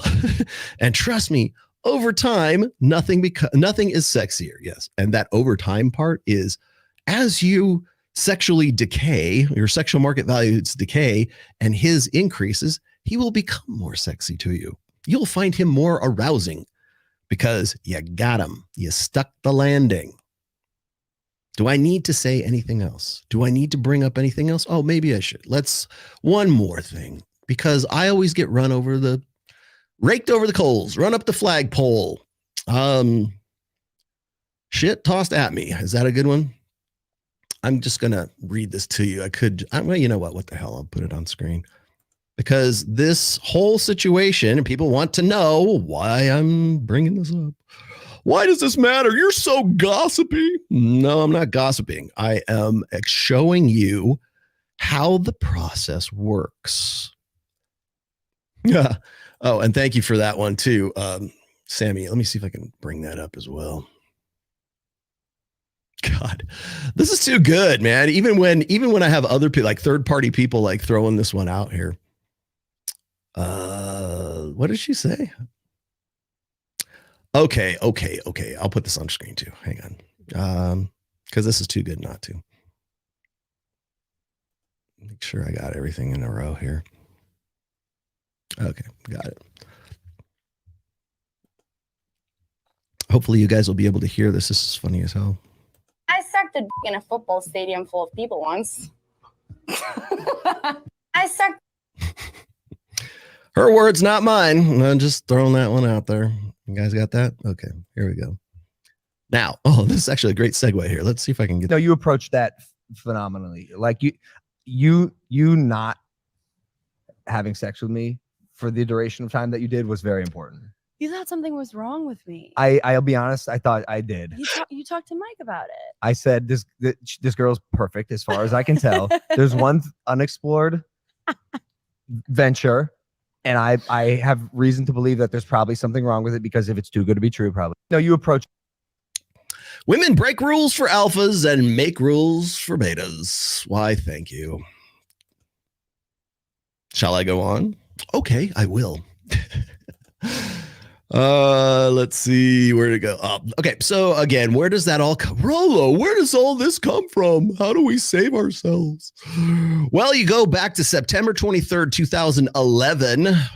Some old guy named Rollo Tomassi wrote this chestnut. Actually, let me just take myself out of here so you can see the whole thing. There you go. Okay. This was wait for it. This is actually where the Iron Rule of Tomassi number 3, the most controversial rule I've ever written. Any woman who makes Iron Rule of Tomassi number 3, any woman who makes you wait for sex or by her actions implies she is making you wait for sex. The sex is never worth the wait. When a woman makes you wait for sex, you are not her highest priority. Sexuality is spontaneous chemical reaction between two parties, not a process of negotiation. By the way, this link leads to the desire dynamic, which outlines organic, natural, genuine desire. It's sex first, then relationship, not the other way around. The woman who wants to fuck you will find a way to fuck you. She will fly across the country, crawl under barbed wire, climb in through your second story bedroom window, fuck the shit out of you, and wait patiently inside your closet if your wife comes home early from work. Women who want to fuck will find a way to fuck. The girl who tells you she needs to be comfortable and wants a relationship first is the same girl who fucked the hot guy in the foam cannon party in Cancun on spring break just half an hour after meeting him. If you ever wanted to know where that that old chestnut comes from, September 23rd, 2011. That's why I use that. What is he always talking about? What does he have some sort of jealousy of guys in a foam cannon party somewhere in Cancun? Now, it's from the freaking book that you don't read. That's why. Freaking idiots. More than a man can take. You would know that. Should know that. Oh, this the follow-up part. If a girl is that into you, she will have sex with you regardless of ASD, which is anti-slut defense, or having her friends in the room videotaping it at a frat party. All women can be sluts. You just have to be the right guy to bring it out in them. And this happens before you go back to her place. If you have to plead your case, cuddling and spooning on the bed, or getting the occasional peck on the cheek at the end of the night, you need to go back to square one and start fresh. There you go. That's Logan Paul in a nutshell. I outlined that as how old is Logan Paul? How is he? Is he early 30s? Well, let's say this. She's 31. We know that, right? So that was 2011. So that would have been, 12 years ago? So subtract 12 years from 31. That's how old she was when I wrote that. There you go. Never shame a woman on what they can never be to you, or blame a woman for your shortcomings or failures, and never explain to a woman how they should act or behave towards you. Yep. Just do or don't. Here's a better one. Demonstrate, don't explicate. You like that? So much easier when you just like sort of boil it down to those things. Let's see. Got to you. Got to you. Got to you. Got to you. Are divorce rates proof that monogamy is not the best choice of relationship for men? Even after decades of marriage, couples often divorce. Really? Well, we'll just talk about that here in just a second. Hold that thought. Wandering Warrior, I'm going to keep on following Rollo's praxeology and sing Meatballs movie. Sing the Meatballs movie logo. It just doesn't matter. There you go. Thank you. I remember Meatballs. I actually remember that from the 70s. Do people who want to live stream everything with a drone following them want to become the Truman Show? Today, yes. Oh, and I just read you. I just caught you. I caught up. Thank you very much. Good. That was easy. That was easy. So when I talk about, here's the thing that gets misconstrued about the third iron rule of Tomassi. Okay. People think that, and I understand why, because you have to tell people how to feel, right? You have to explain shit to them and like no, in black and white, no nuts and bolts, no uncertain terms, right? Because what happens is whenever people read that rule, they go, well, Rollo's telling guys to go fuck anything on two legs. No, I'm not. That's not what it's about. It's not about the sex. People want to see that, and they see that rule and they go, oh, Rollo, I would hate to be him. He measures his ego by his notch count. No, that's not what that's about. That is about genuine desire. In fact, it's even mentioned in the rule that you never read. It's mentioned right there. Genuine desire. Shall I read it to you again? Because nobody ever picks up on this part, right? Sexuality is a spontaneous chemical reaction between two parties, not a process of negotiation.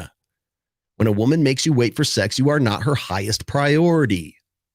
Women break rules for alphas, and they make more rules for betas, like Logan Paul. And what gets me about the whole thing is like you've got Logan Paul who's kind of sitting there and just like, you know, and he thinks he's in the right. And there's probably a million other people watching that going, oh, it's so sweet. He's forgiving her for her past. Meanwhile, she's looking at, hey, it was the right size carat of the diamond ring. Like, who isn't seeing this? I feel like I'm taking crazy pills. Like, who isn't seeing this? Who doesn't see this happening live in real time? Hell, it takes Myron and Fresh to goof on him to like just to laugh about him and everything else. But yeah. Please try to catch up, my friend. What's going on with Myron and Fresh? You missed the first 3 hours of the show. So that said, let's move on, shall we? Because this is almost, I think, a little bit more pertinent to Logan Paul. Logan Paul is, I don't think I have much else to say about Logan Paul, except for the fact that he's a blue pill alpha, most likely beta. He is following a play. Basically, he's helping her stick the landing. That's a Dalrockism. She stuck the landing. She cashed out right as the lights were coming on at the club. 29 to 31 years old, epiphany phase. Security phase 2. She's looking for security. And people want to turn it into like an episode of The Bachelor. Oh my God, man. Makes you that much more of a douchebag. Makes you that much more of an idiot, right? Take that as you will. I'm going to move on to this video because this is all you know what? Logan Paul, you should be watching this next video. If you were watching this and you're like grinding your teeth and hate watching, please stick around for this. I hope I don't get in trouble for this. I don't think I will. I've used this before. His name is James Sexton. He is a divorce attorney. And this has been making the rounds. I used this about 2 weeks ago, and I really wish I could have gone a little bit longer. Oh, shit. I can't even use it now, too, because the codec is wrong. Let me go grab it again. Fuck, for Christ's sake. Where'd it go? It's like I can't even host shit anymore. Where is it? Why would it come in a wrong codec? That's weird. I must have downloaded it the wrong way. But I'll just go pull it from YouTube. It's easier to do it this way. Hold on, let me bypass the ad here. Okay, here we go. This was, man, I even downloaded this thing too, just because I wanted to be on top of my game. All right, here we go. All right, so this is James Sexton, a divorce attorney's thoughts on love and marriage by James Sexton. So you guys can see this. I love this, man. I thought this was absolutely a brilliant take. I don't know where this guy's been for a while. I don't know what his stance is. I mean, the guy's got tats. You can see on his sleeve. He got sleeve tats right there. So yeah, it makes you that much cooler, right? I would love, and by the way, James Sexton, I hope I'm not like stepping on any toes here because I kind of wanted to do a deeper dive into this. But in fact, I think I used this already once before. Let me come back. Factor is by far the best food subscription service I have ever tried. Okay, there you got your. Yeah, which I think is great. Okay, so he is an attorney. He's been an attorney for a while, a divorce attorney. And so he kind of gives his insights into the business and everything else. But it's so much more than that. So I'm just going to let this guy roll for just a little bit. There's some parts might scrub through, but he's just so spot on a lot of this stuff. And I'll see if I can just riff on this a little bit as we go. So put this on. Great. Although I have to tell you, one of the most depressing divorces I ever did was a guy who was, I think, 92. Oh, geez. And what made it depressing is that he had left his wife of, I don't know, 50-something, 60-something years for a younger woman, a woman in her 50s. And I just remember what was sad about it to me was this guy is still being led around by his dick. Like I thought, oh my God, like I'm going to be chained to an idiot forever. Like I'm going to forever be led around by my dick. And I remember thinking like, no, I really thought that at like 90 something, I would just like a beautiful woman would walk by and I go, oh, there's a human being. Like there would be no, you can appreciate it without. Yeah, there would just be no sense of like, yeah, you know, that would be gone from me. Yeah. And this guy's proof that 90 something years old and you're still thinking with your dick. Like we're doomed. That terrified me. It really did. It actually. Okay, I want to point something out here to you guys and I'm almost ashamed to admit this too. Because I talk about, like being like letting the little head think for the big head, right? He's not wrong. I remember when my father was, he was in an assisted living situation and he had Alzheimer's, and to the point where like sometimes he'd remember you, sometimes he wouldn't. He didn't know why he was where he was, but there was one thing my dad could remember, and that was pussy, getting pussy. And it was funny because he was never really like this when he was like, lucid, but he was not unlike a lot of the other dudes that were in the assisted living facility, in that like there was female people there too, who were also probably suffering from Alzheimer's too. But their whole idea was, if I do services, if I do some kind of, if I garden, if I pull the weeds out of this one's garden, then she's going to appreciate me by like sucking my dick or by being intimate with me. And I want to tell you that it never stops. And I know why he's saying stuff like this. What's this? Just go fuck yourself, dude. Really, please.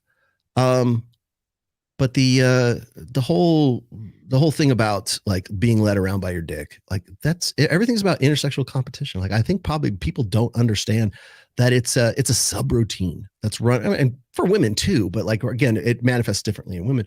But so there's that example. Even when my father was like sort of like out of his mind and had Alzheimer's, there's one thing he did have a priority for, and that was the only thing he ever knew, which was being Captain Save-A-Ho. But not Captain Save-A-Ho, but like more like, if I do these things, nice things for this old lady who I don't even know, like I'm at, old person's camp or something, that if I do some stuff, then she's going to like me or kiss me or love me or fuck me or whatever it is.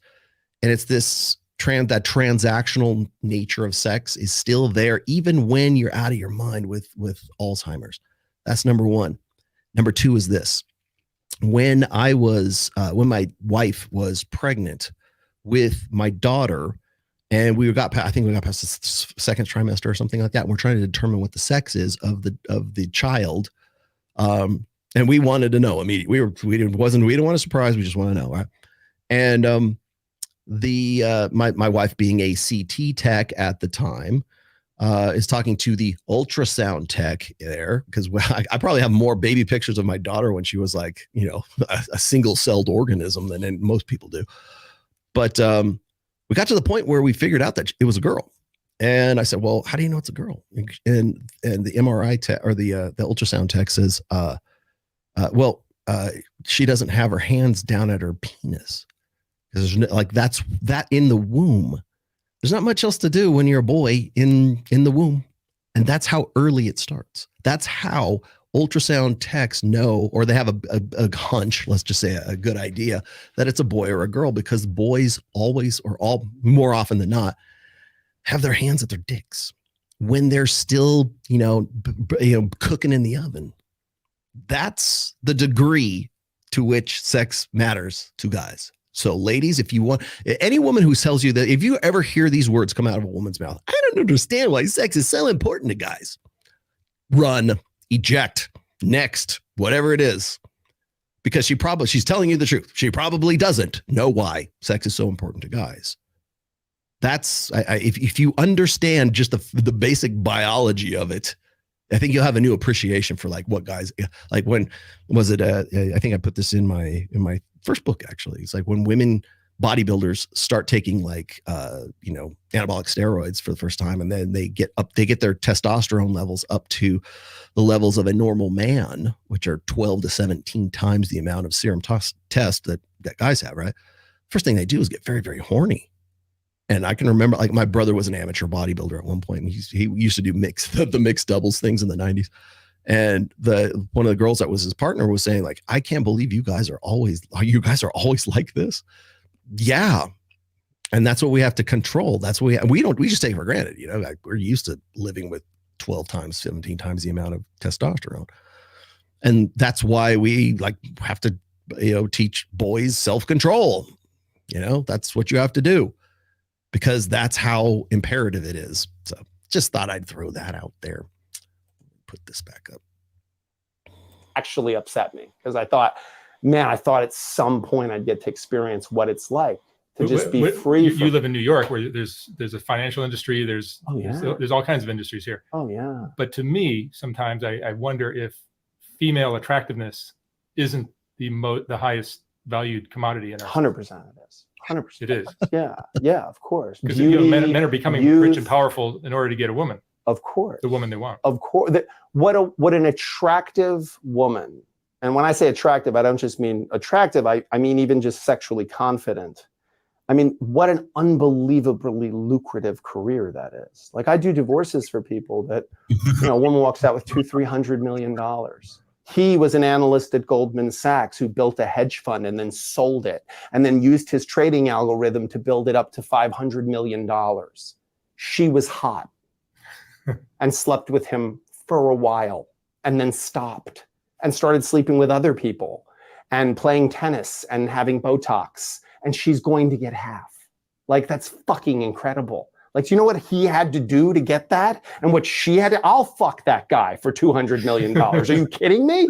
Like, that's insane. That's incredible. Like, and God bless. I mean, I'm not saying that this is the rules of the game, but you can't argue that that's not easier than going to Harvard. No, for sure. But then the payoff, the trade-off for that is that when they hit a certain age, the value decreases. Right. Any stock, if you hold it too long, it's going to go down, so play the stock the right way. I mean, and that's what I think. If we were a little more honest about the nature of male-female coupling, I mean, right now we can't even establish what is gender. We can't establish any. You can't even have the conversation. It's not even a gender thing, quite honestly. You're not allowed to have the discussion. You can't even say, TRANS, right? You can't even say that. That's one of those words that gets banned. That you can't. Or you have to be very careful, right? Pontiac Trans Am, yeah. You can't. You're not even allowed to have the conversation because anything. By the way, anything that is unflattering to female nature is always going to be, something that is a bannable offense, or it's probably going to become more so in the coming years. I will tell you that. But you can't even have the conversation. And he's not wrong. That's one of the reasons why I think this is making the rounds. I think like James Sexton. By the way, James, if you are available and you're in Las Vegas, me and Mike would very much love to have a 2-hour sit down with you. Because a lot of the stuff that he's talking, I don't think he's like directly red pill, but a lot of the stuff that he's talking about is most definitely red pill, right? I mean, this is the kind of stuff that we have been talking about for ages. Hell, like I just showed you, like Iron Roof Tomassi number 3. 2011, and actually comes from So Suave, which was years before that. This is quite honestly, this is what the people who report Myron and Fresh, this is what they want you to not be able to see. They don't want you to have access to this. It is uncomfortable. It breaks their reality distortion bubble. It tells the pathological personality no. So this is a fantastic clip. I forget how many views has been on this thing. It is got 4.8 million, but it's 1.8 million views in 2 weeks. That's freaking incredible. So obviously this is hitting different. Most definitely hitting different. Any of that anymore. So divorce is becoming incredibly hilarious and fraught. Well, to me, what is, like, sometimes you have to stand back and look at things to get the real perspective on what it is. Sure. And sometimes you look back at marriage. So when was it invented? Like 2000 BC, roughly. And the life expectancy of humans back then was 18 years old. Yeah. And marriage was created for land ownership and things like that. Yeah. And if you're going to, I'm going to disagree with this really quick. Although I do understand that perspective, I'm not going to say there isn't merit to that. I mean, but you're talking about like moneyed landowners. I hear this all the time. Well, marriage was created for the aristocrats and the noblemen to keep money within the family, right? Which probably was, but that's not why it was created. Because, and by the way, it's way before 2,000 years ago. It's well before that. You can find marriage in feudal Japan. You can find marriage in pretty much, some formalization of socially enforced monogamy is ritualized and formalized through some sort of ritual of marriage, right? Before, and that's why people told me this. I think it was it Zuby who was saying this recently? Why do we have to have marriage that is a government contract? Well, we don't. We don't have to do that, but women will never agree not to. I've had that conversation with Dr. Everett Piper several times on the Pat Campbell show. But it's because it's a hag, or it's a grift. It's a business. You're never going to, like, people told me this. Hey, remember, it just happened recently. It was it DeSantis decided that the state of Florida is no longer going to have lifetime alimony, and people are like, all the MRAs and all the people in red pill go, hey, Rollo, this is a bet, we got to win. Yeah. Like, they didn't say they're eliminating alimony. They just said it wouldn't be for the rest of your life. I mean, it's a step in the right direction. Don't get me wrong. Yeah. Okay. But it's not quite the win that you think it is. But the very fact that we would have to do something like that, I mean, really, it's more like he's winning political points. I don't know what he's going to do as far as his presidential run is concerned. But, the step in the right direction. Yeah. Okay. But you're never going to stop the institution of marriage in the most formalized, most business sense, because there's too much money involved. Do you know how much money is involved from the time you go to Zales or wherever you go get the diamond ring? It's the marriage industry. From the time you go and you like, hell, how much money do you think it costs Logan Paul to get a professional videographer to capture that magic moment when he got on one knee and he was, oh, will you marry me? That because he could use it as content. Yeah, I know, but why is that even coming to your mind? Why is that even a prospect? When I asked my wife to marry me, there was no cameras anywhere. I'll tell you the story sometime. I'm going to tell it here, but I'll tell you the story about how I proposed to my wife, and I did propose to my wife. But the furthest thing from my brain was like, hey, I knew people who could do this at the time. Hey, why don't you go get that videotape? Go get your camcorder, and we'll go see what happens. No, but that's where it starts. Like hiring that guy, then get the ring, and then plan the wedding, and then do all that. I mean, God damn it, dude. That's all I've been doing since for a year straight is listening to wedding planners. And here's what this is going to do. And here's what this is going to cost. And here's what the cake. And did I do this on Rule Zero? I did I did a brief clip or a segment at least with Aaron Clary, where we talked about the price of an average wedding in the United States, and you're looking at anywhere between $25,000 and $50,000. What the fuck? And it's true, because then they go and I can probably go find you like an infographic about like maybe 2022 what it would cost you to get the average marriage, to have an average wedding. Right. So then you've got that planning stage, and then you've got the life thing, and then the babies come, and then the alimony starts accruing anyways. Common debt, he's going to talk about that. And then you go through the divorce machine. And you think about every step of the way from the time you had the videographer videotaping or videoing digitally your proposal all the way. It's funny. Nobody videotapes the divorce proceedings or the divorce, settlements. They don't do that. Hey, why? I wonder why that doesn't come to mind. I mean, hell, everything's content. Why wouldn't you? When Logan Paul gets divorced from this chick, I expect to see the videotape and the same videographer to videotape the divorce deposition, where he says, okay, you're going to have to pay X amount of dollars. Logan, sorry, she owns half of your ass now. Bear in mind, the reason why I did the Logan Paul thing first was so you can understand what he's talking about here. What did she have to, how much is Logan Paul worth? Somebody go get me the net worth of Logan Paul, please. While we continue, go get me the net worth of Logan Paul. Die in your early 20s or whatever, then getting married at 16, 18 makes sense. Well, I think there's a distinction that has to be made between pair bonds and marriage. This is right. Marriage is a government concept. Marriage is a contract. Marriage is a legal status.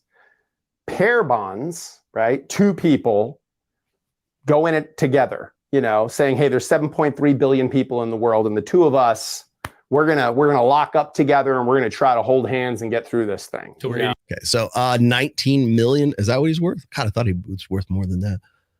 So how much work and how much labor and how much like blood, sweat, and tears did Logan have to put in to get that 19 million? Because what did he just say? He says it's the like being a hot chick is like the most lucrative career a woman can like engage in right now, because this is the payoff. Remember when Jeff Bezos went through his divorce with Mackenzie Bezos and she walked away? They didn't even go to court. It was settled. $33 billion with a B, billion dollars. $33 billion. And everybody came out of the woodwork. Oh, she deserves it. She helped him create Amazon. If they divested the company entirely and they said, here's your shares and here's what you've invested in here, you get all this money back. You made some money, of course, because you invested, right? It would not come out to $33 billion just for Mackenzie Bezos. Trust me on that one. It's the industry. It's the process. It's everything. Oh, okay. I got another one here. Sammy's saying it's about $22,100,000. So anywhere, but somewhere between 22 and 19. Let's see. Question: who has Jake Paul fought in his boxing career? Okay, yeah, I was good. To make that money involved him like going into the ring and putting his face at risk. What does she have to risk? Public ridicule? Thank you for that. Okay, I got that. Now, before we continue, I want to also, because I had to finish this thought. Western societies, Christianity does not have a monopoly on marriage. Just saying, right? The Jews, they were getting married before there was a Christ, right? But the Muslims, probably the same thing. They were getting married too.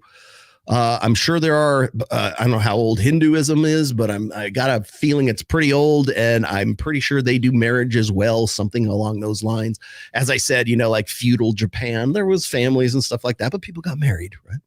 It's a formalization of what he's calling pair bonding here, but it's really, sort of the necessity of men and women to get together and, parentally invest. That's what it is. It's a formalization of that. Whether you want to make it a religious ceremony or a social ceremony or just get gathering of the tribes, however it works in, pagan Norway, same shit. Like human beings want to find some way to formalize the union between a man and a woman.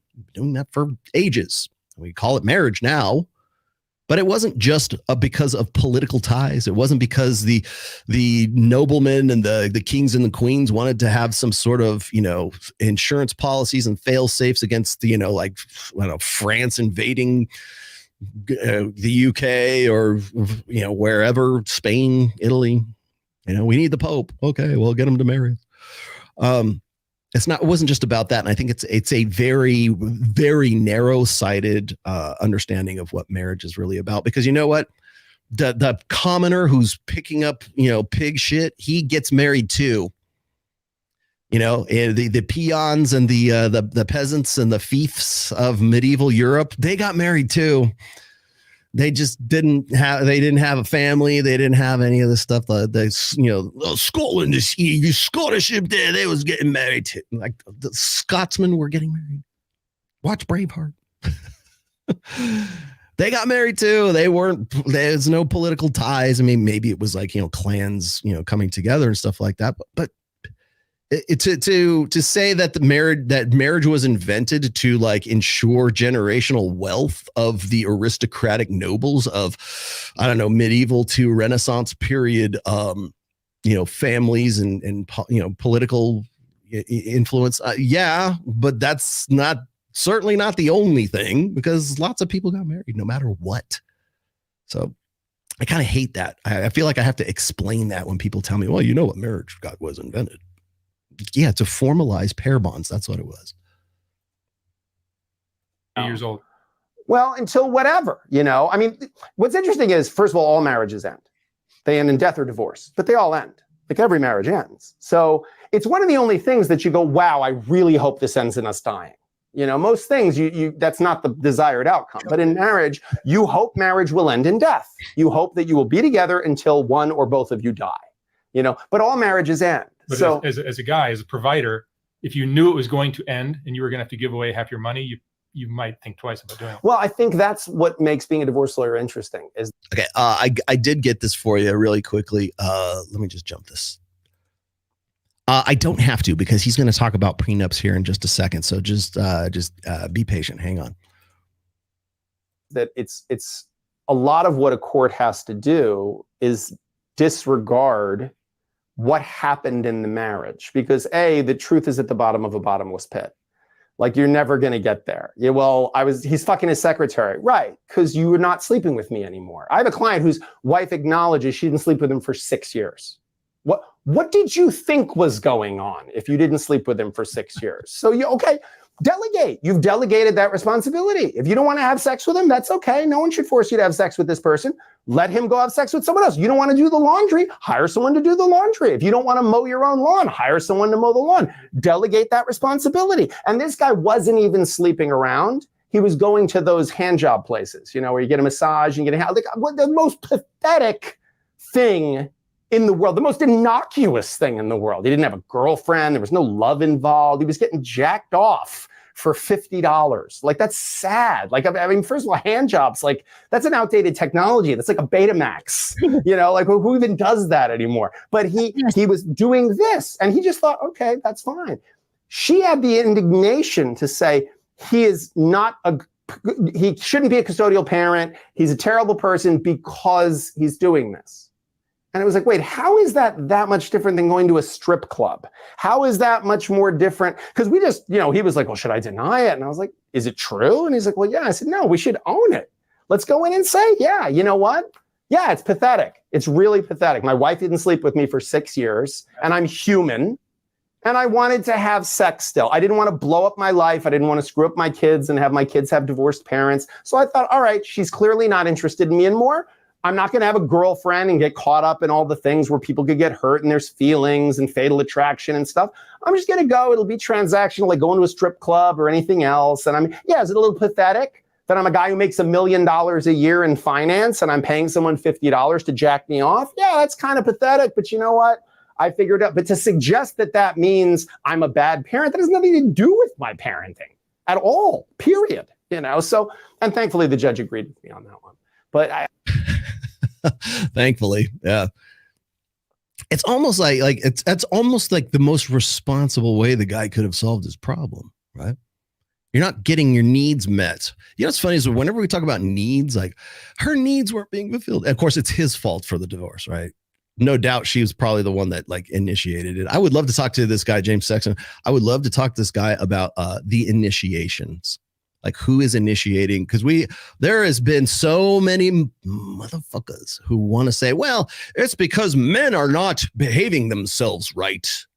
That's why women have to initiate 70, 80% of divorces right now. That's the conversation I would love to have with this guy.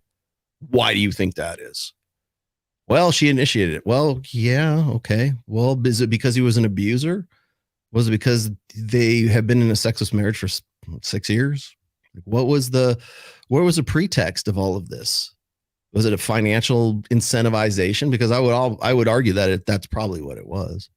Like, here's this guy. I mean, thank God I don't know how he beat the rap, but you got the hurt. You got to remember I think this is pretty much true when it comes to sort of like the divorce machine, is you got two people who want to break up the divorce. They want to have a divorce. She files, right?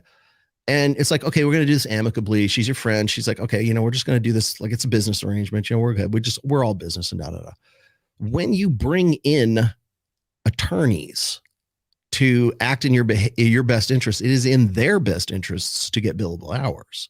It is in their best interests that you turn into somebody that your husband or your wife could never realize, could never see you ever becoming. And they're doing it because the attorneys are the ones that are incentivizing all of this, because that's part of the machine. You want to know why we will never go to like this sort of, what I called covenant marriage versus contractual marriage. If you read my 4th book, I go into great detail about the differences between those two. But if you had a covenant marriage, meaning like you don't involve the state, you don't have a marriage license or anything like that, and you still have the ceremonies for eyes and God and your family, right?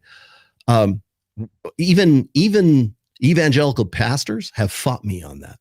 No, it's got to be through the state. She has to have fail safes. The woman has to be protected, even though she's more likely 78, 80% more likely to be the one to initiate it. Yes. That's just the way we have to do it. Blah, blah, blah.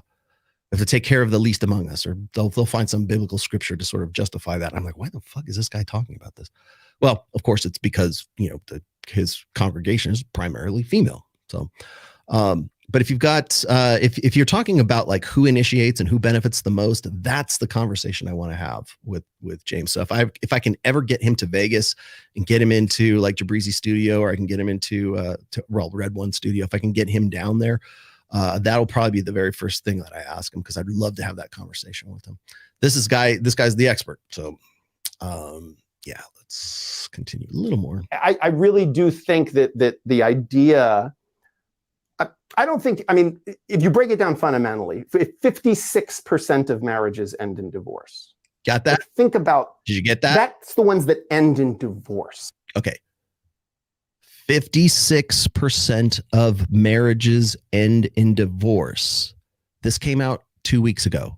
This is James Sexton. He is an attorney, has probably, God, I don't even know how many cases he has under his belt. 56%. Okay. Hafiz, if you're listening, it's 56%. Ruslan, if you're listening, this is 56%. It's not 40 or 30 or whatever James Ramsey or whatever decided that it is. This is the guy who's fighting. He's the attorney that's in the trenches. This guy knows what he's talking about. So how many people, what percentage stay together for the kids? Or because they don't want to give away half their shit? Another 10%? That's conservative.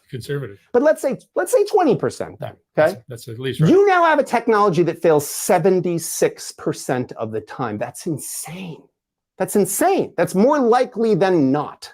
76%. If I told you there's a 76% chance when you walk out the door today, you're going to get hit in the head with a bowling ball, you would not go out, or you'd wear a helmet for sure. But people just continue to get married. Not only do they continue to get married, there's a presumption that you should get married. And if you don't get married, there's something wrong with you. So if you've got a girlfriend and you've been with her for 5 years, and you say to someone, we're getting married, they go, oh, that's great. They don't go, why?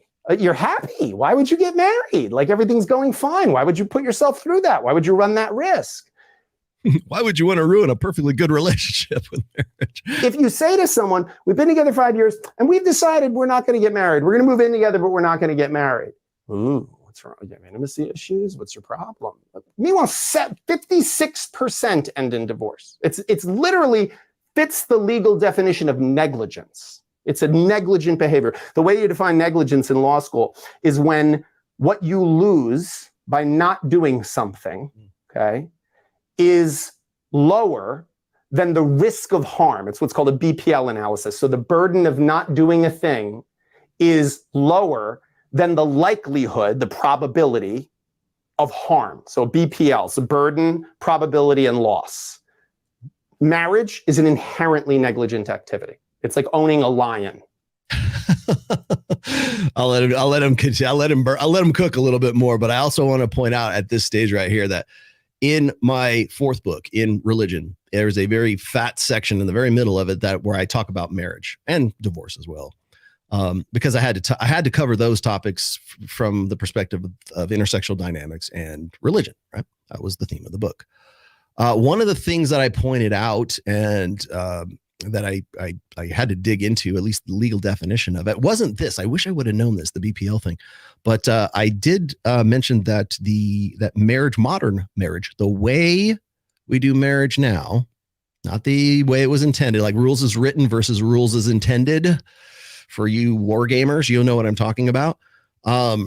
Rules as intended, but as written is different. But the idea is that that marriage, modern marriage, is an unconscionable contract. And I mentioned this. I tried to. It was escaping me at the time, but I also made comparisons to the coverture laws of I want to say it was like the mid 1800s or something like that. And you will hear women, even to this day, spout off this lie, the same lie that they have been for a long time, which is women weren't allowed to own property or money or businesses or anything. They were just like the indentured servants and blah, blah, blah. And the answer to that is you're full of shit. They actually were allowed. Women were allowed to own land. They were allowed to inherit companies. They were allowed to do things. They just simply were not allowed to do them while they were married. Why is that? Because when, at least the laws at the time at that stage, when they were married, the husband took all responsibility, financial and otherwise, for that woman. So not only was he responsible for, putting a roof over the head of his kids and to make sure that his wife was taken care of and not to abuse her and to have her well-being and have her, her best interests in mind all the time. That was his responsibility. And in order to affect that, any business, any money, any land that woman had prior to becoming marriage becomes the property of the husband. That's the coverture law. So the coverture law was anything that is like a business that was, if daddy was rich and he had a business and he left it to, Precious, she could run it and she could own it. But she couldn't only own it so long as she wasn't married. And they thought, well, this is horrible, patriarchal, tyrannical oppression. It's like, no, it's because if she made bad business decisions, if she took the company and it went belly up and it went bankrupt as a result of her actions of running it while she was married to the husband is the one who is responsible for that bankruptcy, not her. And that was the thinking of the time. Also, if they had children and the children were criminals, the husband, the man, the father was responsible for those children. That's even to this day. When we see a child commit a criminal act, the first thing we say is, where's the father? Because we think it's the father's fault that he wasn't responsible for corralling that kid or teaching that kid not to be a criminal. If the woman was a criminal, if the mother, the wife is engaged in a criminal act, that was the husband who was responsible for the woman's actions. That was the law of the land. Those are the coverture laws. But the same holds true for women then as it does for men today, meaning that under the coverture laws, women had more power, more direct power to exercise over the direction of their lives if they weren't married than they did when they were married. So you could keep the business, you could keep the land, you could keep daddy's money, but you couldn't get married because the husband would take over. Same thing applies now. A man, you want to know why Rollo keeps saying, it's an all downside risk for men? Yes, because it's the same thing. We just don't call it coverture anymore. Men have more control and more direct influence over their own lives, can do more outside of marriage than they can inside of marriage, because we have lifetime alimony, because we have, what did he just say? 53% or 56% divorce rate, because, he's about to explain what the mutual assets and stuff like that, because of the BPL thing that he's talking about. Men have more control over their lives outside of marriage than inside of marriage.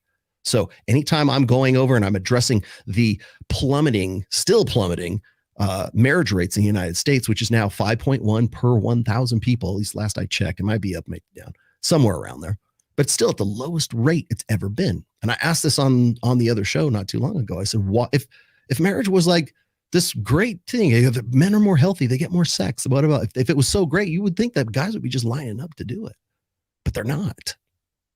I mean, I'm glad my daughter's married, and I'm happy with who she married. Don't get me wrong. From a personal standpoint, I think marriage is great.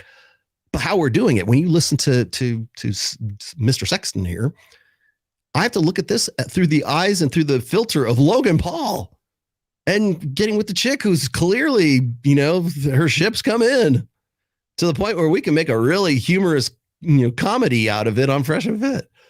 So that's the difference between, like, when I talked about this, it wasn't about the BPL because I didn't know what that was at the time, but I do know what coverture laws are, and it's very similar to what he's talking about. And then it goes back to the unconscionable contract. What is an unconscionable contract? It is, I don't pull this out of my ass. This is actually a legal definition, which is, it is a contract that is so one-sided that no one in their right mind would agree to it. And when you put it in those terms, especially if you're like ego invested in your religion and family building and let's save the West, I'm great. I want you to do that. Can we just look at marriage and reform marriage first before we start talking about that? Can we acknowledge that patriarchy is actually a more balanced system than gynocentrism? Because it implies that men have a responsibility, but it gives them a commensurate authority over the family. Remember those vows from the black couple that were getting married, and she's like, she balked when he said obey. And he said, oh yeah, you're going to have to, and you also for richer, for poorer, right? You can't be no broke dude. Can't be broke. We talked about that in counseling. Ha ha ha. A cue laugh track. Think about that while you're listening to Dr. or Mr. Sexton here. I don't know if he's a doctor, attorney, Esquire. Listen to what he's saying about divorce and then put that into the context of the red pill, right? What did we just talk about? What did we just see happen between Logan Paul, who's like obliviously walking into all this stuff, and then, or maybe not so, who knows, but is walking into it. And then you've got the black couple who are getting married, and it's like an episode of Steve Harvey. It's only funny up until the point where you're sitting at the divorce table and you're trying to negotiate terms. That's I am 100% on board with marriage. I think it's the greatest institution in the world. I just can't get behind it the way we do it now. And James Sexton here is a great example of why. Like the likelihood of someone getting hurt seriously by this is very, very high. No one ever says it to you. Because why? Because, and I would say something, I've been doing this for over 20 years, and I still get misty-eyed at weddings. Like I still really, there's something in me that goes like, maybe it'll work out for these two. You still believe in love? Sweet. I absolutely believe in love. I think love is wonderful. But love and marriage have very little to do with each other. I don't think there's much of a correlation there. And I think that's where we got off track. Like I believe in pair bonds. I don't think I can learn everything I need to know about myself from myself. I think having someone around me who sees my blind spots, and that doesn't have to be a romantic partner. That could be a friend. That could be any number of things. But there is something wonderful about romantic connection. We know that. I mean, the other statistic is 56% of marriages end in divorce, but 84% of people who get divorced are remarried within 5 years of their divorce. Really? And primarily it's guys. Men remarry more often than women do. And see, this is why I love this guy too, because it's like he understands the want for this, the want for a formalization between like a man and a woman, and have like, again, I think fucking pair bonding and monogamy is great. I've been married for 27 years. I love my wife. Like you guys would not even, you guys would call me this like worthless simp if you knew just how much I like really love my wife, and I really love my daughter, and I really love my dogs. And it's like, oh, you're the rational male. You shouldn't have any emotions at all. Nah, fuck off, dude. I have lots of emotions. And I think there's still that desire to want to have that perfect marriage. I want a woman who wants me for me, right? I think that's the hardest part of the red pill, really, is understanding that it's like the red pill is not intended so that you will hate women. It's so you won't hate women for what they can't be to you. And I don't know how else to like how many ways I have to say that, but that's really what the red pill, the praxeology of the red pill is really about. But the thing is it rubs people the wrong way because they have such a belief set that's so ingrained that if they hear anything that's anti, women, or it's not even anti-women, it's just like, be cautious. Here's what could happen. Oh, who hurt you? Like that's the grist for the mill for these guys. Think about that. So now you've done it and failed and felt the pain of the loss, and within 5 years, 84% are remarried. So when you fall in love, and you're with a partner who's in love with you, sure. It's like hard to put the brakes on and say, you know what, that's as far as I'm going to go. Well, I think whoever discovered water, it wasn't a fish, and I think when we're in a thing, we don't see it, and so. I mean, and this is true of any of us. There must be some endorphins, something's being released in our brains. Listen, you want to test that theory. The next time you're out with a couple who've been together for a while, and it like seems like they maybe got in a fight, or they're just like kind of being, impatient with each other at the table. When you go like a group thing, just say to them, "So tell me about how you met. Tell me the story of how you met," and everything on them changes. Like they go back to that place. And there's this like, oh yeah, and she was this. Because for that second, you go back to that place. Like you can go, someone with a horrible divorce, if you could get them to go to that place and talk to you about that time. Like I would tell you something, when I was a kid, like every kid, you have the fantasy of like, if you were invisible, what would you do? You'd go to the girls' locker room, whatever. I have this fantasy that if I could be invisible, I have about 8 clients that I'd like to sneak into their house and find their wedding album. Like I know it's in the attic somewhere or something, because I would love to see what it looked like when these people loved each other, because they are weaponized against each other now. And we are trying to kill each other, and we're taking every secret, every intimacy, everything. And we're just, at their ugliest. At their ugliest, at their worst. And there's something in me that just the thought that like, you guys at some point you were like, there's 7.3 billion people in the world and you're the one. Like you're the one I just want to be with and smell and touch, and like that feeling. We all know that feeling of like just the electricity of another person, you know? And I think I'm a romantic at heart in the sense that I really get it. Like I really get why we do this. I felt it, I know it, I understand it. And by the way, I just want to point out here that James has been divorced himself before. I don't know if he's married right now. Let me throw this on there because I'm watching the chat a little bit as I'm doing this. And this was from my 4th book. It's the Marriages. Thanks, Sammy, for this. Marriage today is an unconscionable contract that no sane man would ever enter into if the terms were offered to him by a potential business partner in any endeavor other than marriage. That's the one part where we will sort of throw caution to the wind because, well, exactly what James Sexton is just talking about right here. It's those feelings. Hell, man, I understand it, dude. I love my wife. I still do today. I can't wait to get back to Tahoe. Yeah, I mean, and that's the problem. You want to know the biggest problem I have with marriages is it's the contractual nature of it today in the 21st century, which is the legacy of the 20th century, I guess. But the contractual nature of it weaponizes, like he was saying, or it exploits that idealistic nature of love that men have. So I have said this on several occasions. You can go find this in my certainly the first 3 books. I've mentioned this too many times to count, but men are the natural romantics. We're the ones who come up with the ideas. We're the idealists when it comes to marriage because we want to believe, most guys anyways, particularly 80%ers, like the more blue pill beta guys, they want to believe that love should exist for the sake of love. Meanwhile, you got Logan Paul's new wife who's been turning it out with God knows how many guys. And now suddenly this is the real thing. This is the real one. Or you get the black couple that were getting married there. And it's like, even in the midst of the wedding, she can't say obey. She can't. And by the way, she can't let go of the fact that, hey, I'll marry you, but you got to stay on top of your game and you got to make a lot of money. That's transactional. That guy will never know validational sex with his own wife for the rest of his life. That's the guy who later on for 6 years is going to go get hand jobs down at the, Asian massage parlor, right? That's where it goes. And the burden, the onus is on the guy, because the minute that guy falters, the minute that guy says, you know what, maybe a hand job isn't so bad. That's the ethical way to do this, right? Because I'm not hurting anybody. Just want to go feel something for once, right? That guy gets taken to the cleaner, unless he's got a really great lawyer, right? Because we frown on it. What are you doing? You're going and seeing prostitutes. You would be a bad parent.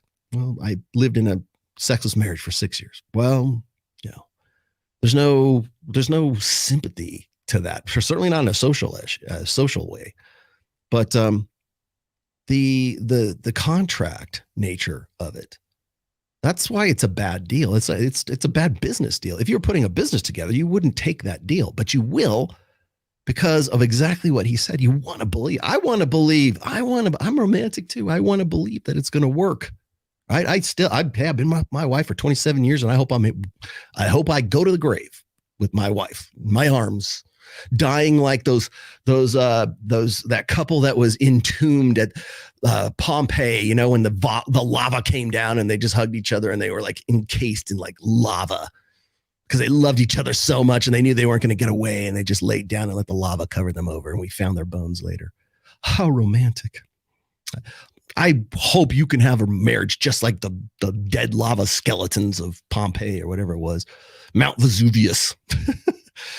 But yeah, I mean the want for it. I think that's what's so kind of, I don't want to say it's sinister, but you know, it's this want to contractualize that desire that men have, right? They want that. I would say most like marriages, caution is thrown to the wind because the guy believes in that idealistic nature of love and marriage, or maybe he's got religious, you know, you mix some religion in there too. Women, on the other hand, are the pragmatists pretending to be the romantics. Men are the romantics pretending to be the pragmatists when it comes to this. Because you want to know why I have to keep repeating the fact that the red pill doesn't exist so you will hate women? It exists so you won't hate women for what they can never be to you. This is the crux of that argument right there. Men are the idealists. They believe that women can be something that they can never be for them.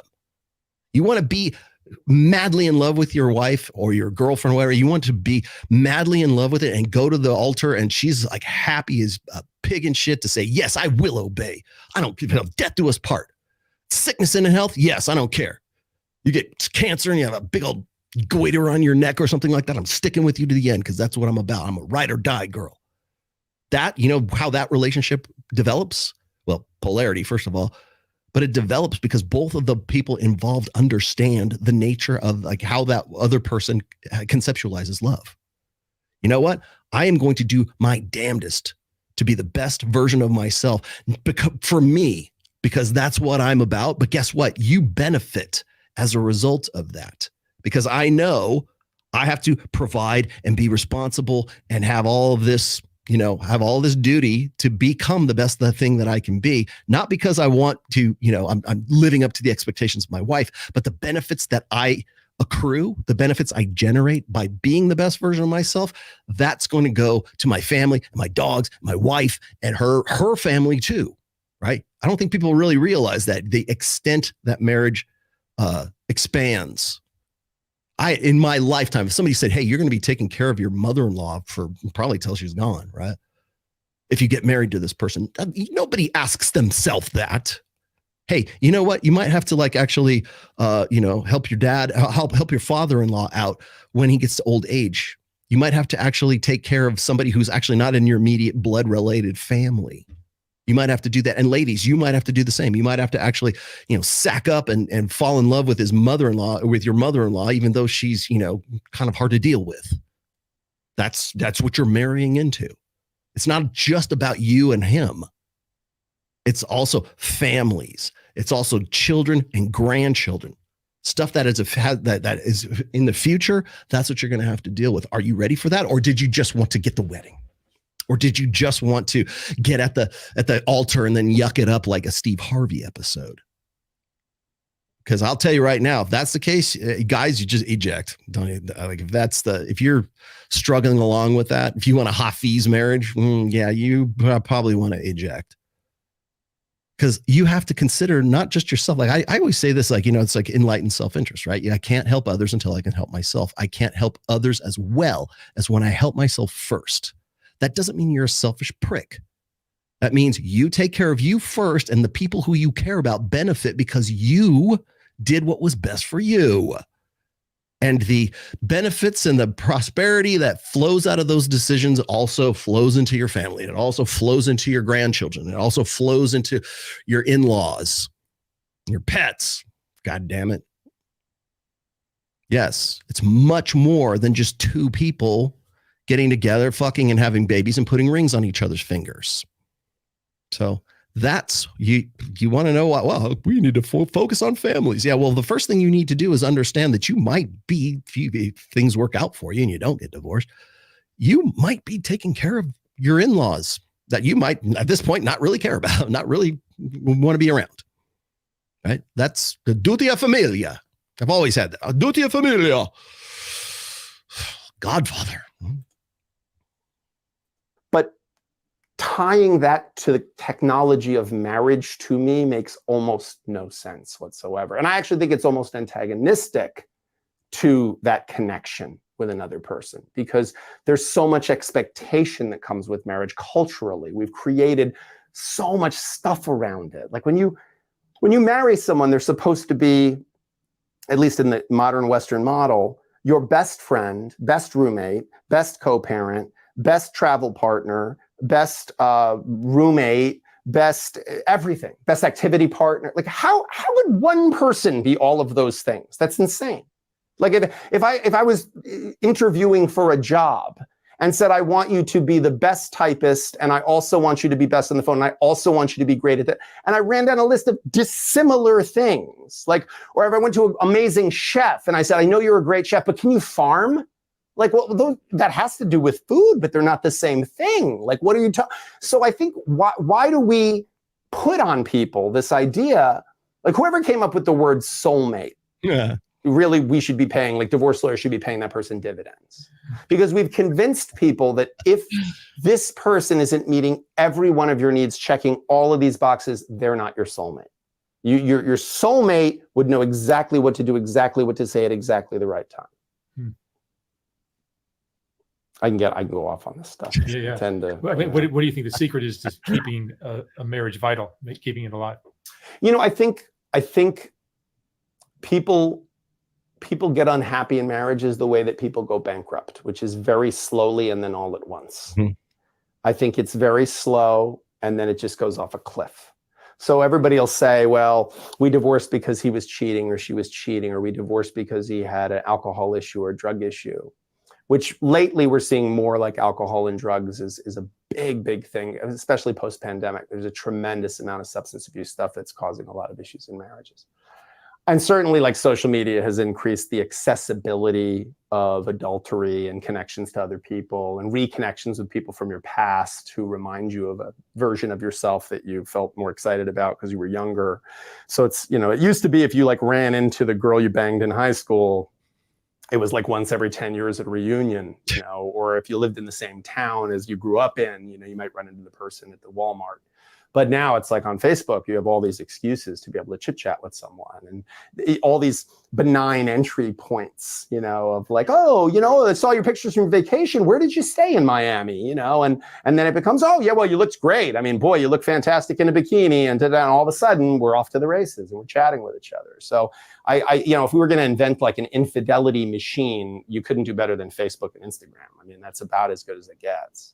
But I genuinely think that the secret to staying happy in a marriage is probably the same secret to maintaining a healthy weight. You know, don't wait till you get super fat and then try to lose the weight. Don't wait until you get really sick. Like my sister is a dentist. And she always says, if you have a toothache, there's nothing I can do really. Like I can pull the tooth, I can give you a root canal, but like I can prevent you from getting a toothache. If you just come see me regularly and you just floss and you just brush your teeth, you'll never get a toothache. By the time your tooth hurts, something is already seriously wrong. By the time you're in a divorce lawyer's office, you're fucked. The whole thing's fucked at that point. Like you'd be better off just, you know, figuring out the preventative maintenance, right? Like change the oil in your car. Like, so what I try to, if you reverse engineer divorce, like most people, the marriage killer, you know, the cheating or the gambling or the whatever, that's the symptom. Like the problem is these little disconnections, you know. One of the best stories I have is I had a client who I did her divorce, and we'd spend a lot of time together because you do, you know, when you're a divorce lawyer, you spend a lot of time with people and you get to know them very well. I mean, people will lie to their therapist. They won't lie to their divorce lawyer because A, there's no reason to, and B, you know, I need to know everything and it's all attorney-client privilege. And this woman, we were sitting outside the courtroom waiting on a break in testimony. And she was a young woman in her probably like late 30s, you know, very attractive. And we were just chit-chatting and I said to her, you know, was there a moment when you realized the marriage is over? You know, like, was there a moment? And she said, yeah. And I said, when was it? And she said, there was this granola that I like. She said, they only sold it at like this particular grocery store. And I like to put it in my yogurt. And this part before. Said he used to always, whenever I'd be running low on it, I would just open the thing one day and a new bag would be there. She's like, and she's like, it made me feel so loved. Like I didn't have to ask. He didn't want credit for it. Like he didn't go like, oh, did you see? I got your granola that you wanted. You know, like he just would do this thing, you know? And she said it was just something that like, it always made me smile. She said every time the granola was running low and there was a new bag of granola, I just felt very loved, you know? And she said one day the granola ran out. And I thought, oh, that's weird. You know, maybe he didn't see it. She's like, so I left the bag in there because I thought, well, at some point he'll notice. And he didn't notice. She goes, so I took the bag out and I waited and he didn't get a new bag. And I thought, okay, this thing's going down. And I thought to myself, wow, that's like, you know, that's such a small thing, like granola. Like you just, but these are the things, like these are the little things that make us feel loved and that are gestures of love. And when I said to her, was there anything like that for you with him? And she said, yeah, blowjobs. And I almost spit out my coffee. And she goes, no. She goes, when we were first dating and even first married, she's like, I used to give him blowjobs a lot. She's like, you know, she's like, do it in the morning, took 2 minutes. And he was like super happy the rest of the day, you know? She's like, the rest of the day, he would like call me or text me and be like, oh, that was so good this morning. You know, I had such pep in my step now. And she's like, it was just like, what did it really take out of my life to do that? You know, and it made him feel good. She's like, and then I got to a point where I was like, well, you know what? No, I'll wait. And then tonight we can have sex and we'll both enjoy that. Like, what is, I owe him a blowjob? Like, no, you know, like I don't owe him that, you know? And then she said, I got to a point where it was like, I look back and I'm like, yeah, I guess I didn't do that as often, hardly ever really, Which came first? You know, I said that to her and she said, she said, I couldn't tell you. She said, but I think it's the same thing. It's the same thing. And I do think it's the same thing. Yeah. And I'm not saying blowjobs and granola is all you need to know, but, and I'm not, by the way, I'm not saying that a blowjob is a small thing. I don't think I have any right to. I've never given one. But it seems like a phenomenal feat, and I'm grateful for everyone I've ever received. But I don't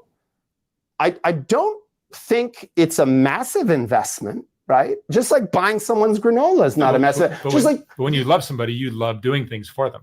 All right, I'm going to push this on a little bit here because I want to see if he's going to talk about the prenup and betting on the best parts of a person. I think that there's very little downside to that. You know, I think it would put guys like me out of business if people really leveraged that the right way. I asked you earlier if you believe in love, which you said you do. Do you believe in marriage? I mean, I believe people believe in marriage. No, but do you? Yeah. Do I believe in marriage? I don't. I don't think it's a useful technology. I understand culturally why people do it, but I don't think people should need it. I know I certainly don't need marriage. I don't think marriage... I was married. I was married before I really ever thought about what does that mean. You know, I married my college sweetheart. You know, I got married because that's what you do. You get married, you know. But I hadn't thought about it as a technology and why it's there. I didn't understand it the way I do now. You know, there's a line from a Joseph Brodsky poem that he wrote when his wife died, where he says, I wish I knew no astronomy when stars appear.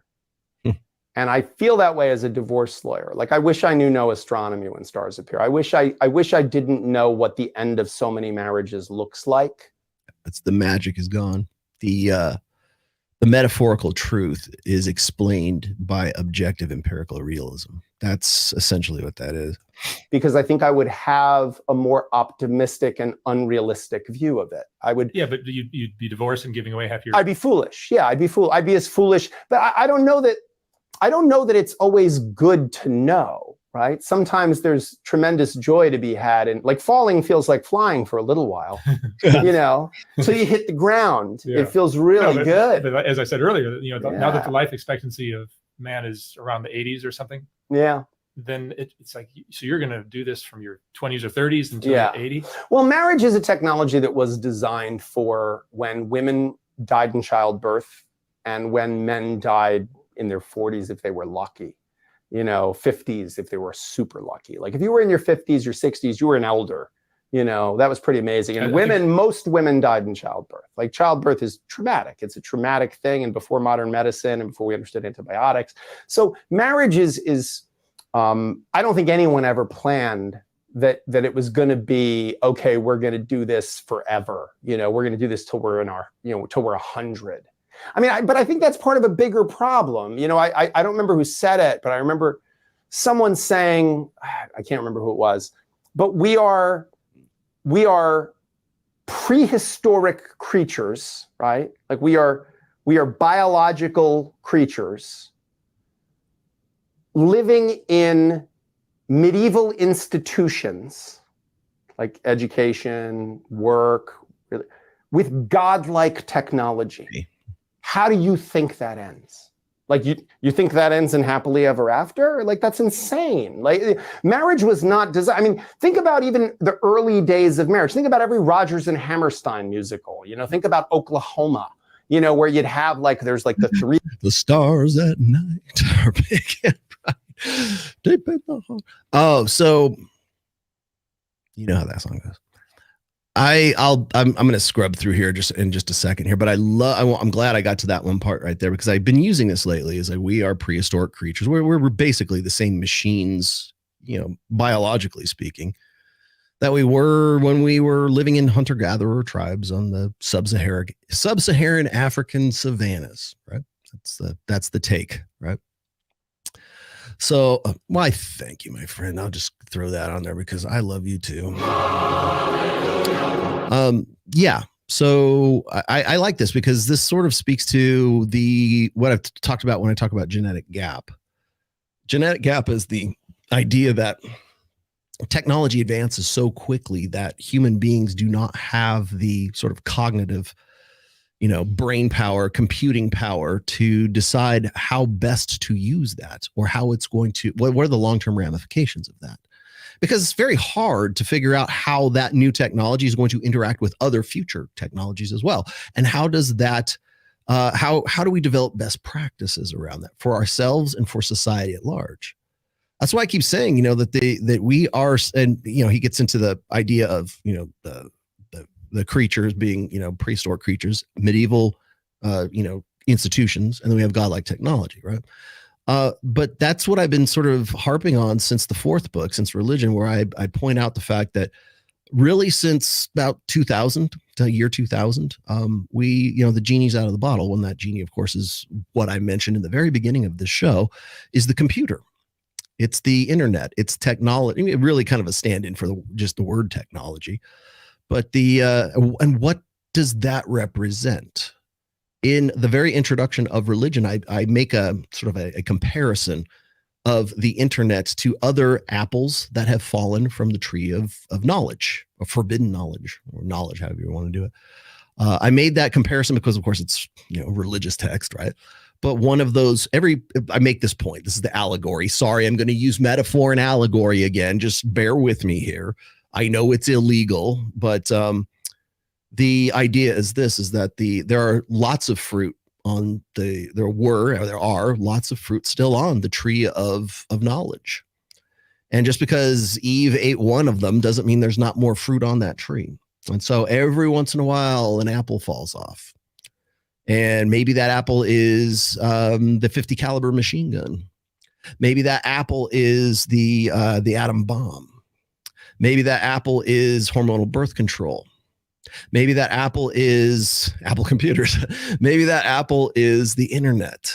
But I rewound the tape all the way back to the, the Gutenberg movable press, right? Gutenberg press, and how one simple invention, one apple to fall from the tree of knowledge was the Gutenberg press. It increased literacy rates astronomically across Western Europe as a result, because more people had access to books, more people learned to read.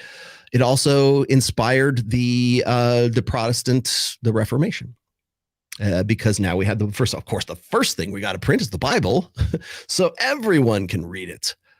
And of course, what happens then is you've got, you know, Martin Luther, and you've got all the articles nailed to the Catholic Church's door and everything else. And now you've got a war as a result of one innovation that was the Gutenberg press. So for better or for worse, it's like fire from on high. Prometheus gives fire to the humans to either cook their food and warm their homes, or to set their homes on fire and set their neighbors' homes on fire and make napalm. So you can use that information for good, or you can use it for human ill. Problem is that too many people think that the innovation and the invention is inherently evil because it was used because humans are still those same critters that they always were. And we'll use it because we're morons, or we haven't figured out, or we're not ready to process the changes that come in the wake of that tree or that apple that fell off the tree of knowledge. And really, that's what the innovation of the internet has been. That's what social media is. We still don't know how to process it. Online pornography is rampant. Of course we make that because that's what human beings want. We want to get off. We want to get our dick sucked. We want to have sex, even if it's virtual. I was asked recently, they said, Rolla, what's going to be the turning point in the West? How are we going to save the West? Don't you think that, there's going to be enough single young men and they're just going to lose their minds and these incels are going to go on this incel rampage? I go, no, they won't, because they have porn. As long as they have sedations, as long as their escape is more seductive than their shitty real lives, it's just going to keep going until something else breaks. Because of other innovations that are going to counter those innovations. Now, what's going to happen in the future? Like, I know, but probably something with AI is going to be a game changer. You'll notice that we also don't have like a male form of birth control yet. We can, arguably, we can put a man on the moon. And we did put a man on the moon. And we also have landers on Mars right now, too. We have the technology to do that. But we don't have a technology we plotted the human genome, but we can't figure out how to make a male birth control pill. Either they're unwilling or unable.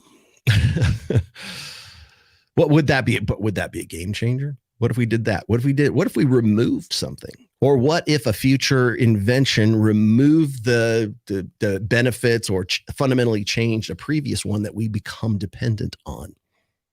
Oh, like, I don't know, like a channel, like a YouTube channel that we become dependent on to the point of hubris.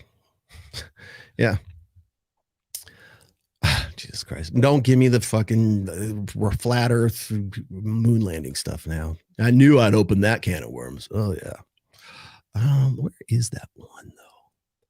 I'm going to see if I can get this up to Closure. You got to sign all these things that this is how much the interest is going to be. And this is what you get married and get a fucking pamphlet.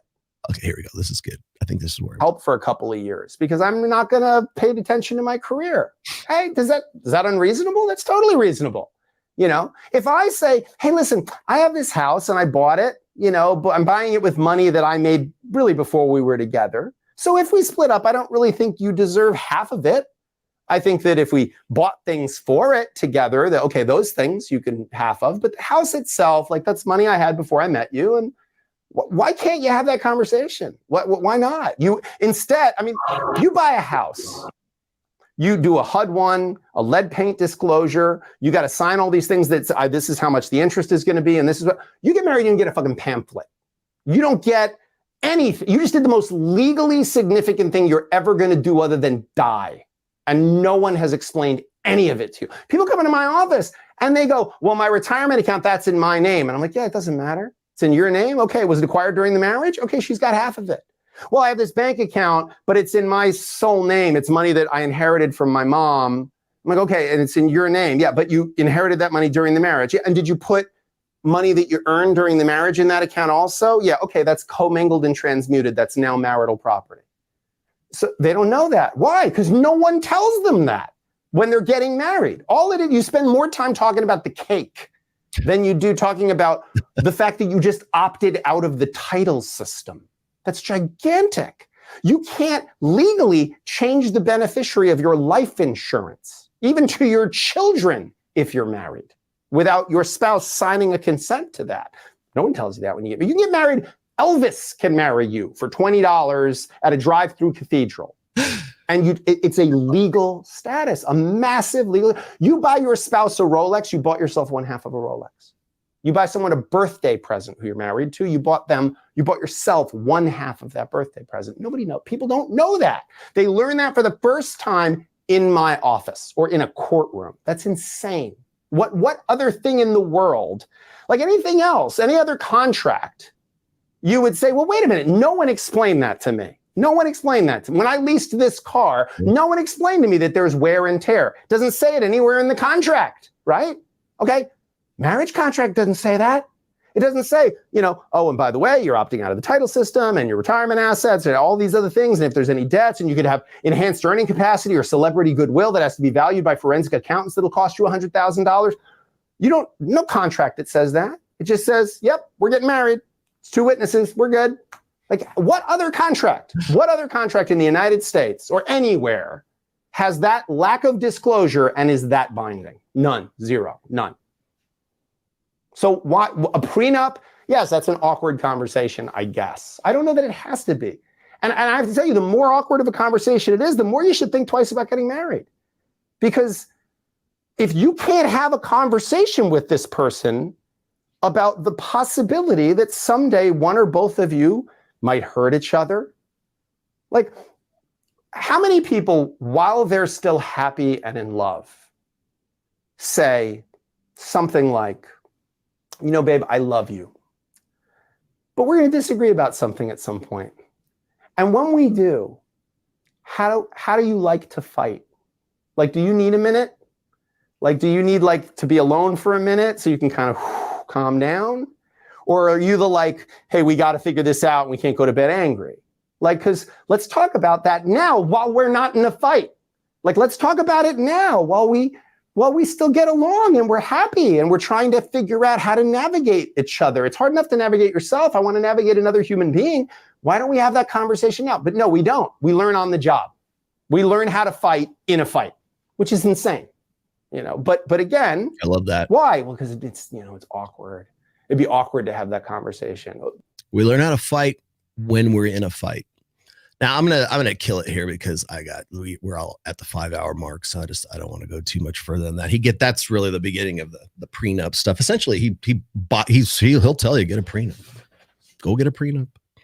But I think it's more important to hear his rationale for it. Like, you're learning how to fight when you're in the fight, and I love the specifics he gave right there about community property. If you buy a Rolex, you buy half a Rolex, right? If you inherited money during the marriage, guess what? Half of that is hers. So yeah, and he does. I'm aware of lead attorneys things. I don't know that I don't think lead attorney is specifically a divorce lawyer. He might be. I don't know what else he does. I have no idea. He's just an internet celebrity dude who came at Myron and Fresh back in the day.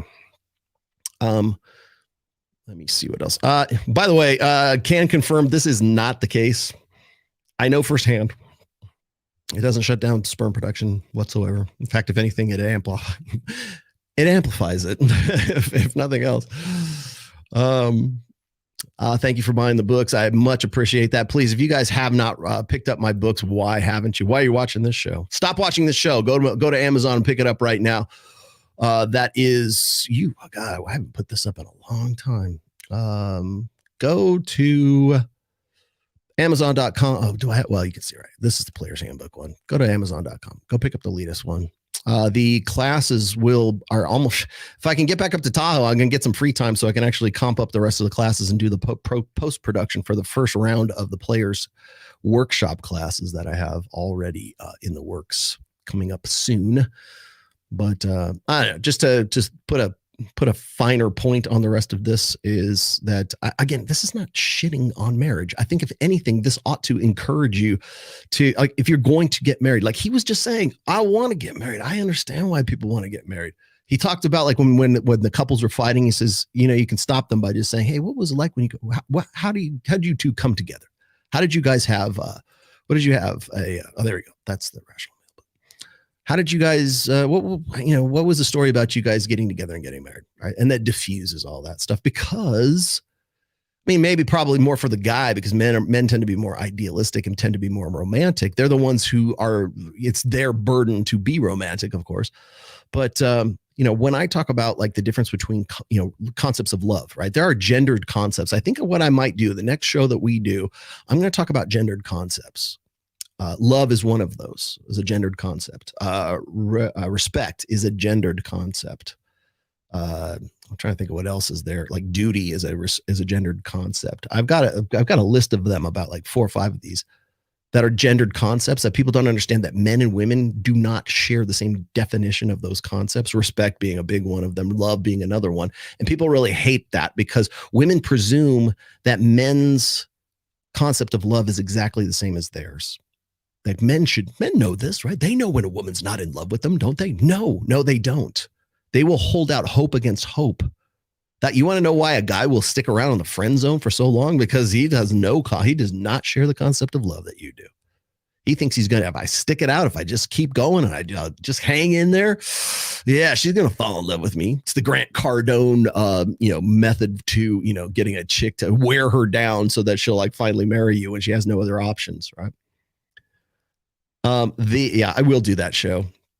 I will make that show. I promise you I will make that show. But before I go, I also want to I got some of these other ones I got to flush out of the system here. I saw lead attorney stuff. Let's see. I got to that.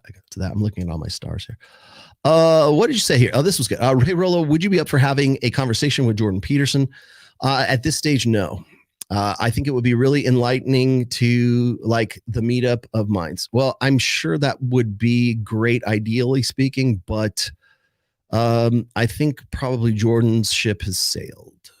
Not because, and I know these aren't actually super chats. I just starred these because I thought they were interesting. I think that ship has sailed, and I think that the Jordan Peterson of 2023 is not like, if you would have asked me that back in 2018, I'd have been all over it. But he is a product now, and that product is managed by his daughter, which is no great. It's not a secret, by the way. They both talk about this quite a bit. No, I don't know a single professional family-oriented man that lurks podcasts and social media commenting on nonsense. It's a particular group of incels, basement dwellers, and mostly red pill men. Well, Karina, let me introduce you to the single man, the first single professional family-oriented man who happens to have been married for 27 years, has a kid, and is involved in the red pill. Welcome, sister. Welcome. Would you like to know? Would you like to know more? Wait a minute. Where'd it go? There you go. Would you like to know more? Would you like to know more? Yeah. Well, questions, please. Comments. I'm here. I'm here. I'm available. Ask me. I am probably the most accessible dude in the manosphere. Easily. Maybe not so much these days because I don't trust anybody anymore, but Steve Urkel method. Yeah, you might be right. What's this? I love Rollo, but it's the ADD. He starts with a point, then goes on some tangent, and I forget what he's talking about in the end. I apologize for that. You know why? I actually don't have ADD or ADHD. I don't. I think that one of the reasons why people have a really tough time tracking with me is because I am always trying to balance the need of being comprehensive with being concise. And concise usually suffers at the need for comprehensiveness. It's just the way my brain works, at least when I'm writing. Like I talk when I'm on this show anyways. If you talk to me right now or talking to you bullshitting about like Warhammer 40,000 or playing guitar or something, I'm like completely not like that.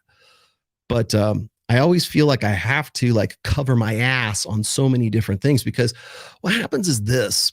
And what's this? Thank you very much. You are the truth. You can't handle the truth. No. I think that people kind of think that I might have ADHD or I'm too random, I'm scattered or whatever. I'm not really scattered, but I talk about this stuff from the perspective, like in the same way, like I would write.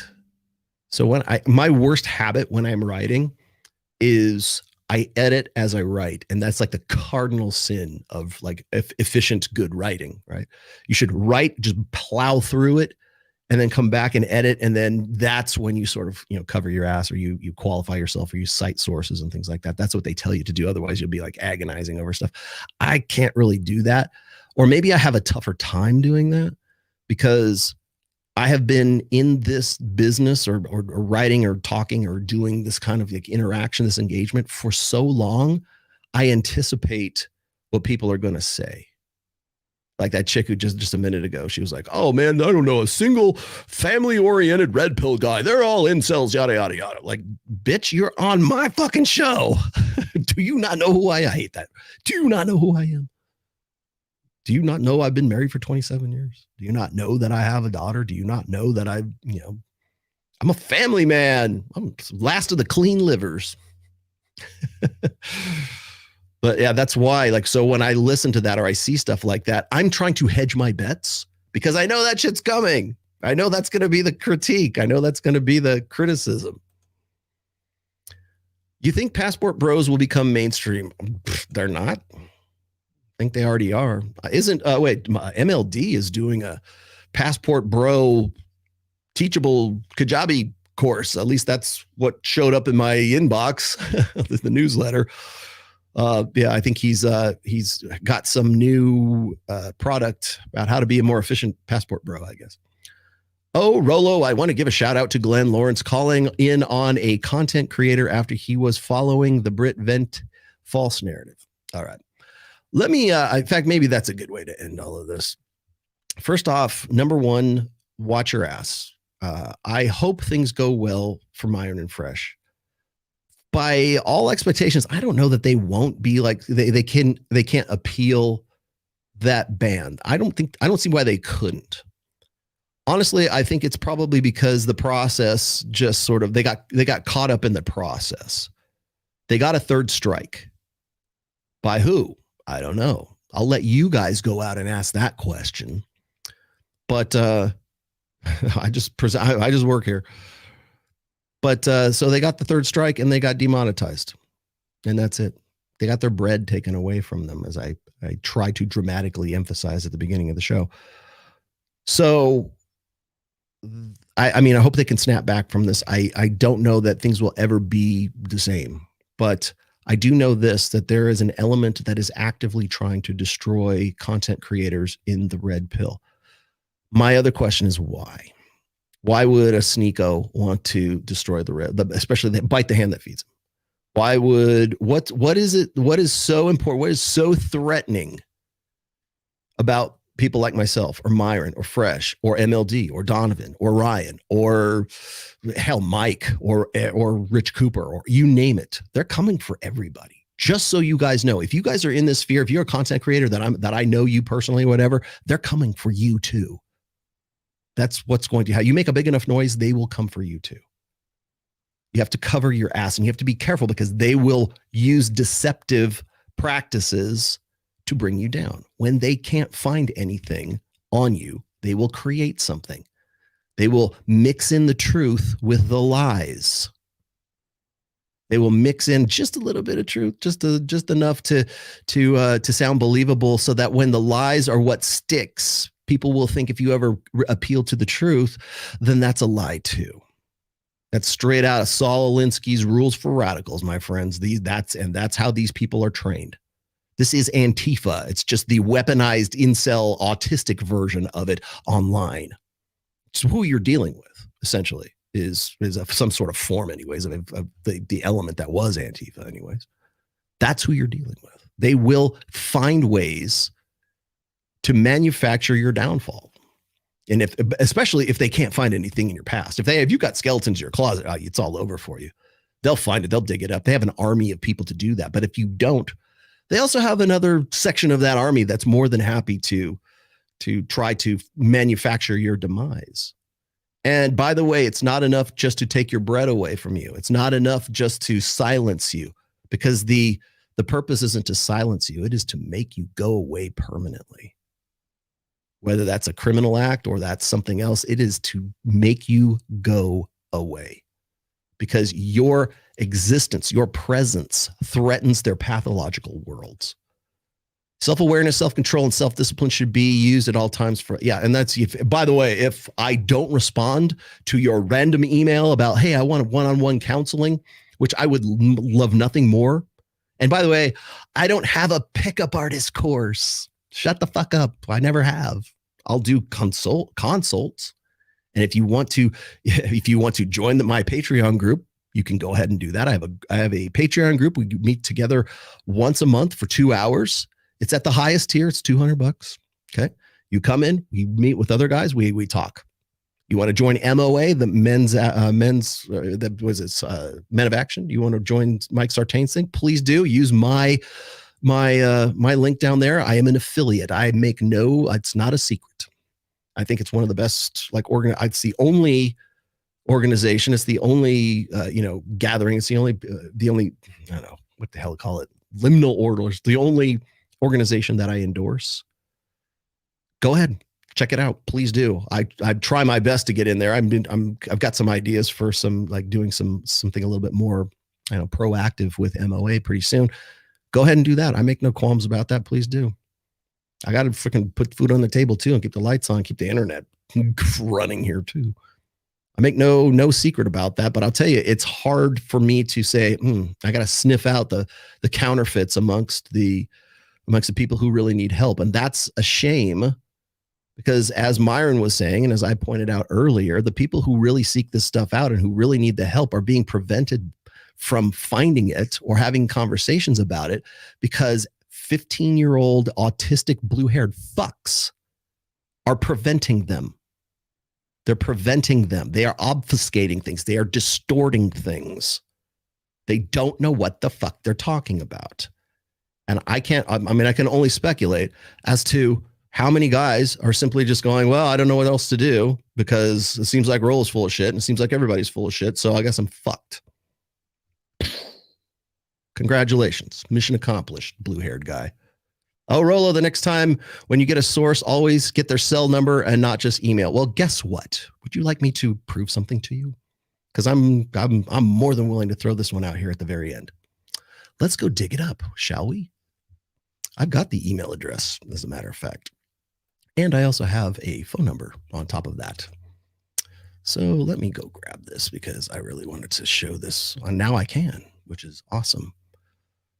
Let's see. Did I grab that whole thing? Here we go. In fact, you know what? I think I might just show this in two pieces here. 1 and 2. So in case you thought I was full of shit about Lauren Southern and the whole meeting up with her or actually having almost a year-long conversation with her ex. I have the number. I know it's really him and she knows that it's really him and I'm about to prove it to you. So I don't want to I don't want to poke the hornet's nest too much here, but I will poke it to this degree. Oops, that's not it. In fact, I'll just import it. Hang on. It's easier to import it this way.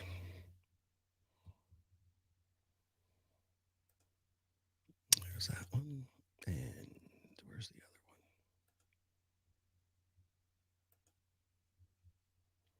other one? I made a mistake. I made a tactical error here. Well, not a tactical error. I just fucking overlooked it. But this is the protection order that I was given in a signal chat by her ex-husband, whose name is Aaron McCready. I've already put that out there, made that public.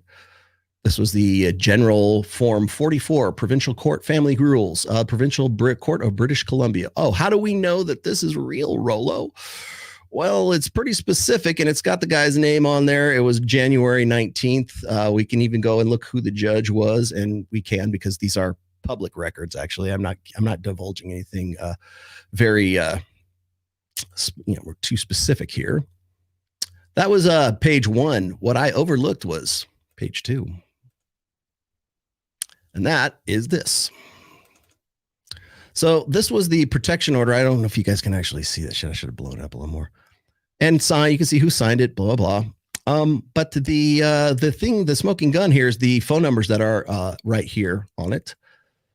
And this is public record. You can go look this up if you'd like. It is 100% validated. It is actually a real deal.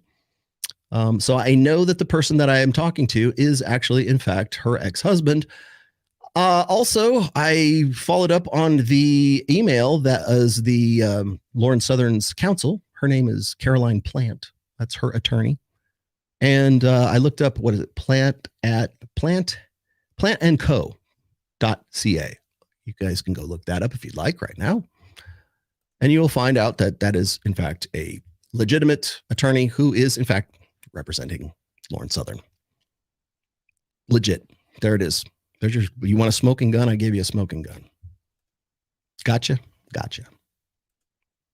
So what else do I know? What other truth gets mixed into the lies so that you won't believe what I just put on the screen? Go look it up. I have the number. We can go. I gotta be careful with this because I don't want to screw anything up for Aaron. But I have screen caps, and they are from him. And you know, I'm going. Like I said before, when I was doing the Great Southern Trend Kill episode, you understand why the bullshit was believable? Do you understand why an ultrasound, a fetal monitoring ultrasound was believable? This is why.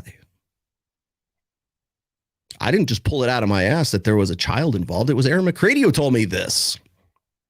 It was her ex-husband who is in some sort of child litigation with him. I don't know what the whole thing is. I was doing my damnedest to be thorough. And they knew that by baiting me in with what was actually a real PDF of a real admittance form from a real women's clinic from British Columbia, they knew damn well what they were doing. Why? Why would you want to hide that? Someone really needs to ask those questions of other individuals who were more than likely involved in the downfall of a lot of other red pill creators. You want me to go down swinging? I will. You want to go meet Jesus? I got nothing better to do. I will take you down with me, my friends. Yeah. And yes, also the rumors are true. She does have herpes. Well, at least according to my sources, or my source here anyways. So yeah, go. I got asked that question on, what was it? Was it Angry Man? And, it wasn't Hammerhead, was it? No, it was Stardust and the rest of these guys. Yeah, they asked me about that. All I can say is tell you what they told me. I have all of it. I went back through my signal logs. I probably should have done that first. But there's a reason why they did what they did. And there's a reason why, because they want to keep something quiet. And I knew something. I knew too much. So they had to manufacture something. Yeah, of course they will. And you know why? Because it's all fakes, right? Everything's a fake. It's all fakes now. Everything's fake. Anything Rolo says is just gossip, right? You keep saying gossip a lot, man. It almost seems like gossip is your sort of go-to rationale. Oh, don't listen to Rolo. It's all gossip. I know the protection order is not gossip. I know the conversations I've been having with McCready are not gossip. He's just telling me what's going on. I was trying to help him get his kid back, for fuck's sake. So let me see if I can find that really quick, because that would be a great way to end this show today. Let's see if I can find this, because I didn't have it queued up, but I think I probably should have had it queued up. That wasn't it. I think you guys need to see it. At the very least, you got to see this one last thing here. Oh yeah, Gavin McGinnis. Yeah, dude, just like stick to your Proud Boys shit, dude. You know nothing of what you're talking about. Oh, here we go. Oh, beautiful. Yeah, I did have it here. Awesome. Okay, here we go. This is it. So I'm going to leave you with just this last video here, and then we'll move on. Well, we'll be done for the day after this. I promise you. No more. I know we're well past the 5-hour mark, but I would be remiss if I did not put this on here. I can't show you just that and not tell you what the tactics are here. So, okay, here we go. You wanted it. You got it. This is from 2 years ago. God damn, dude. I wish I was in my early 20s again. This shit is crazy. No, I don't. We're past this. We've grown past this. But fuck, this is like, she's on like some Death Note level shit, dude. This must have been She might not be as fucked in the head as I am, but this would be very exciting to gather all the information, to get all of your ducks in a row, to know that you're about to fire off like 3 or 4 massive fucking lies, but you know that you have a few truths bundled with it to give it credibility. You know that the credibility of the other person is going to be destroyed, and you've gotten a whole bunch of people to corroborate your view behind the scenes with the things that are true. So it's going to make the false statement seem even more credible. There's so much work going into this. This is like the anti-Fed manifesto, but it's being prepared and launched. And it was, oh my goodness. You guys catch that? That's the MO. That's the guy you follow. Mix in a whole bunch of fucking grandiose lies in with the truth. So if there's ever any question about that truth, it always already seems like lies. Saul Alinsky would be very proud of you, my friend. He'd be very, very proud. Big ups to the people who pulled that one for me, by the way. Thank you. I know that you had to go through a backlog of 2 years of shit for that. There you go. There you go. You wanted a smoking fucking gun? There's your smoking fucking gun right there. These are the people who are actively trying to destroy Red Pill creators because it conflicts with their pathological worlds, which he's basically a copping to right there. Create a bunch of lies mixed in with truth, so that when it gets deployed, and by the way, as he said, he's got a whole network of people in the back. Trying to help him out. Somebody needs to ask this blue-haired guy what's going on with Lauren. Hold his feet to the fire, Andrew Wilson, because it can't be me anymore. I'll tell you that. I still have the screen caps from my conversations with McCready, and I'll be more than happy to give them to whoever wants to fucking see them. After this, I'm fucking done with this. But that's what he's doing. And if you work with this guy, this is what you risk by working with this guy. You risk, trust me, they will find a way to fuck you. If they can find a way to fuck you, they will find a way to fuck you. And as royal a fashion as possible. Here it is, admission. Pre-admitted it 2 years ago, for fuck's sake. So there you go. All right, guys, I'm going to get out of here. I actually am heading back to Tahoe tomorrow morning. Finally get to go see Ned, my boy. So keep that in mind, man. Yep. Don't deal with Sneeko. Don't deal with Gavin McGinnis. Don't deal with Destiny. You fuck with the devil. You will pay the price, my friend. Lord knows I've experienced it in my lifetime. So, guys, thank you very much for watching. I love you all like brothers and sisters, like my roughnecks. And I will see you guys in Thursday, I think. All right, guys. I will see you later. Much love to you, and especially to Big Mo and Icy. I will be calling you very soon. Got it? Good.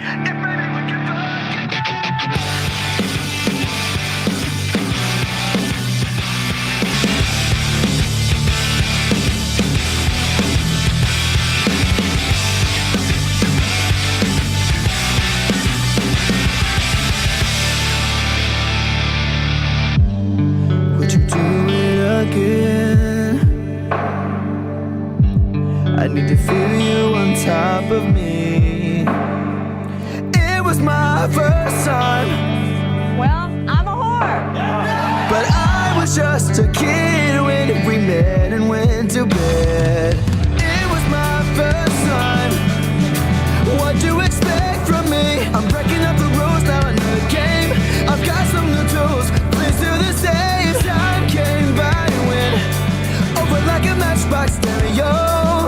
Get my thoughts now, let it go. Bound to keep me up all night. That's nasty. But maybe we can fuck again, and maybe things are different. Goddamn, baby, one more again. Won't you put it on me one more again? I need to know if maybe we can fuck again, then maybe things are different. Goddamn, baby, one more again. Maybe you could have the best in my life. Sometimes you don't get my hoes, man.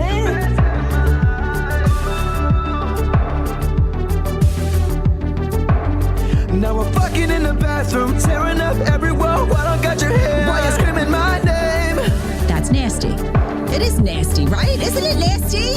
Ugh. She was swinging in the bedroom, whole time stopping and stepping with her head like she's Claudia Kelly.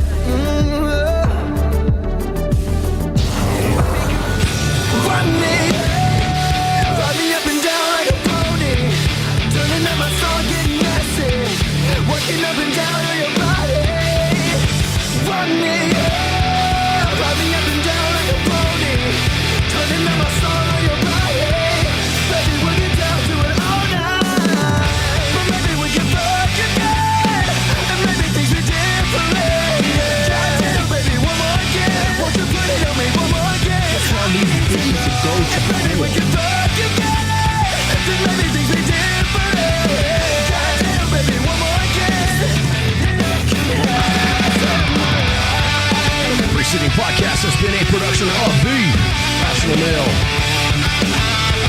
Registered trademark.